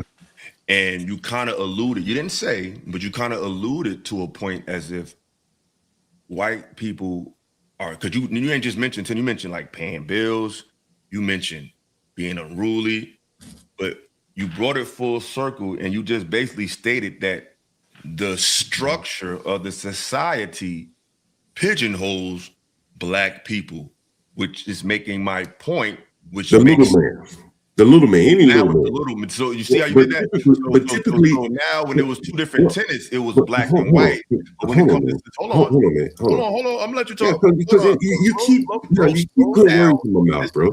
Slow. I don't like muting you, but if you keep talking to me, I'll mute you. So just let me talk. So what just you because I listen very well. When you were talking about one tenant versus another tenant, you made it black and white. You didn't say a single tenant versus a tenant with a girlfriend. You said the single white incel is a better tenant than the black man because he's a player and he get girls and he had. But then when you really alluded, and then you alluded to the inability to pay rent, the ability that they spend all their bills, and basically you alluded to irresponsibility and a certain behavior that our people have that you notice. But you ultimately came back around and said that the society makes it hard for black people. But when it came to society's dirty work, you just called them the little man. So why can't you just say what it is and say that this society makes it hard for black people to advance, because that's basically what you're saying. Why can't you just say that? The little man is, when it comes to society, it's just the little man. But when it comes to a good tenant, it's just a black man. But you're talking about the same person. Let me know when you're ready. Yeah, I'm ready. Sure. First, no, matter of fact, I'm not ready. It's on you, Picasso. Then you could jump in there. Picasso, jump in. So what I will say is, I think John was just making an observation at first. And you know, I love you, Ella. I think go ahead. Yeah, I think you move fast on his positioning on what he was saying because it seemed black and white. But he was just making an observation. And the conversation went so far. We went 20 minutes until, like you just said, it went full circle. Because I don't think he never was saying anything that was against what you was talking about. He just said, these are the observations that I have from being a landlord. Wrong too. It's just, that's what it's sounding like to me. That's what I'm saying. Look, if I can say something, go ahead. I would say something, and then you would say, it sounds like you're saying this. It sounds like you're saying that. Why can't you just go by what I said? I think I spoke pretty clearly. If I didn't speak clearly, you should ask me for some clarification. But you will run and infer based upon what I spoke very clearly. Sorry for interrupting. No, I'm sorry. I didn't mean to interrupt. But I thought the whole point of your talking point was based off of segregation and how it would be best to be more segregated. Maybe I missed the point, and I am a little tired, but maybe I missed the point. But I think that the segregation point never really got addressed. I mean, are you separating by socioeconomic class within the Black community, or are you saying we separate as we did back in, in the Jim Crow days where Blacks had their own community and whites had their own community? I'm just trying to get an understanding of what do you mean by you think segregation is a good thing, and is it? I guess that's what I just didn't hear you get to that point. I think I got the question about 2 minutes ago. Basically, as I said earlier, ideally it would be best if it was voluntary. If Black people say, I want to live around other Black people, it would be natural. But I think what we have, based upon what I see, I get a lot of calls from Black people who do not want to live around other Blacks. They don't say that, of course. They say, I want to live in Northwest. They have no connections to Northwest. Most of their family is in Southeast. But they're running away from the bullshit in Southeast DC. Well, maybe I can't blame them. Maybe I did you wrong, Mr. Gold. Are you saying? Hold on. I can't blame them. I'm just taking the phone calls. And what I'm realizing is it's more expensive to live in Northwest. Yes. So these people are paying more running from something, but they don't make enough money to live there oftentimes. So they're paying more than they probably should because they're running from something. If their neighborhoods were just tolerable, they would be more comfortable in their neighborhoods. But they don't want to come back home at night in Southeast, right? Okay, I think I'm maybe I'm misjudging. So are you alluding to maybe you're going to another place? And if you're going to this place, I like where you're going. Are you saying that we're scared to face what we've become, and that you're saying that despite what you're seeing, you're willing to deal with our people? Like what are you ultimately saying? Like, are you saying we need to just figure it out amongst each other? Because it sounded like I said, I could be wrong, bro. I don't mind being wrong. It sounded like you were saying like you would rather have white tenants than Black tenants, but then now you're saying we need to work together. Or we need I don't care what race my tenants are. Okay, right? I don't care. But I'm trying to give you another example. There's a house right around the corner from me. I profile on my stream. Mm-hmm. It's probably a third of the cost of the house on the other side of town. Many of the Blacks that live here in this area, I'm talking about in the DC area, could easily afford it. They could buy it, be a landlord. They could buy it and live there. But the house has been sitting for months on end. It's under $300,000. In DC, that's nothing. No one wants it because it's in an area where it's a lot of Black people. Many of the Blacks live in an apartment building nearby. And so this is what I'm saying. They've created areas that are uninvestable. The only people that are going to buy them now are the investors like myself, preferably, are the Arabs and the Chinese and the Africans. And you can look on my stream and listen to the black lady saying the Africans are much, much stricter renting to blacks. The Chinese and all these other groups are much more stricter renting to blacks. And so it would serve the blacks best if they became their own landlords to each other. They understand each other better, right? They might treat each other fairer than these other groups would. This is Brother Galt, that's an excellent point. But you came on the stream literally complaining and comparing your black tenants to your white tenants. Yeah, I can. So if you want to get back to that, we can do that. But brother, you made an excellent point. Like, I agree with you, but it's kind of contradictory to me. And if I'm wrong, y'all can correct me, because you came on the panel. Hold on, you came on the panel saying how the black tenant was the worst tenant in your opinion because he's a player and he might have a girl and they start. Not just all of it, man. Hold on. Brother, you could talk. I'm gonna let you talk. And I want somebody else to jump out there. I don't want, this ain't just y'all on the panel talk. So what I'm saying is, you said that, but now you're saying we need to work together. But depending on who heard you, why would they work together? Because according to John Galt, a black man is a horrible tenant. That's not what I said. Okay. I'm gonna shut up. You did say that, and then like, I still took. No, I mean, you guys just want to hear what you want to hear. I mean, y'all, am I tripping? Just like, am I really bugging? This is what I heard was you have to deal with different things when you're dealing with a black tenant than you would with a white tenant. That's what I heard. But I'm still trying to understand. But let me. Hold on, real quick, sister. I'm sorry. Real quick. No what problem. he mentioned. If you're just an onlooker, you don't know anything, and you had to, based on his assessment of a black tenant, right? Because he alluded to renting to black people, working with black people, being around black people, which is an excellent point. Mm-hmm. But you didn't sell that idea in the beginning, because in the beginning you said that they weren't good tenants. So if they weren't good tenants, you basically answered your own question, because you said, why won't we work together? You know why? Because people like you said they're not good tenants. Am I missing something? Where's Dr. David? Am I missing something? I don't think that's fair to the conversation. I don't think that's fair to what was being said in the conversation and how the conversation progressed. You get what I'm saying? Okay. That's why in the end he said something that sounded similar to what you was talking about. You get what I'm saying? But Picasso, but he contradicted himself, because first he said he preferred the white incel tenant over the black, because he said the black dude got too much women. You know what I'm saying? I think he stand on that. Listen, but he's saying that black people should work together. You know what I mean? Before y'all go too far, he also said, I still accept my black people. I live in the ghetto, so who won't even come to me other than black people? Like, okay. But that's not both things. Like you have. But here's the thing, and I apologize, Mr. Galt. Give me just a second. You stated that there are benefits to us being segregated. You was like, oh, it's a good segregation would probably work.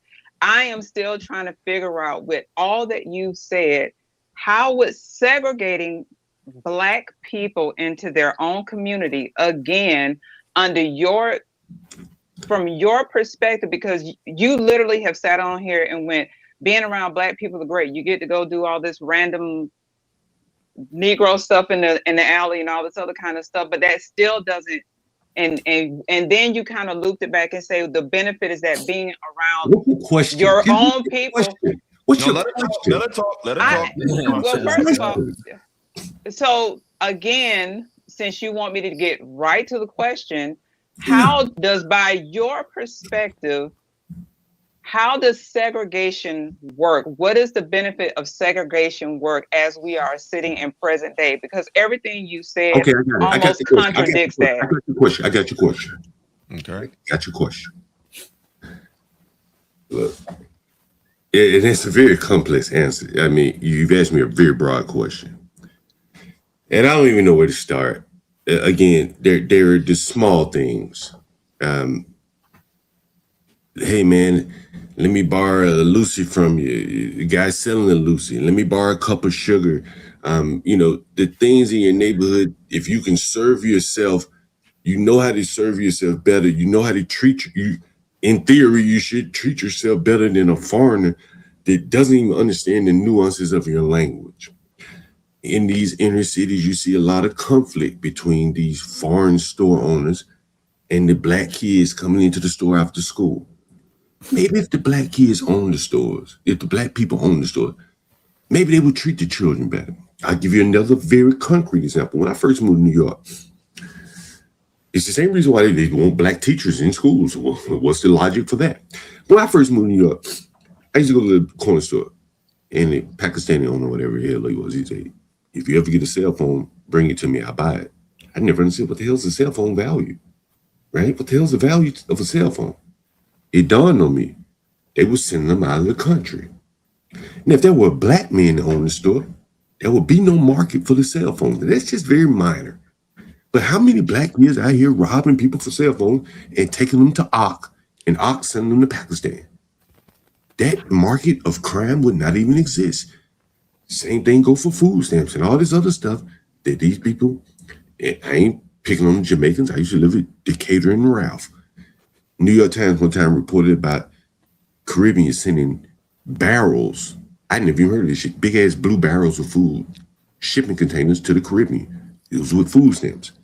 A lot of these things probably wouldn't happen if it wasn't all of these gray markets that exist in these black communities where there's a lot of crime because you got these foreigners running businesses, you know, in these black communities, and a lot of them are criminals. Okay. Listen, because I don't want to, because I gave you a second. We know, appreciate you for the moment. We're gonna get back to the topic because respectfully, brother, you all over the place, because what you ultimately alluded to makes sense, and which is unity, which is work together, which is we could do better together. I totally agree with that. That makes mad sense. But if that's what you're selling, you're horrible at it, because you started. No, listen, because you started off setting the table and making it clear that a black tenant is not as good as a white tenant. But that's then true. you said, no, hold on. That's true.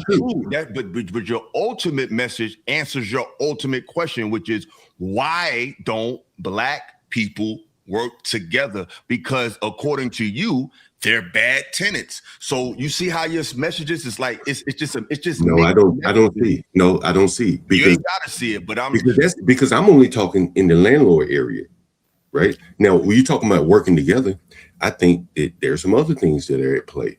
Right, a lot of other things at play, and I ain't gonna say all of them because they trigger you again. But let's just say this: blacks like the corporate jobs. You know, they don't want to run businesses and shit like that. You know, that seems to be their preference. It's my observation. All right, I appreciate you. I ain't gonna drop you or nothing, but I appreciate you. Thank you for the time we spent. You know what I mean? That was cool, but I think you contradicted yourself ultimately. But I appreciate you. You know what I mean? You could always come back. It ain't no big deal. I like contrarians and make the show interesting. But yeah. Not cool, Mark D. Cool. I can't put a Corey. That's the air up there, nigga. Look, nigga. Let me tell you something. Don't make no more kids, nigga. That bitch gonna be buying pussy like you after a while. This nigga's crazy. If you don't know. Nigga, don't ever brag on no motherfucking what you ain't got. Don't nobody want no kids with you, nigga. Mm-hmm. Don't nobody want no kids with you. Your prime years, you was a scammer, nigga. You was doing scams. Now that you older and found a way to manipulate, get dude off the screen. Get dude off the screen, man. Who the fuck is that? Yo, this nigga crazy, man. This motherfucker cat. Oh, man. I'm the captain now. Look at that. Hey, look. Let me tell you something. Don't make no more daughters, dog.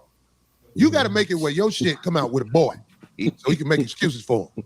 But you ain't got no kids out of wedlock because ain't no bitches fucking with you. He was on the internet bragging, I always got a bad bitch with me. No, you pay a bitch to be with you, nigga. You ain't no nigga who got bitches. You buy bitches like the little bitch you had with you, goddammit, who motherfucking made that story sound like she wanted to sound. I got to town Tuesday. Did you get to town Tuesday? Or was you in Vegas with him? I don't know. Did you get to town Tuesday, really? So you let that man lie to you, bring you up here, talking about you on the show, and you ain't mad at that nigga? I seen you on that show when he said something about dick sucking to the other dude. You know what kind of nigga that is. Little sister, let me tell you something. If you're trying to get on, come get it on your back like the women who really moving up in the world. This nigga crazy. You can get on the show, but it's other things that got to be got on. That's all I'm saying. This is show business. You got to do what you got to do. You doing it, it's just you doing with a lane. That motherfucker spit you, told you, yeah, I'm gonna put you on the show. That nigga ain't got no power up here. He ain't got nothing to do. The only power he had was to run his mouth. That's all he did. Run his mouth. When a man challenged him, he bagged down. So if you want to be on the show, because I heard you say, I went to Corey Holcomb show out in D.C. and he was funny and all that shit. Shouty, you can earn it fucking with me. You ain't gonna make no baby that look like that. You a little short girl, though. You gonna give me a little swole little runt, nigga. But I hit bitches like that. Dude hit bitches like that because he flat out bought her. I'm gonna indirectly buy you. Everybody who I buy hate me later because they be like, he ain't really give me shit. Now, yikes. It sums it up, though. That's what I was talking about. What I find interesting is, because first of all, that shit was fucked up. You know what I'm saying? Like I heard about it, I didn't see it. Corey make me laugh because of how he talk. It's not funny though. It's just how he talked that made me laugh. So I'm not laughing at this man's daughter. I thought that was fucked up. It's just how he talked that made me laugh. I didn't agree with what he said. But one thing I noticed that he did say is, or not that what he said, but I noticed that he made it very clear. He referred to Mika as a bitch. But I've noticed that when money is involved, what a lot of women will allow. Because I didn't hear Mika really speak bad about Corey yet. He disrespected Mika. He said, bitch, you can get on your back. Have y'all heard her say anything like push back against Corey so far?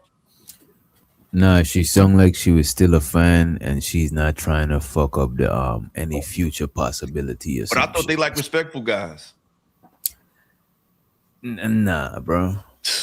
Wait a minute. The thing about it, respectful is different, bro. Because I know certain women that want to love certain stuff, but certain women, they let me get away with certain shit. You know what I'm saying?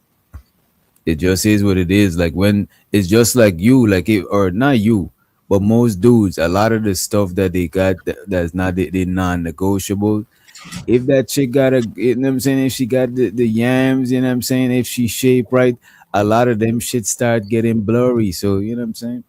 I think women would like to have a respectful dude for the most part, but sometimes what we say online, we don't say what we would settle for. Online, we say like our top shit, but in reality, most people settle. You know what I mean? This is interesting. I led off talking about black men and women, and here are two men that really kind of at odds with each other over a woman. Corey saying, I'll sleep with this man's whatever she is to Anton. And this is what I think causes problems. And these men just they're not at odds over. I don't think it started over the woman. Yeah, but that's where we are. And he's made he said some words that if they were out on the street or in my house, they'd have been fighting each other, right? And these are 40-plus-year-old men, right? I think Anton's 40 plus, right? But Joe, we've sat up here and we've watched white dudes fight over bitches. Sure. I didn't say white people don't do it too. Sure, white people do it too. But here's the 40-plus and 60-year-old millionaire man. And Corey's saying clearly he'll hit this woman. Anton has some kind of attachment to her or relationship with her. And he's called it a B word. She's kind of playing the middle. That's a lot of problems. You could agree. Imagine they were roommates. Man, they'd be at each other's throats all day. They'd be fighting in the house. Now right? you're going to go back to the apartment. You funny as hell. Well, but okay, they were ready to go fight outside at work. Everything is an apartment, man. Okay, let's take it. Hold on for 1 second. Let's take it a step further. They were willing to go fight at work, which means that Corey likely could have been suspended. Imagine if those were working people and they got to fighting at work. Now one's suspended without pay. Rent's gonna be affected. This is what I'm saying. This is right. Luckily, Corey had enough. Life is just an apartment complex. But how many people have lost their job for stupidity? Anton said that one of his family members lost a job because she was committing fraud, writing him get out of work doctor notes, and he lost his job. Well, if he lost his job, then he got his cars repossessed and he had to move back home. Like, this is how it all happens, right? Like, that's just another example. But go ahead. He got money now, though. How you feel about him talking about that man's daughter? How did that make you feel? Do you think that was fair game or he was out of control? Like, I don't think I wouldn't have done it. But in Black America, you know, shit, like when you go there, and he been talking about that man all week. Like Black people, take it a little bit further than others do. When we get to whatever they call it, Jonesing or whatever, like Corey, everything's on the table with Corey, in my opinion. I don't agree with that. Too cool. I told y'all, I didn't like the daughter comment. You know what I'm saying? I didn't like him bringing her picture up because I feel like the long-term effects of that, we don't know what could, like, what if it, like, let's just, I hate to be crazy. I don't even like, what if his daughter seen that and harmed herself? It'll be a national tragedy. Nobody would care about what Corey said. Nobody would care about what Anton said. If his daughter did something to herself, then what? Well, that's what Anton is alleging, that she is psychologically damaged from this. And he sounds like he may sue or get Corey's channel. He may take some kind of legal action there. Well, I want to ask the panel this because you all are men and possibly fathers. Do you think Anton is the one that caused his daughter the harm because he went into this arena with some level of no situational awareness, and now his daughter is catching some of his consequences because of something he did? Yes, I do. I do agree with that. No, this was a beef between two grown ass men. Yeah, it wasn't. The children had nothing to do with it. In the world of men, there's rules for that. Even among street niggas, right? Keep your children out of certain situations. It's between two grown men. I think Anton has built respect his that, business. but I think Anton has built his business in a way that's going to put, that possibly could put his children in jeopardy anyway. Something ain't right about that. I've looked into this. It's something just don't look right. It don't smell right to me. Right. Because I think both things are true.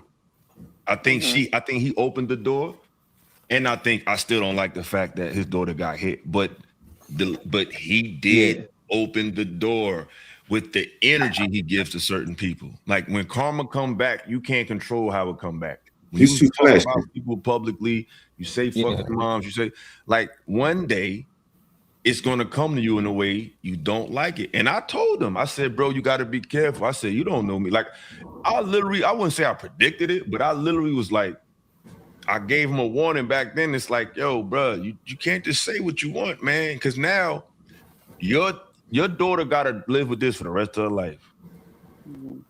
Like, that clip is always gonna be online. Somebody can use that to fuck up her self-esteem anytime, unless the video gets scrubbed off the internet. And these days, it don't even matter because people screen record, they download. It's like, this could be a psychological problem for your daughter for the rest of her life. And on the flip side, brother Anton, you don't know what you said to people that could fuck with them for the rest of their life. Like, what if the time when, like when that shit happened with me and him, and it didn't like take me that place, but what if the embarrassment of seeing some nigga talk to me like that just led me to just crash out? Like, we be thinking everything is a fucking game, bro. Bro, you remember, and not to excuse nothing, but remember Anton told I seen your little podcast, Beans, that he should delete himself. And that man is kind of like, he's kind of, you know what I'm saying? He's kind of, yeah, and that dude is a dude that said he contemplated doing that shit before. You know what I mean? That's what I'm saying. I Like I'm not remember that. excusing Anton's behavior. I just feel as a father, I just felt bad. Oh no, he was wrong for talking. He was wrong for putting. But at the same time, your daddy wasn't thinking about you, and that's the problem. We be doing stuff and we don't think about who love us. And when you be talking crazy to people, you wasn't taking account of your child. You wasn't taking account of your wife. You wasn't taking account of none of that. Like, and the reason I wanted to bring that up and ask that question is because Corey was kind of reiterated the point during that live stream is that Anton was so willing to point out his flaws and his shortcomings and all of this stuff, but unwilling to point out his own or that of what they were arguing about, which was the flaws of white men, right? Hold on, so, brother Ramo. I'm sorry, brother Ramo. I might have to. I invited somebody. I might have to drop you. I'm not trying to be funny, bro. I'm not even that type of person. But somebody that I invited, I think is trying to come up. If it's not him, I'll bring you back. But it's no funny shit. Hold on. I'm sorry. I'm willing to just go ahead and make my 2 cents, and then I can jump off. It's just I just kind of wanted to bring that up, and when she dropped down, Ramo, come back.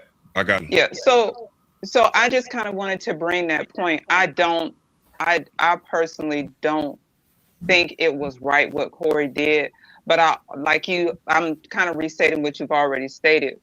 And Anton also said this, if he understood chess, which is a strategic game, he would understand it in a strategic move. If I'm trying to get to your king, then I'm going to, don't underestimate what your opponent is willing to do to get there, because I get the sentiment, but you have to understand that Anton is trying to now make Corey responsible for the psychological, emotional, and mental harm that was caused when he was the one responsible for protecting her and his wife. He has yet to even, he kind of offhandedly mentioned her. Not to cut you, my fault, right? No, you're fine. Corey Holcomb has said shit about a lot of people, right? So the same logic that's on Anton could be applied to him as well. So I don't disagree with you there. So we all get up here on these panels and we We're make not opinions agreeing about with this. people. We're not agreeing with it. Like, y'all gotta listen, bro. Nobody agreeing with it. We all get up. We're content creators, or some of us here on the panel, right? Excluding philosophical, right? And we make opinions about a lot of stuff about a lot of people. A lot of people can take things to heart or take it the wrong way, right? And then in real life, we might buck up on them on the street, and situations happen. But like, if the same logic that is applied to Anton can apply to Corey Holcomb, because he said a lot of stuff about people. But that's not the point that I'm making, right? I'm not saying Corey is right and Anton is wrong. What I am saying as a parent, right? I have a responsibility that when I walk out my house every day to act in accordance to not only myself, but also to my family, right? I can't just go out and do reckless things and then go, well, dang, it was the reckless thing that is now causing harm to my family when I was the one that made an intentional, conscious decision to go and do a thing. So don't sit here and think I'm riding for Corey, because I'm not. I thought Corey taking it there was like, why? I've listened to Anton for years and I've heard him talk about his daughter. I've never seen a picture of her until this moment, right? But you can't turn around and say, well, Corey talks about people. He can talk about people. But Anton is now trying to say that a thing that is happening to his daughter is on Corey when it's not.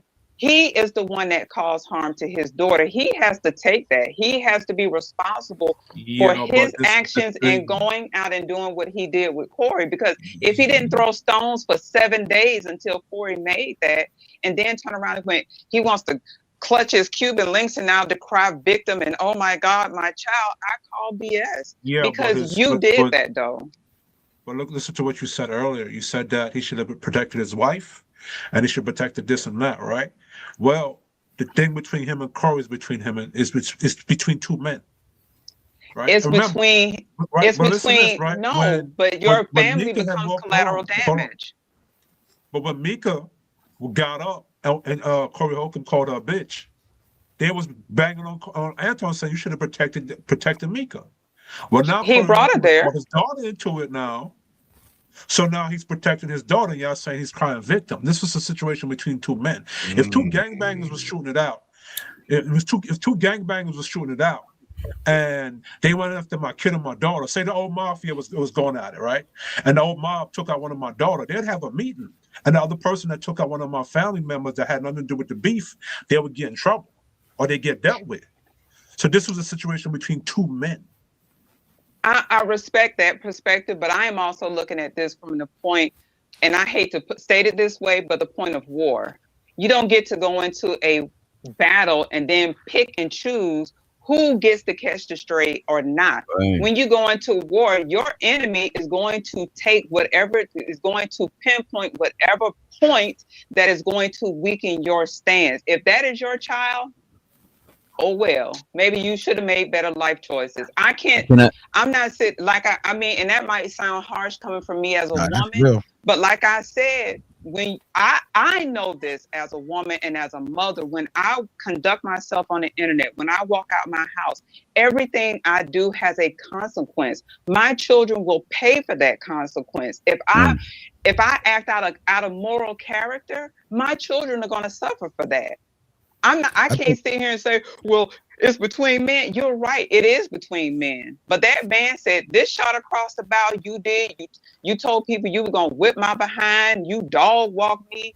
You not a tough guy, but you on the line talking all this tough Tommy talk. And now you out here talking about, I catch a fade. I'm sorry. My bad. I don't want to, my bad. No disrespect, right? I don't think that if you outside and you and somebody get in some problem and they come and shoot up your grandmother's house, that's on you, especially if you know that people know where your grandmother is living. That you still sure they was wrong for doing that, but the thing is you still got to look back and see what was it in your power, so in the next time you could know what to do. You can't, everybody got to take their own accountability on their own end. The only real victim actually is the little girl that picture was on the thing, you know what I'm saying? Yeah, but Corey and Anton, they ain't no victims. They, you know what I mean? That's let me say this real quick. So, in my opinion, right, Corey was wrong, but I also Tommy, you get in there next. Hold on, Shane. Tommy B, you next, okay? Go ahead, Shane. In my opinion, I think Corey was wrong, right? But also, I think we're looking at it different. We're looking at the code of the streets versus the code of the internet. It is different out here now. There's a new code being built. There's a new chastise. There's a new enemy that we have to deal with. Most people, Anton was moving like internet moves. I'm gonna talk crap. I'm gonna talk how I can because you're not gonna get to me, right? And Corey moved how a pig in a slot move. I'm gonna go down. I'm a dirty dude. I'm gonna do this, and I'm gonna get at you any way possible. Now Anton is moving to set him up for emotional stress to sue him. This is what the game they're playing. They're playing a different type of game. There's no man-on-man rules. There's no sins of the father. There's no street rules that go to this. This is a new code being written right in front of us, how people are going to conduct themselves. Anton went on there to play games. He went on there and didn't think that it would come around to a family situation. Is his daughter in harm now? Absolutely. For the rest of her life, people are crazy. They have nothing to do. They hive-minded. They're always going to be looking for things to get into. Now they're going to be looking up his daughter. That's his problem. He wanted to say the new game. Yeah, go ahead and ask me a question, bro. No, I was about to say, that's more or less what I said in the Anton is evolved into this black world where the currency is views, clicks, and likes and subscribes. Corey's a street nigga. He makes his money off the street doing comedy shows and shit like that. It's not a hold on for a second. But one of the things Corey alluded to is that Anton was trying to run a play and get him suspended. He said that. I get it. You know, after hold on, I got you. 30 days, your account gets suspended for 30 days if you fight on air, right? It's not, and I heard you earlier say that Corey was making that they was worried about Corey's about somebody who worked for. Corey don't work for nobody. In fact, if you do the research, I didn't say he worked for anybody. You alluded to it, but I said Anton works for people. Corey can do shows. He can quit YouTube. John did say that he worked for himself. He did say that earlier. He can quit YouTube. He worked for a show, dog. I was watching it. Relax. I said he can quit YouTube and not be bothered. That's what I said. Yeah. So, but at the end of the day, none of that matters. They're playing a different game. I just wanted to tell y'all that somebody's playing a corporate game, and you can't play streets on the internet. So there's a different game that being played. Now, I do believe in the street code. I grew up underneath it, but this is not it. They might not even see each other in person again, but somebody gonna have to settle out of court. That's a fact. Tommy B, jumping in. Yeah. So I think part of what he did bringing in the daughter was because, Blood went on a whole week run talking about I would have beat his ass, all this and that. So I think the daughter move was, where I'm at every Tuesday. I'm gonna hit you at the lowest low, and we're gonna see if you bout that. And everybody that know dude ain't nothing. He ain't about none of that. When Tony the Closer was in Miami with him, he didn't want no smoke. He had every excuse why he wouldn't fight. Oh, I got to da. So it's already known that he ain't about none of that. But I think what happened was you go a whole week long, you hop on anybody panel that would take you, and you screaming from the heavens how you would have beat his ass and yada, yada, yada. And so, out here in Cali, that's what motherfuckers do. They gonna talk about your dad. They gonna get you to the point where, as a man, you should want to fight just to see if you pussy or not. And I think that's what Corey did. I'm a hit if you where it hurt. You know where I'm at every Tuesday. Now let's see what you're gonna do. And I think that's what it was. And I think Sean, what's your name, Sheen? I think you're right. I think we see the play with Anton. My thing with Anton is Anton loves playing both sides of the field. So on one half is I can't stand street niggas, yada, yada, yada. But the moment you get in conflict, I'm from Detroit. Now, why would you say you're from Detroit? It ain't because of the mailmen. It ain't because of the factory workers. It's because of what them street niggas have put down. So on one hand, I can't stand street niggas, but the moment I get in conflict, I'm from Detroit. Well, what the fuck does that mean? Nigga, you a square. What does that mean for you? Even though I hate when people do that anyway, because anywhere you from, it's pussy niggas there anyway. You might be one of them. So what the fuck does where you mean have to do with anything? But again, he likes to play both sides of the field. Oh, I hate street niggas, but the moment, some shit get real, oh, let me go cosplay the street nigga. You know what I'm saying? And I said that because statements like, I'm from, that's black shit. That's black culture shit. That's like repping your set. You know what I'm saying? Repping your hood. Like that's even bag chaser. That's black shit. That's black. What's a bag? A bag is paper bag money. That comes literally from the streets.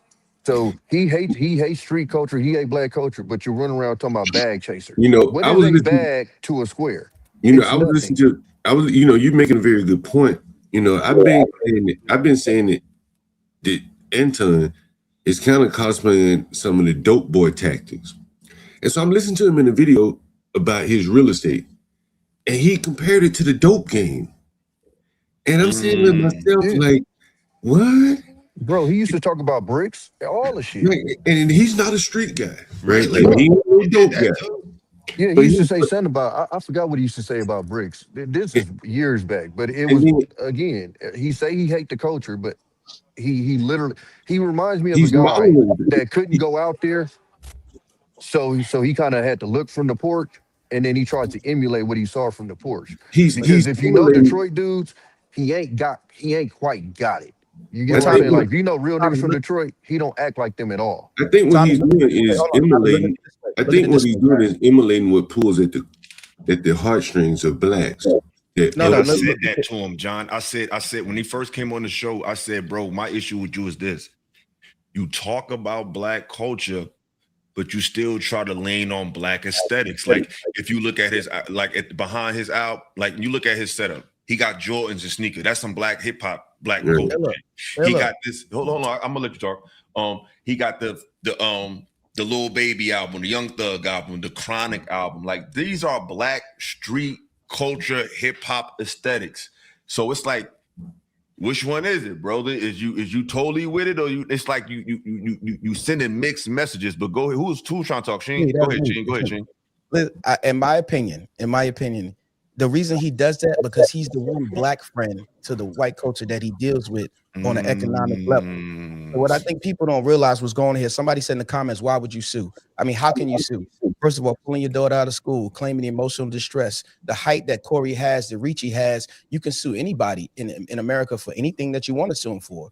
But when you have somebody that has a voice, they can sue you and you can make money off that situation. Now, if you think about, you're not thinking about his white side when he's on those networks that are against us 100%. You don't think he has friends and he's not following them? Look what this guy just did to my daughter. Look what he did over here. Those people don't see what happened on Corey's channel for the most part. Can I ask you guys a question about this white side of business? I'm sorry. Yeah, I'm sorry about that. Yeah. Sure. Thank you very much. They don't see the other side of business, the corporate side, the contracting side, those relationships he's built to put him on those news networks that are totally against our culture. No, he's their connection. He's their go-to. He is their funnel. He is their gatekeeper for everything black. So he presents that so they can come to him and say, hey, man, Anton, what do you think about this? And I can't hate him for that. He positioned himself to be a bag chaser. So my question to you, I want to ask you guys a question. I don't know much about Anton. How much of his money do you think is a percentage of revenue? If he makes $100, how much of it comes from white people and how much of it comes from his Patreon subscribers, which I would suspect are probably black, majority black? I agree. I don't think he deals with a lot of white people. That's my thoughts. But you guys may know him better than me. I think his YouTube money was probably based more upon a white viewership than his Patreon would be. Yeah, I think both is black because he's big in black YouTube, but I don't think he's that big in white YouTube. Until I think being big in black YouTube will make him big in white YouTube, but I think it's black.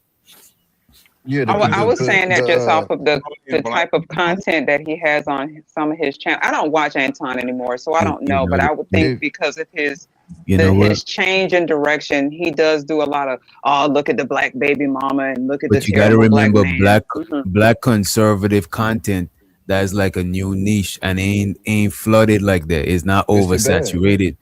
Yeah, like black right wing, black left wing, that is oversaturated. You know what I'm saying? But black right wing, Candace Owen and stuff like that, you could make a link. If you look at everybody that went that way, from Candace Owens to the Hodge twins, anybody that went that, I forgot dude name that they embarrassed about the Charlie Kirk thing, but everybody that went that way, if you follow their bank account, it's all went up. Every single last one of them. Oh yeah, it's a win. But I appreciate being on the panel. Philosophical. I'm sorry.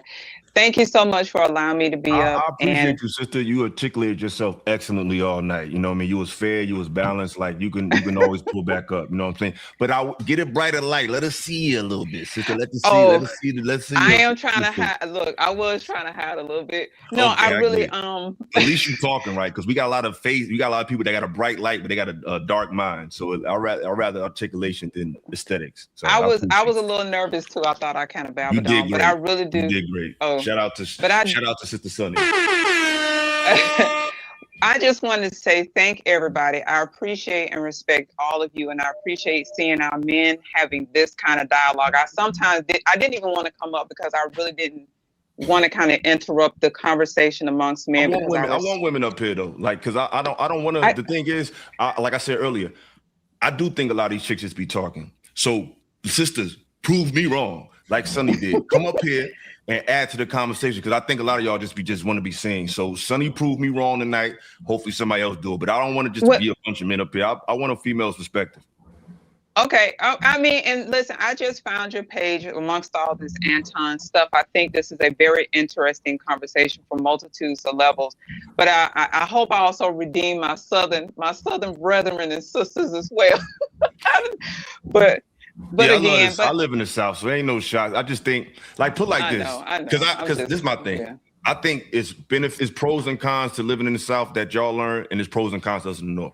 Like for the South, I think y'all are more y'all can get y'all hands dirty. Like y'all know how to deal with nature. Y'all are more y'all can build a lot more. Y'all are more hands-on, and y'all more family oriented, and y'all don't need a lot of things. Like y'all can find peace in the simplicities of life, which is an advantage in a lot of cases. Up north, sometimes we can be very vain, we can be very superficial, but on the flip side, we're exposed to a lot more, and I think we're a little more open-minded to different perspectives. So I think we both can learn from the North and the South. I just think based on the current cultural shift, that a lot of people from the South speak as if their experience is all Black people's experience, and it's not. So I think if we could find a middle ground, we can learn from both, because ultimately the South is the American motherland. All our family come from the South. Period. Well, I will say this: being a transplant from the South to the North, I learned being in the North, you have a different type of grit, right? So I think your hustle is a little bit differently. I think in the South, we're a little bit more laid back. Hey, how you doing? Like you said, we're a bit more communal. And I think in the North, because of the area that I've lived, the area, I don't want to say where I live, but I'm just saying like the area that I live in and the surrounding areas, I noticed that the hustle is different. The mentality is different because there's a lot of disparity there, and there's a lot of, your brother will be the first person to stab you in the back before the stranger that you meet on the street. So I think the hustle is a little bit different. So there's a lot of respect that I have being in the North now and understanding this dynamic coming from the South. But I just want to say, and I'm gonna jump off because I know you said somebody else was trying to get on. Yeah, brother, if you want to pull back up, I think his name was Rumor or something like that. You can pull back up, bro. Yeah, but I just want to say to all of you, I really do appreciate all of your perspectives, and I mean, and please don't think that I'm ever going to come into this arena and be disrespectful. I just kind of want to make a very pointed. I want to give a very pointed perspective, and I also want you all to understand it. I'm not that girl that's going to sit here and be like, oh my God, those girls are just victims. And I don't understand that. I got a little hood in me. Okay. I was hood adjacent. I got a little street in me, but that's just simply because I've learned to observe in environments that I've lived in and existed in. I've lived in the ghetto. I've lived in the suburb. I've been around the dope boys, but I've also sat in arenas and spaces with millionaires. So I understand this from more of a rounded perspective. And I'll tell you this, I love my people. I love us until, down to the basis of all that I am. So I'm never going to get on here and say I don't understand the struggle. I don't understand the frustration. I don't understand why we why we feel the way we feel when it comes to certain things, right? Because I understand us, and I just wanted to say that. But I'll be back. No doubt. I'm glad that I found you. I've already subscribed, and if I don't pull up on the panel, I will always be in the chat, and I'll try to support as much as I can. But you guys have a wonderful evening, and sister, until next. You go. Yeah. When the stream ends, and this goes to everybody on the panel and everybody in the chat, hit the hype button. Hit the like button, hit the hype button. That keep me getting pushed. If you like what I'm doing, if you like what the conversation I'm having, if you want these type of conversations to permeate, because hopefully this will inspire other people to do panels like this. So to do that, you got to promote us. You got to push us. Hit the hype button, hit the hype button, hit the hype button. Will do. Y'all take care. Have a great evening. No doubt, no doubt. Brother Jim Savage, I don't think we ever met, but I appreciate you for pulling up. Is somebody else sharing the stream right now? I am. Is that okay or should I stop? Nah, you cool. I ain't that tight. But no. I'll stop it right away. I'm not that tight. It ain't that serious. Grow your shit. I ain't that tight. But you know what I'm saying? It's all good. I ain't going to about that. I was going to say one thing too. You said what? You want to everybody that's on, if you got you got a channel, share it. Yeah, I got people who watch. I ain't about to do that with y'all. I'll be contradicting myself. I was going to say one more thing about him playing both sides. Just one thing, because I was around dudes since like 2020. Fact. One of the biggest things he talked about was this victim malignancy. So it's just hilarious to watch him literally try to portray a victim right now. Like this nigga literally constantly victim. If we talk about our past and slave, it's victim. And then literally I'm watching him, like he literally is both sided. He doesn't stand on anything. He stands on sand, quicksand. You know what I'm saying? And it's just, we literally just watching it in front of us. Like I said, he's victim malicious. I don't care what happened to you. Victim malicious, and now you literally trying to turn into a victim. It's just hilarious to watch. Yeah, I can't argue with that. Jim Savage, is on you, brother.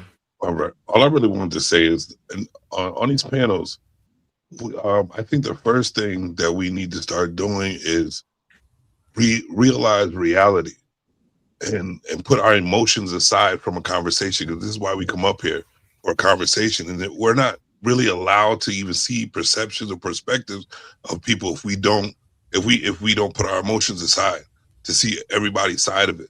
You know what I mean? Because once you get emotional, you're in yourself, or you think about yourself and not everybody else. Because everybody has their different lives. Everybody has a different look at it. You know what I mean? Like there's people who don't know Anton. There's people who don't know Corey. There's people who do. They know their tactics. So the person who doesn't know what they're used to doing and see what they're doing, they're gonna be like, no. They're gonna fight against it instead of trying to see another person's perspective. Like, we know what he does. So just like Tommy said, for him to even play the victim when he was always like, "Oh, you a victim, that shit's crazy. So now that makes you look like, hold up, this motherfucker stay lying. So why are we actually feeling? I sympathize with the daughter. Nobody should do that. Somebody did it to me, and you know what I mean, I handle the way I handle. But the thing about it is, when you step into the arena of shit that can happen like this, you have to accept it. So for him to be the protector of his family, he should have never went into an arena of belittling people, playing the victim, playing both sides, not knowing what side of the fence. When you play in this game, dangerous shit could happen. A lot of you men, a lot of you men will never leave the door open to your house, right? Because somebody might, you know what I mean? Don't do that to your family. Do not put them in danger. He's talking about he protects. No, you're not protecting anything. So don't play a victim now. You know what I'm saying? When now the streets really came at your front door, and you was calling for him. You've been calling for him for years. I don't know if y'all caught that, but remember, I'm a Christian first on the show, and then when he talk, I'm a black father. Wait, what? Contradictive. Both sides, bro. Both sides. I think the scary thing for me, Jim Savage, is presidents, right? When we set presidents to what? Those who've been in the street, there's a president that's set. Those who in a courtroom, there's a president set when something is passed in the courtroom.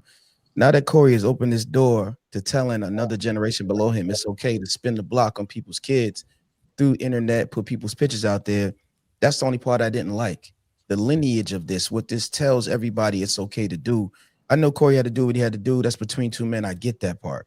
But what it does on the internet and what it does to galvanize another generation to spin the block and break our silent code about no women, no kids, right? What does that do now? Everybody's going to be doing research because kids get involved on the internet.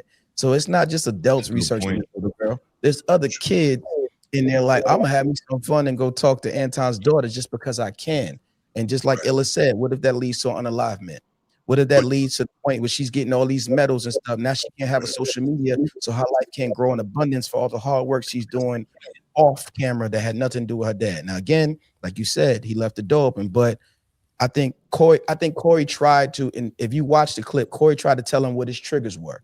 And he tried to say, yo, this is my triggers. This is how I operate. Don't do this. And when Anton went on that run, he was playing in that corporate world of I'm on the internet, nobody can touch me vibes. So Corey said, you know what? I'm going to go even lower. Even he said it, I'm a savage. I'm going to go lower and let you know what this is. And I know it was well thought because both of those brothers are intelligent.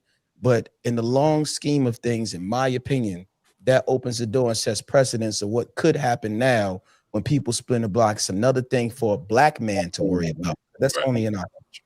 But that also leaves us opportunity to observe what is wrong and right in this culture that we call, and leave it up to us to discuss it in a way not to be emotional and not to pick a side. Is to see what's really going on here and build a group like this to have a civil conversation about what we're going to teach the next generation. Always, it's always going to be like this. Get mad about it because that's teaching them that we won't be able to talk about it anyway. So what's the point in even bringing it up? Because I feel like this, we're seeing someone portray Christianity. That's something to talk about to change. We've seen somebody putting their family in danger. Now we know what happens.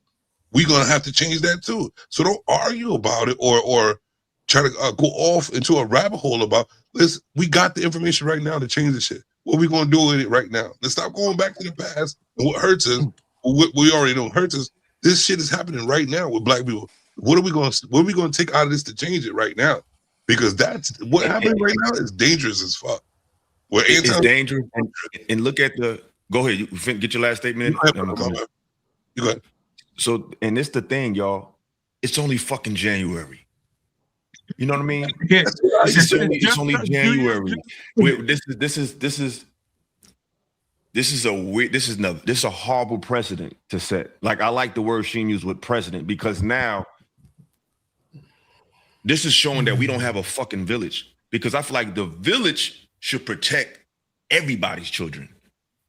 The children, I'm sorry, the children got to be off limits, man. Like, you know what I mean?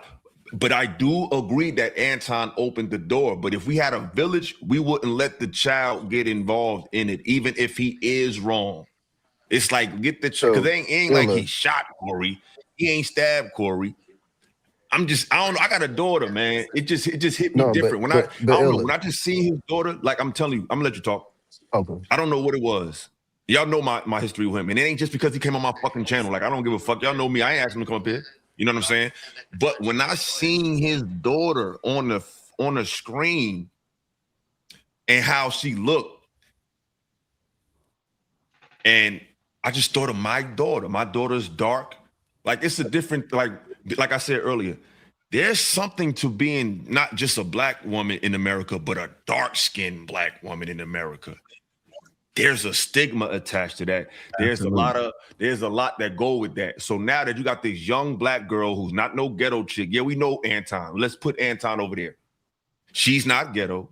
She's not twerking. She's a junior Olympian. She's doing her best. And now you got a worldwide, damn near world famous, if not nationwide famous comedian with 25,000 people watching, calling her a little dude. She got to live with that for the rest of her life, telling her that she's not attractive. Exactly. One thing about a woman, a woman has to feel pretty. When a woman don't feel pretty, she feels worthless. And dark-skinned girls have that the hardest. And being a father of a dark-skinned girl, that shit hurt my fucking feelings. When I seen that shit, I didn't think about Anton or Corey. I literally, and I'm not saying this because I'm on camera, I literally got emotional when I seen that shit. I just seen my daughter. I was like, oh shit. That shit made me sad, bro. I'm just saying, that shit really made me emotional, bro. I was really choked up. I didn't think about nothing Anton said. I didn't think about nothing Corey said. I'm like, yo, god damn, bro, if that was my daughter. Like, bro, I got to deal with issues with my daughter now. And that she had to go to therapy for. This shit ain't, I don't play with it. I'm just me personally, I don't play when it comes to kids, bro. And especially a child that does her best to be a good person. Like, it goes back to her father. He need to be more aware. It just hurt my heart when I seen that little girl got to live with that for the rest of her fucking life. We don't know what that, because it's like I said, if she did something to herself, nobody was saying, well, Anton did, be like, yo, god damn. Like, at one point, when is this shit gonna stop? You know what I'm saying? But Tommy, the floor is yours. So the only thing I disagree with you, Sheen, is Anton's in his position because he participated in this goofy shit. You get what I'm saying? So, like, this is literally karma right in front of our eyes. And I think if what you were saying, Ella, is right, then Anton doesn't exist. Because if we did that to Anton, then we don't even have this situation. Because he did the very thing that we're talking about right now that happened to him. He participated, and you know, we watched for years for him to participate, whether he was talking about women, where he was talking about people wives, talking about people kids. I mean, he did it to me.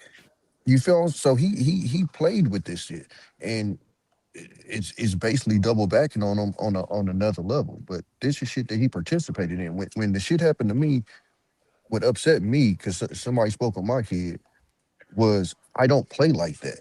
I don't talk to people like that. I don't engage in those shits. I see people do it on the internet. That's y'all. And even when the person did it to me, because I feel like that, I didn't come back in his kids. Because for me, I feel like that's sucker shit. If I feel like it's sucker shit, you're not going to make me participate in sucker shit because you did it. You feel what I'm saying? So for me, because I stand on that, even though you did it to me, I'm still not going to double back and do it to you because that's not how I get down. But when you dealing with people like him, I think people like him, Sheem, is actually the ones that set that precedent. And then I think Corey just participated, and I'm not taking nothing off of Corey, but I'm saying Anton been on the internet way longer than Corey and is on there a lot more than Corey. So somebody like him and I think his demographic is more towards the people that could be influenced than Corey's. Most of Corey's audience is old niggas. You know what I'm saying? So to be 100 with you. But Anton, he has a young audience. He has these dudes that are always on the internet. what we would call these nerd dudes. So when they're watching him do it, oh, okay, it's good because in his little sector or whatever, he has a level of respect. So when they watch him participate in that shit, in they head, oh, okay, it's green. Oh, okay, so if I get in conflict, it's good to do that. And now they're watching it come back on him, and now all of a sudden it's, oh, wait a minute, that's too far. But it wasn't too far when this nigga was doing it. You get what I'm saying? Like, No, I Yeah, get because what you you're can't saying. gauge the response. You can't when you can't. Once you throw it, it's like it's up. I get what you're saying, Tommy, for real. And I'll change my position on that. You're right. Like I ain't afraid to say it. If it's something I walk back, you're right. But I also want to acknowledge that this is the first time Anton couldn't slap somebody with his wallet. You can't beat them physically, and you can't slap somebody with their wallet. So we get into a different game when you make a lot of money and you get into a different game. It's no more talking to people. You got lawyers for that. If you watch the show, Corey says, I got lawyer money for this. He sat back in his chair. He was trying to hold it together. He said, I got lawyer money for this. And he said, we all got to go out the back door. That's why Anton left early. So the physicality is escaped as much as possible. But what you're saying is like, yeah, there was also a president sitting on the other side telling these young kids, yeah, you can go and talk to people crazy like they do on the internet. But like Illa said in his previous shows, we've already lost people through internet violence to YouTubers traveling across states just to unalive certain people. These things are happening. People can't take the mental capacity of what that looks like. And like he said, those who are growing up, some of us men are fortunate enough to our kids to grow up affluently to where they don't even know what this looks like, what they're receiving, this mental state of financial stability outside of what, if you grew up in the ghetto, if you grew up around different personalities and nuances, now she's being exposed to that. So you're right. I'll take that one. I take that quote 100%, and I stand on it when I say, when you get to the millionaire game, there's lawyers involved, and it becomes totally different. This is why he ran off and did all the rants he did. But now he's setting himself up to sue Corey because of his fan base and because of his voice, and he's gonna holler that his daughter's in danger. I think that's the next play on the chessboard. And it's the thing. I don't want it to be a new precedent to be set now. With now kids is on the board now. Now I'm coming after your kids, and I'm gonna show your kids. It's like, I just think this is a horrible way to start 2026. Horrible for Black people. This shit ain't, like, to be honest, there's so much shit going on in the world. Like, it's just so divisive. FBA versus the tethers. Now it's like this is January, bro. It's just unfortunate. But at least we can come out of this with an honest conversation about it. I feel like this was a good conversation. It wasn't sensationalized. It wasn't nobody just saying fuck Anton and fuck Corey. It's like, hey, it was very balanced, and it's like, we at least try to bring some substance out of it. I don't want to have sensationalized conversations, and I think that this was progressive, at least as far in the content space, that we can do these conversations and still make money and still be able to work together. This goes for anybody that do content. You don't gotta ask me. Share the shit. If you got a page, just share it. It's all. I got an idea. I have an idea. I think it'll help out. So I'm thinking about, because there's a domino effect, right? So all this time that went by, and there's a certain person, I'm not going to keep using the same name. So there's a certain person that's using a certain type of content and acting a certain type of way. And for years, a lot of people followed them, believed them, down under them. But then you find out something about them that shows that this whole time they've been fake. So what does that do for the people who really like looked up to this content and thinking that this person was this? Their trust for people. That's a conversation to have with the people that have dealt with that type of person. You know what I'm saying? I think you never believe somebody. I think you never follow somebody 100%. I think there's some things that Anton has done that helped a lot of people. And I think there's things Corey has done that's helped a lot of people off camera. I believe there is a light in everybody that you can take a piece from. It's what piece you are trained your mind and mentality to take. Most of us is how you look at the scope of things. Yeah. Anton is very successful. Corey is very successful. And it doesn't take the fact that the type of person you are doesn't rely on the person you need to be, especially when you move up in corporate worlds or you're around people who've never never knew what empathy was because they was given money their whole life. They don't have sympathy or empathy for nobody. They look at people as opportunities and pieces of equipment that they can move around inside their own territories. So I think that, and I agree with you. What I'm saying is just the people who get close to a person, what that trauma that it has on them for trusting people that they let inside. Because we don't even know, we don't know how deep, thought wise or relationship wise, that he has allowed himself to enter into these people's lives, and they trusted that. And I know there's ways that you could put you could, take a little bit here and there out of advice, but when it comes to a relationship with a person, and you trust that person, all of a sudden you see that they've been with the fuckery the whole time with their minds. That's a trauma. That's a trauma-like situation. I think you gotta learn to not see people as perfect. You know what I'm saying? Yeah, you gotta see people as human. Yeah. Because if they do some human shit, you're gonna be disappointed. But it was human the whole time. You just wasn't seeing them as a human. Right, but this is the reason why we're sitting there arguing with each other. This is something to take too. We're arguing with each other because of the feelings that we have for a person. I think you're talking about all of it. I think you're talking about Stockholm syndrome. People that get that close and have good results through somebody who's a false situation for them. I think people worry about. I think today's culture doesn't stand on what we did yesterday. I think it's a new code being written. I think if the people are getting good results, they're gonna stick with gets good results. They don't care if it hurts the black people, white people. It doesn't care if it hurts the pocket. If they bottom line is good, most people don't have that integrity these days because we didn't pass it down. We didn't do a good job of passing our integrity levels down. Let's be real about that. And there's no honor amongst that situation. If I'm getting good results, if I'm making money and I know that this drink I'm selling hurts people in the long run, if I'm a millionaire, you're not even feeling it because you don't see it. But that's what I'm trying to get at. A conversation to have is deeper. You know what I'm saying? A lot of people aren't seeing it. We're willing to have our feelings be above the truth. You know what I mean? And then fight our people that we're saying that we want to come together. We're fighting our people for something so small that we could just observe right in front of our face. And we're not able to have the conversation because too many emotions are involved in it. I think it's the money. Hold on, I want to respond to this comment real quick. He said, I only seen Anton crash out one time live on camera, and it was with Cordy. And then other than that, Anton is 100% stand-up black man that stays solid 100% of the time when it comes to God, money, and marriage. Unfortunately, my brother, you haven't done your research because he's crashed out on me. So that's not. And the thing about it is, I can't even get emotional about what he said because maybe he don't know Anton. You know what I'm saying? Maybe he don't know or see what Anton does. And that's what I'm saying. Like, before we go and crash out on a person, we have to realize, that person probably don't even know what's going on. So let's take the time out to, we don't do that with nobody no more, especially black people. We don't have time to die. You know what I'm saying? We don't have time to tell you nothing. We expect you to know it. Nah. If you want us all to be on the same page, you got to take that time out for each other. And that's what we don't do.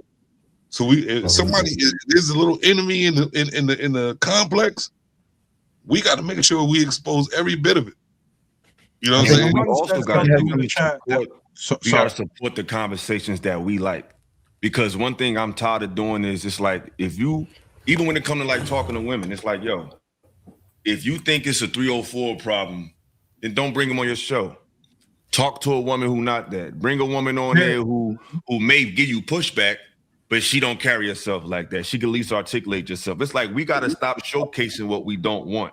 You know what I'm saying? We also have to be able to have that conversation. Somebody Exactly. And said something. Get your last words in, fellas, because I'm not about to go too much longer. I'm gonna shout out to Super Chats and then I'm gonna bid y'all adieu. I need y'all, if y'all want to, tomorrow's a celebration. I'm celebrating 4,000 subs. Thanks to y'all. And it came rather quick. I appreciate that. Shout out to me. When I came back, hold on, bro. I'm gonna let you talk. When I came back in the fall, I was contemplating giving this shit up. Sheen knows, me and Sheen talk a lot. And I was contemplating saying, fuck it, my mom's passed. I was over this shit. And I came back in the fall, and I think November-ish. I was at 2.4, and I got about 1,500 in the last few months. So we just getting started, y'all. I am not stopping. All gas, no fucking brakes. You know what I'm saying? So tomorrow, it's a celebration, y'all. So pull up. You know what I'm saying? We ain't talking about nothing too crazy. I'm gonna go through like my little chronological journey into this moment. It's just a kickback, chopping it up. We just showing love. Just talking about my highlights, my lowlights. We just talking about the journey that I had up until this point. So pull up, celebrate. Tomorrow it's up. But go ahead, bro. Somebody said something in the chat that's very important. My birthday's in 2 days. So I'm about to shout out to you, man. Shout out to you. No doubt. I want to say that somebody in the chat said something very important. Just like how you hear people talk about vetting women or whatever, you can vet who you follow too. You can vet if the person you're following aligns with where you want to go. Talk that shit. And don't be afraid to leave that ship if the person you're following is doing or saying something that doesn't align with where you want to go. So always keep that in mind with anybody on YouTube. Myself,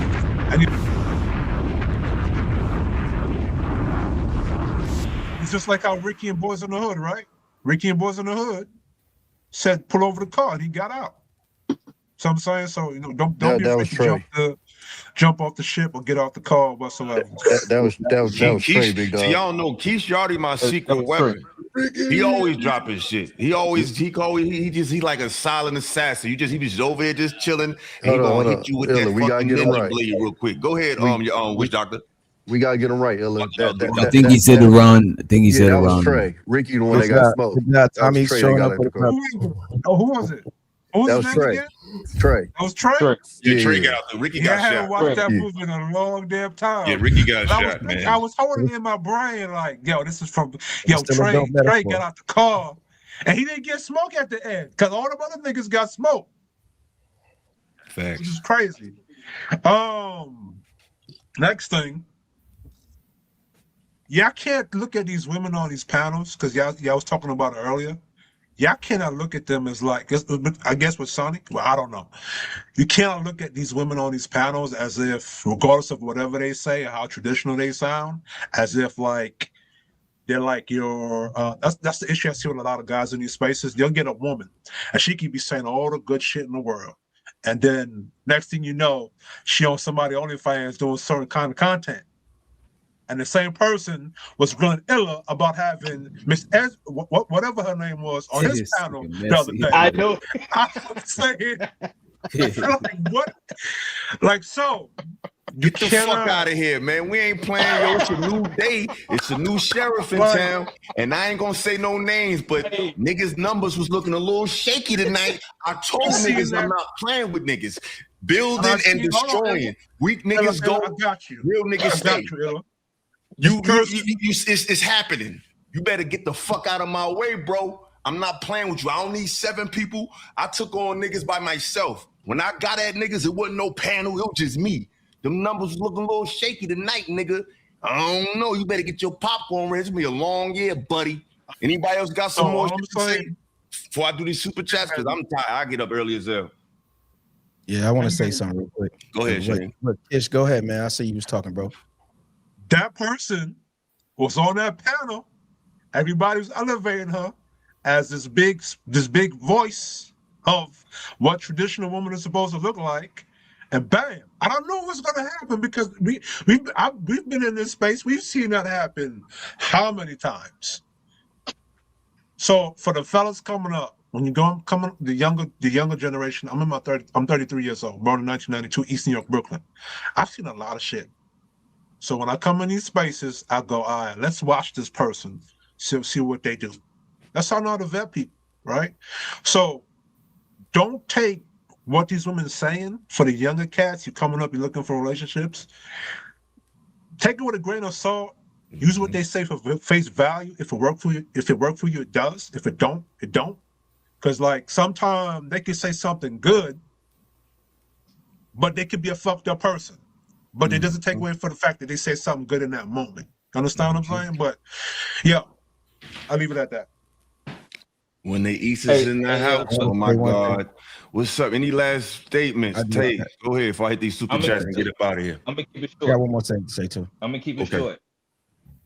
Like I said in the beginning, people put on a good performance in front of these cameras, but behind the scenes, they not who they say they are. That's all I'm gonna say. Ain't no payola over here. All them people you seen came on my channel. I ain't paying them. I ain't in niggas' DMs begging them to get on my show. I ain't doing none of that goofy ass shit. I told you niggas, you fucked up, bro. You better stay the fuck out my way, bro. We just getting started. You better get your popcorn ready, tighten your seatbelt, and it's gonna be a long fucking bumpy ride, nigga. Cause I'm on niggas' heads every day. I'm on this shit. You better get ready, nigga. You fucked up this time, buddy. You better watch out. Anybody wanna jump out there? I'm on you niggas' head. I just want to say this, yo, in total respect to Illa. Appreciate you having me on the panel. I want to say that we are each other's libraries and we are each other's resources. So don't be afraid. If you heard me today, seen me or anybody on this panel, hit me up and vet me. Vet me if you want, look up my stuff and hit me up if you need something and you find out things that I'm doing in the world that can help you. I'm here to help. I'm here to grow our brotherhood around. I'm not going to tell you what I do or where I'm at. If you vet me and find out what's up, then it's up and we can do something. Peace and blessings to everybody on the panel. Peace and blessings to the young lady, Sunny, that was on the panel. And, yo, Illa, the illest, homie. That's what I'm talking about. Niggas done woke up a monster. Godzilla, nigga. You put your link in the chat. Motherfucker. You know that shit real well. Pause. Stop playing with me, nigga. You done fucked up, bruh. Hey, Chief, can you put the link in the private? Go ahead. Who else wanted to say something real quick? I'm about to shout the super chats and I'm about to bid you brothers adieu. I just want to say, go ahead. Peace to the panel. You know what I'm saying? Appreciate you for having me. And Illa, bro, you got, you know what I'm saying? You already know, bro. You ain't really need too much shit. You know what I'm saying? You got it. You know what I mean? I appreciate you for having me and shows out to everybody on the panel. I'm out there. Yeah, well, you already know. You already know. Yo, Jim Savage, just hit me on Instagram at Illosophical, bro. Just hit me up. Just DM me. I got you. And like I said, bro, I fuck with you. I like what you doing. You can always come over here. It's no problem. I was just gonna say it was nice meeting y'all fellas. I ain't seen Wish Doctor, man. I'll say what's up to him. But yeah, I'm gonna try and tap in tomorrow too when you do your show. Yeah, pull up, Tommy. You know I fuck with you, bro. Pull up. Tommy, I remember when I first seen you, when you seen that shit popped off with Anton, Tommy was like, I fuck with what Illa was saying. Fuck that. You can't just say what you want to say. So yeah, Tommy, I feel like you've been working out. Tommy, like you slimmed down a little bit, brother. Oh yeah. Yeah, you look a little slimmer. I see you. I see you. I done knocked some. I hear you, bro. I hear you, man. Like world class, you already know, bro. These niggas done fucked up, man. Shit is looking sad, man. That ether make that shit that's make your soul burn slow, nigga. Yeah, nigga, just take a little time, nigga. Eat that whole ass. We just getting started, baby. Yeah, you know what it is, nigga. So yeah, let's shout out these super chats real quick. I think he said he mad Corey crushes his temp at motion. Unc be streaming. Shout out to Unc be streaming for $2.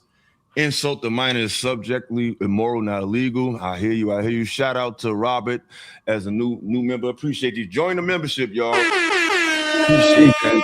He said, "Go." Sound like the white manager at the job. Yeah, go. I like go. I feel he just old school Southern cat. No, you know, I get it, man. You know what I'm saying? Go, cool. You know what I mean? I fuck with him. He cool. I ain't gonna beat him up. He said if Anton sues, that would have been that. He said if Anton sues for this, then he would have sued before. I ain't never see his daughter online before. But hey, brother, it's a little different. Shout out to Jamie. Oh, Jamie always showing me love. Shout out to Jamie. I appreciate you, sister. Always showing me love. You know, you see you got a wrench now. Brother, you have always been one of the real ones. I will continue to support. You've never coddled away the truth nor clown shit. Absolutely, man. Like I've been like this from day one. Like I ain't it been this way. Cats just be lying and making up shit and using AI and graphics and all this goofy dumbass shit. I ain't gotta do none of that shit, man. Shout out to all y'all for the support, man. You already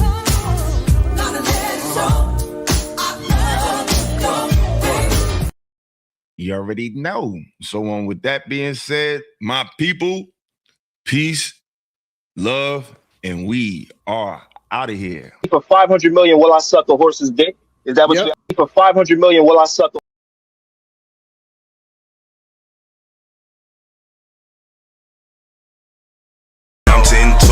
Hey yo, the game got me mortified, so I focus on being fortified. Twisted shit encrypted and codified, products of a simulation. First generation sufferers of overstimulation. My stipulation got me looking for some ventilation. I changed the station, ignoring Satan's invitation. No visitation for my brothers off solicitations. Incarcerations, it's called the Matrix. If life's a bitch, then she's a dominatrix. Death got to be your masculine presence. Opening his arms while you bask in his essence. Sometimes when I talk to God, I call my passive aggressive. Will I open heaven's doors or just burn from my lessons? Blessings. You know the game been told. If I was you, then my soul would have been sold. Watch what you do, cause it's coming back tenfold. Either way it goes, man, I'm 10 toes, 10 toes, 10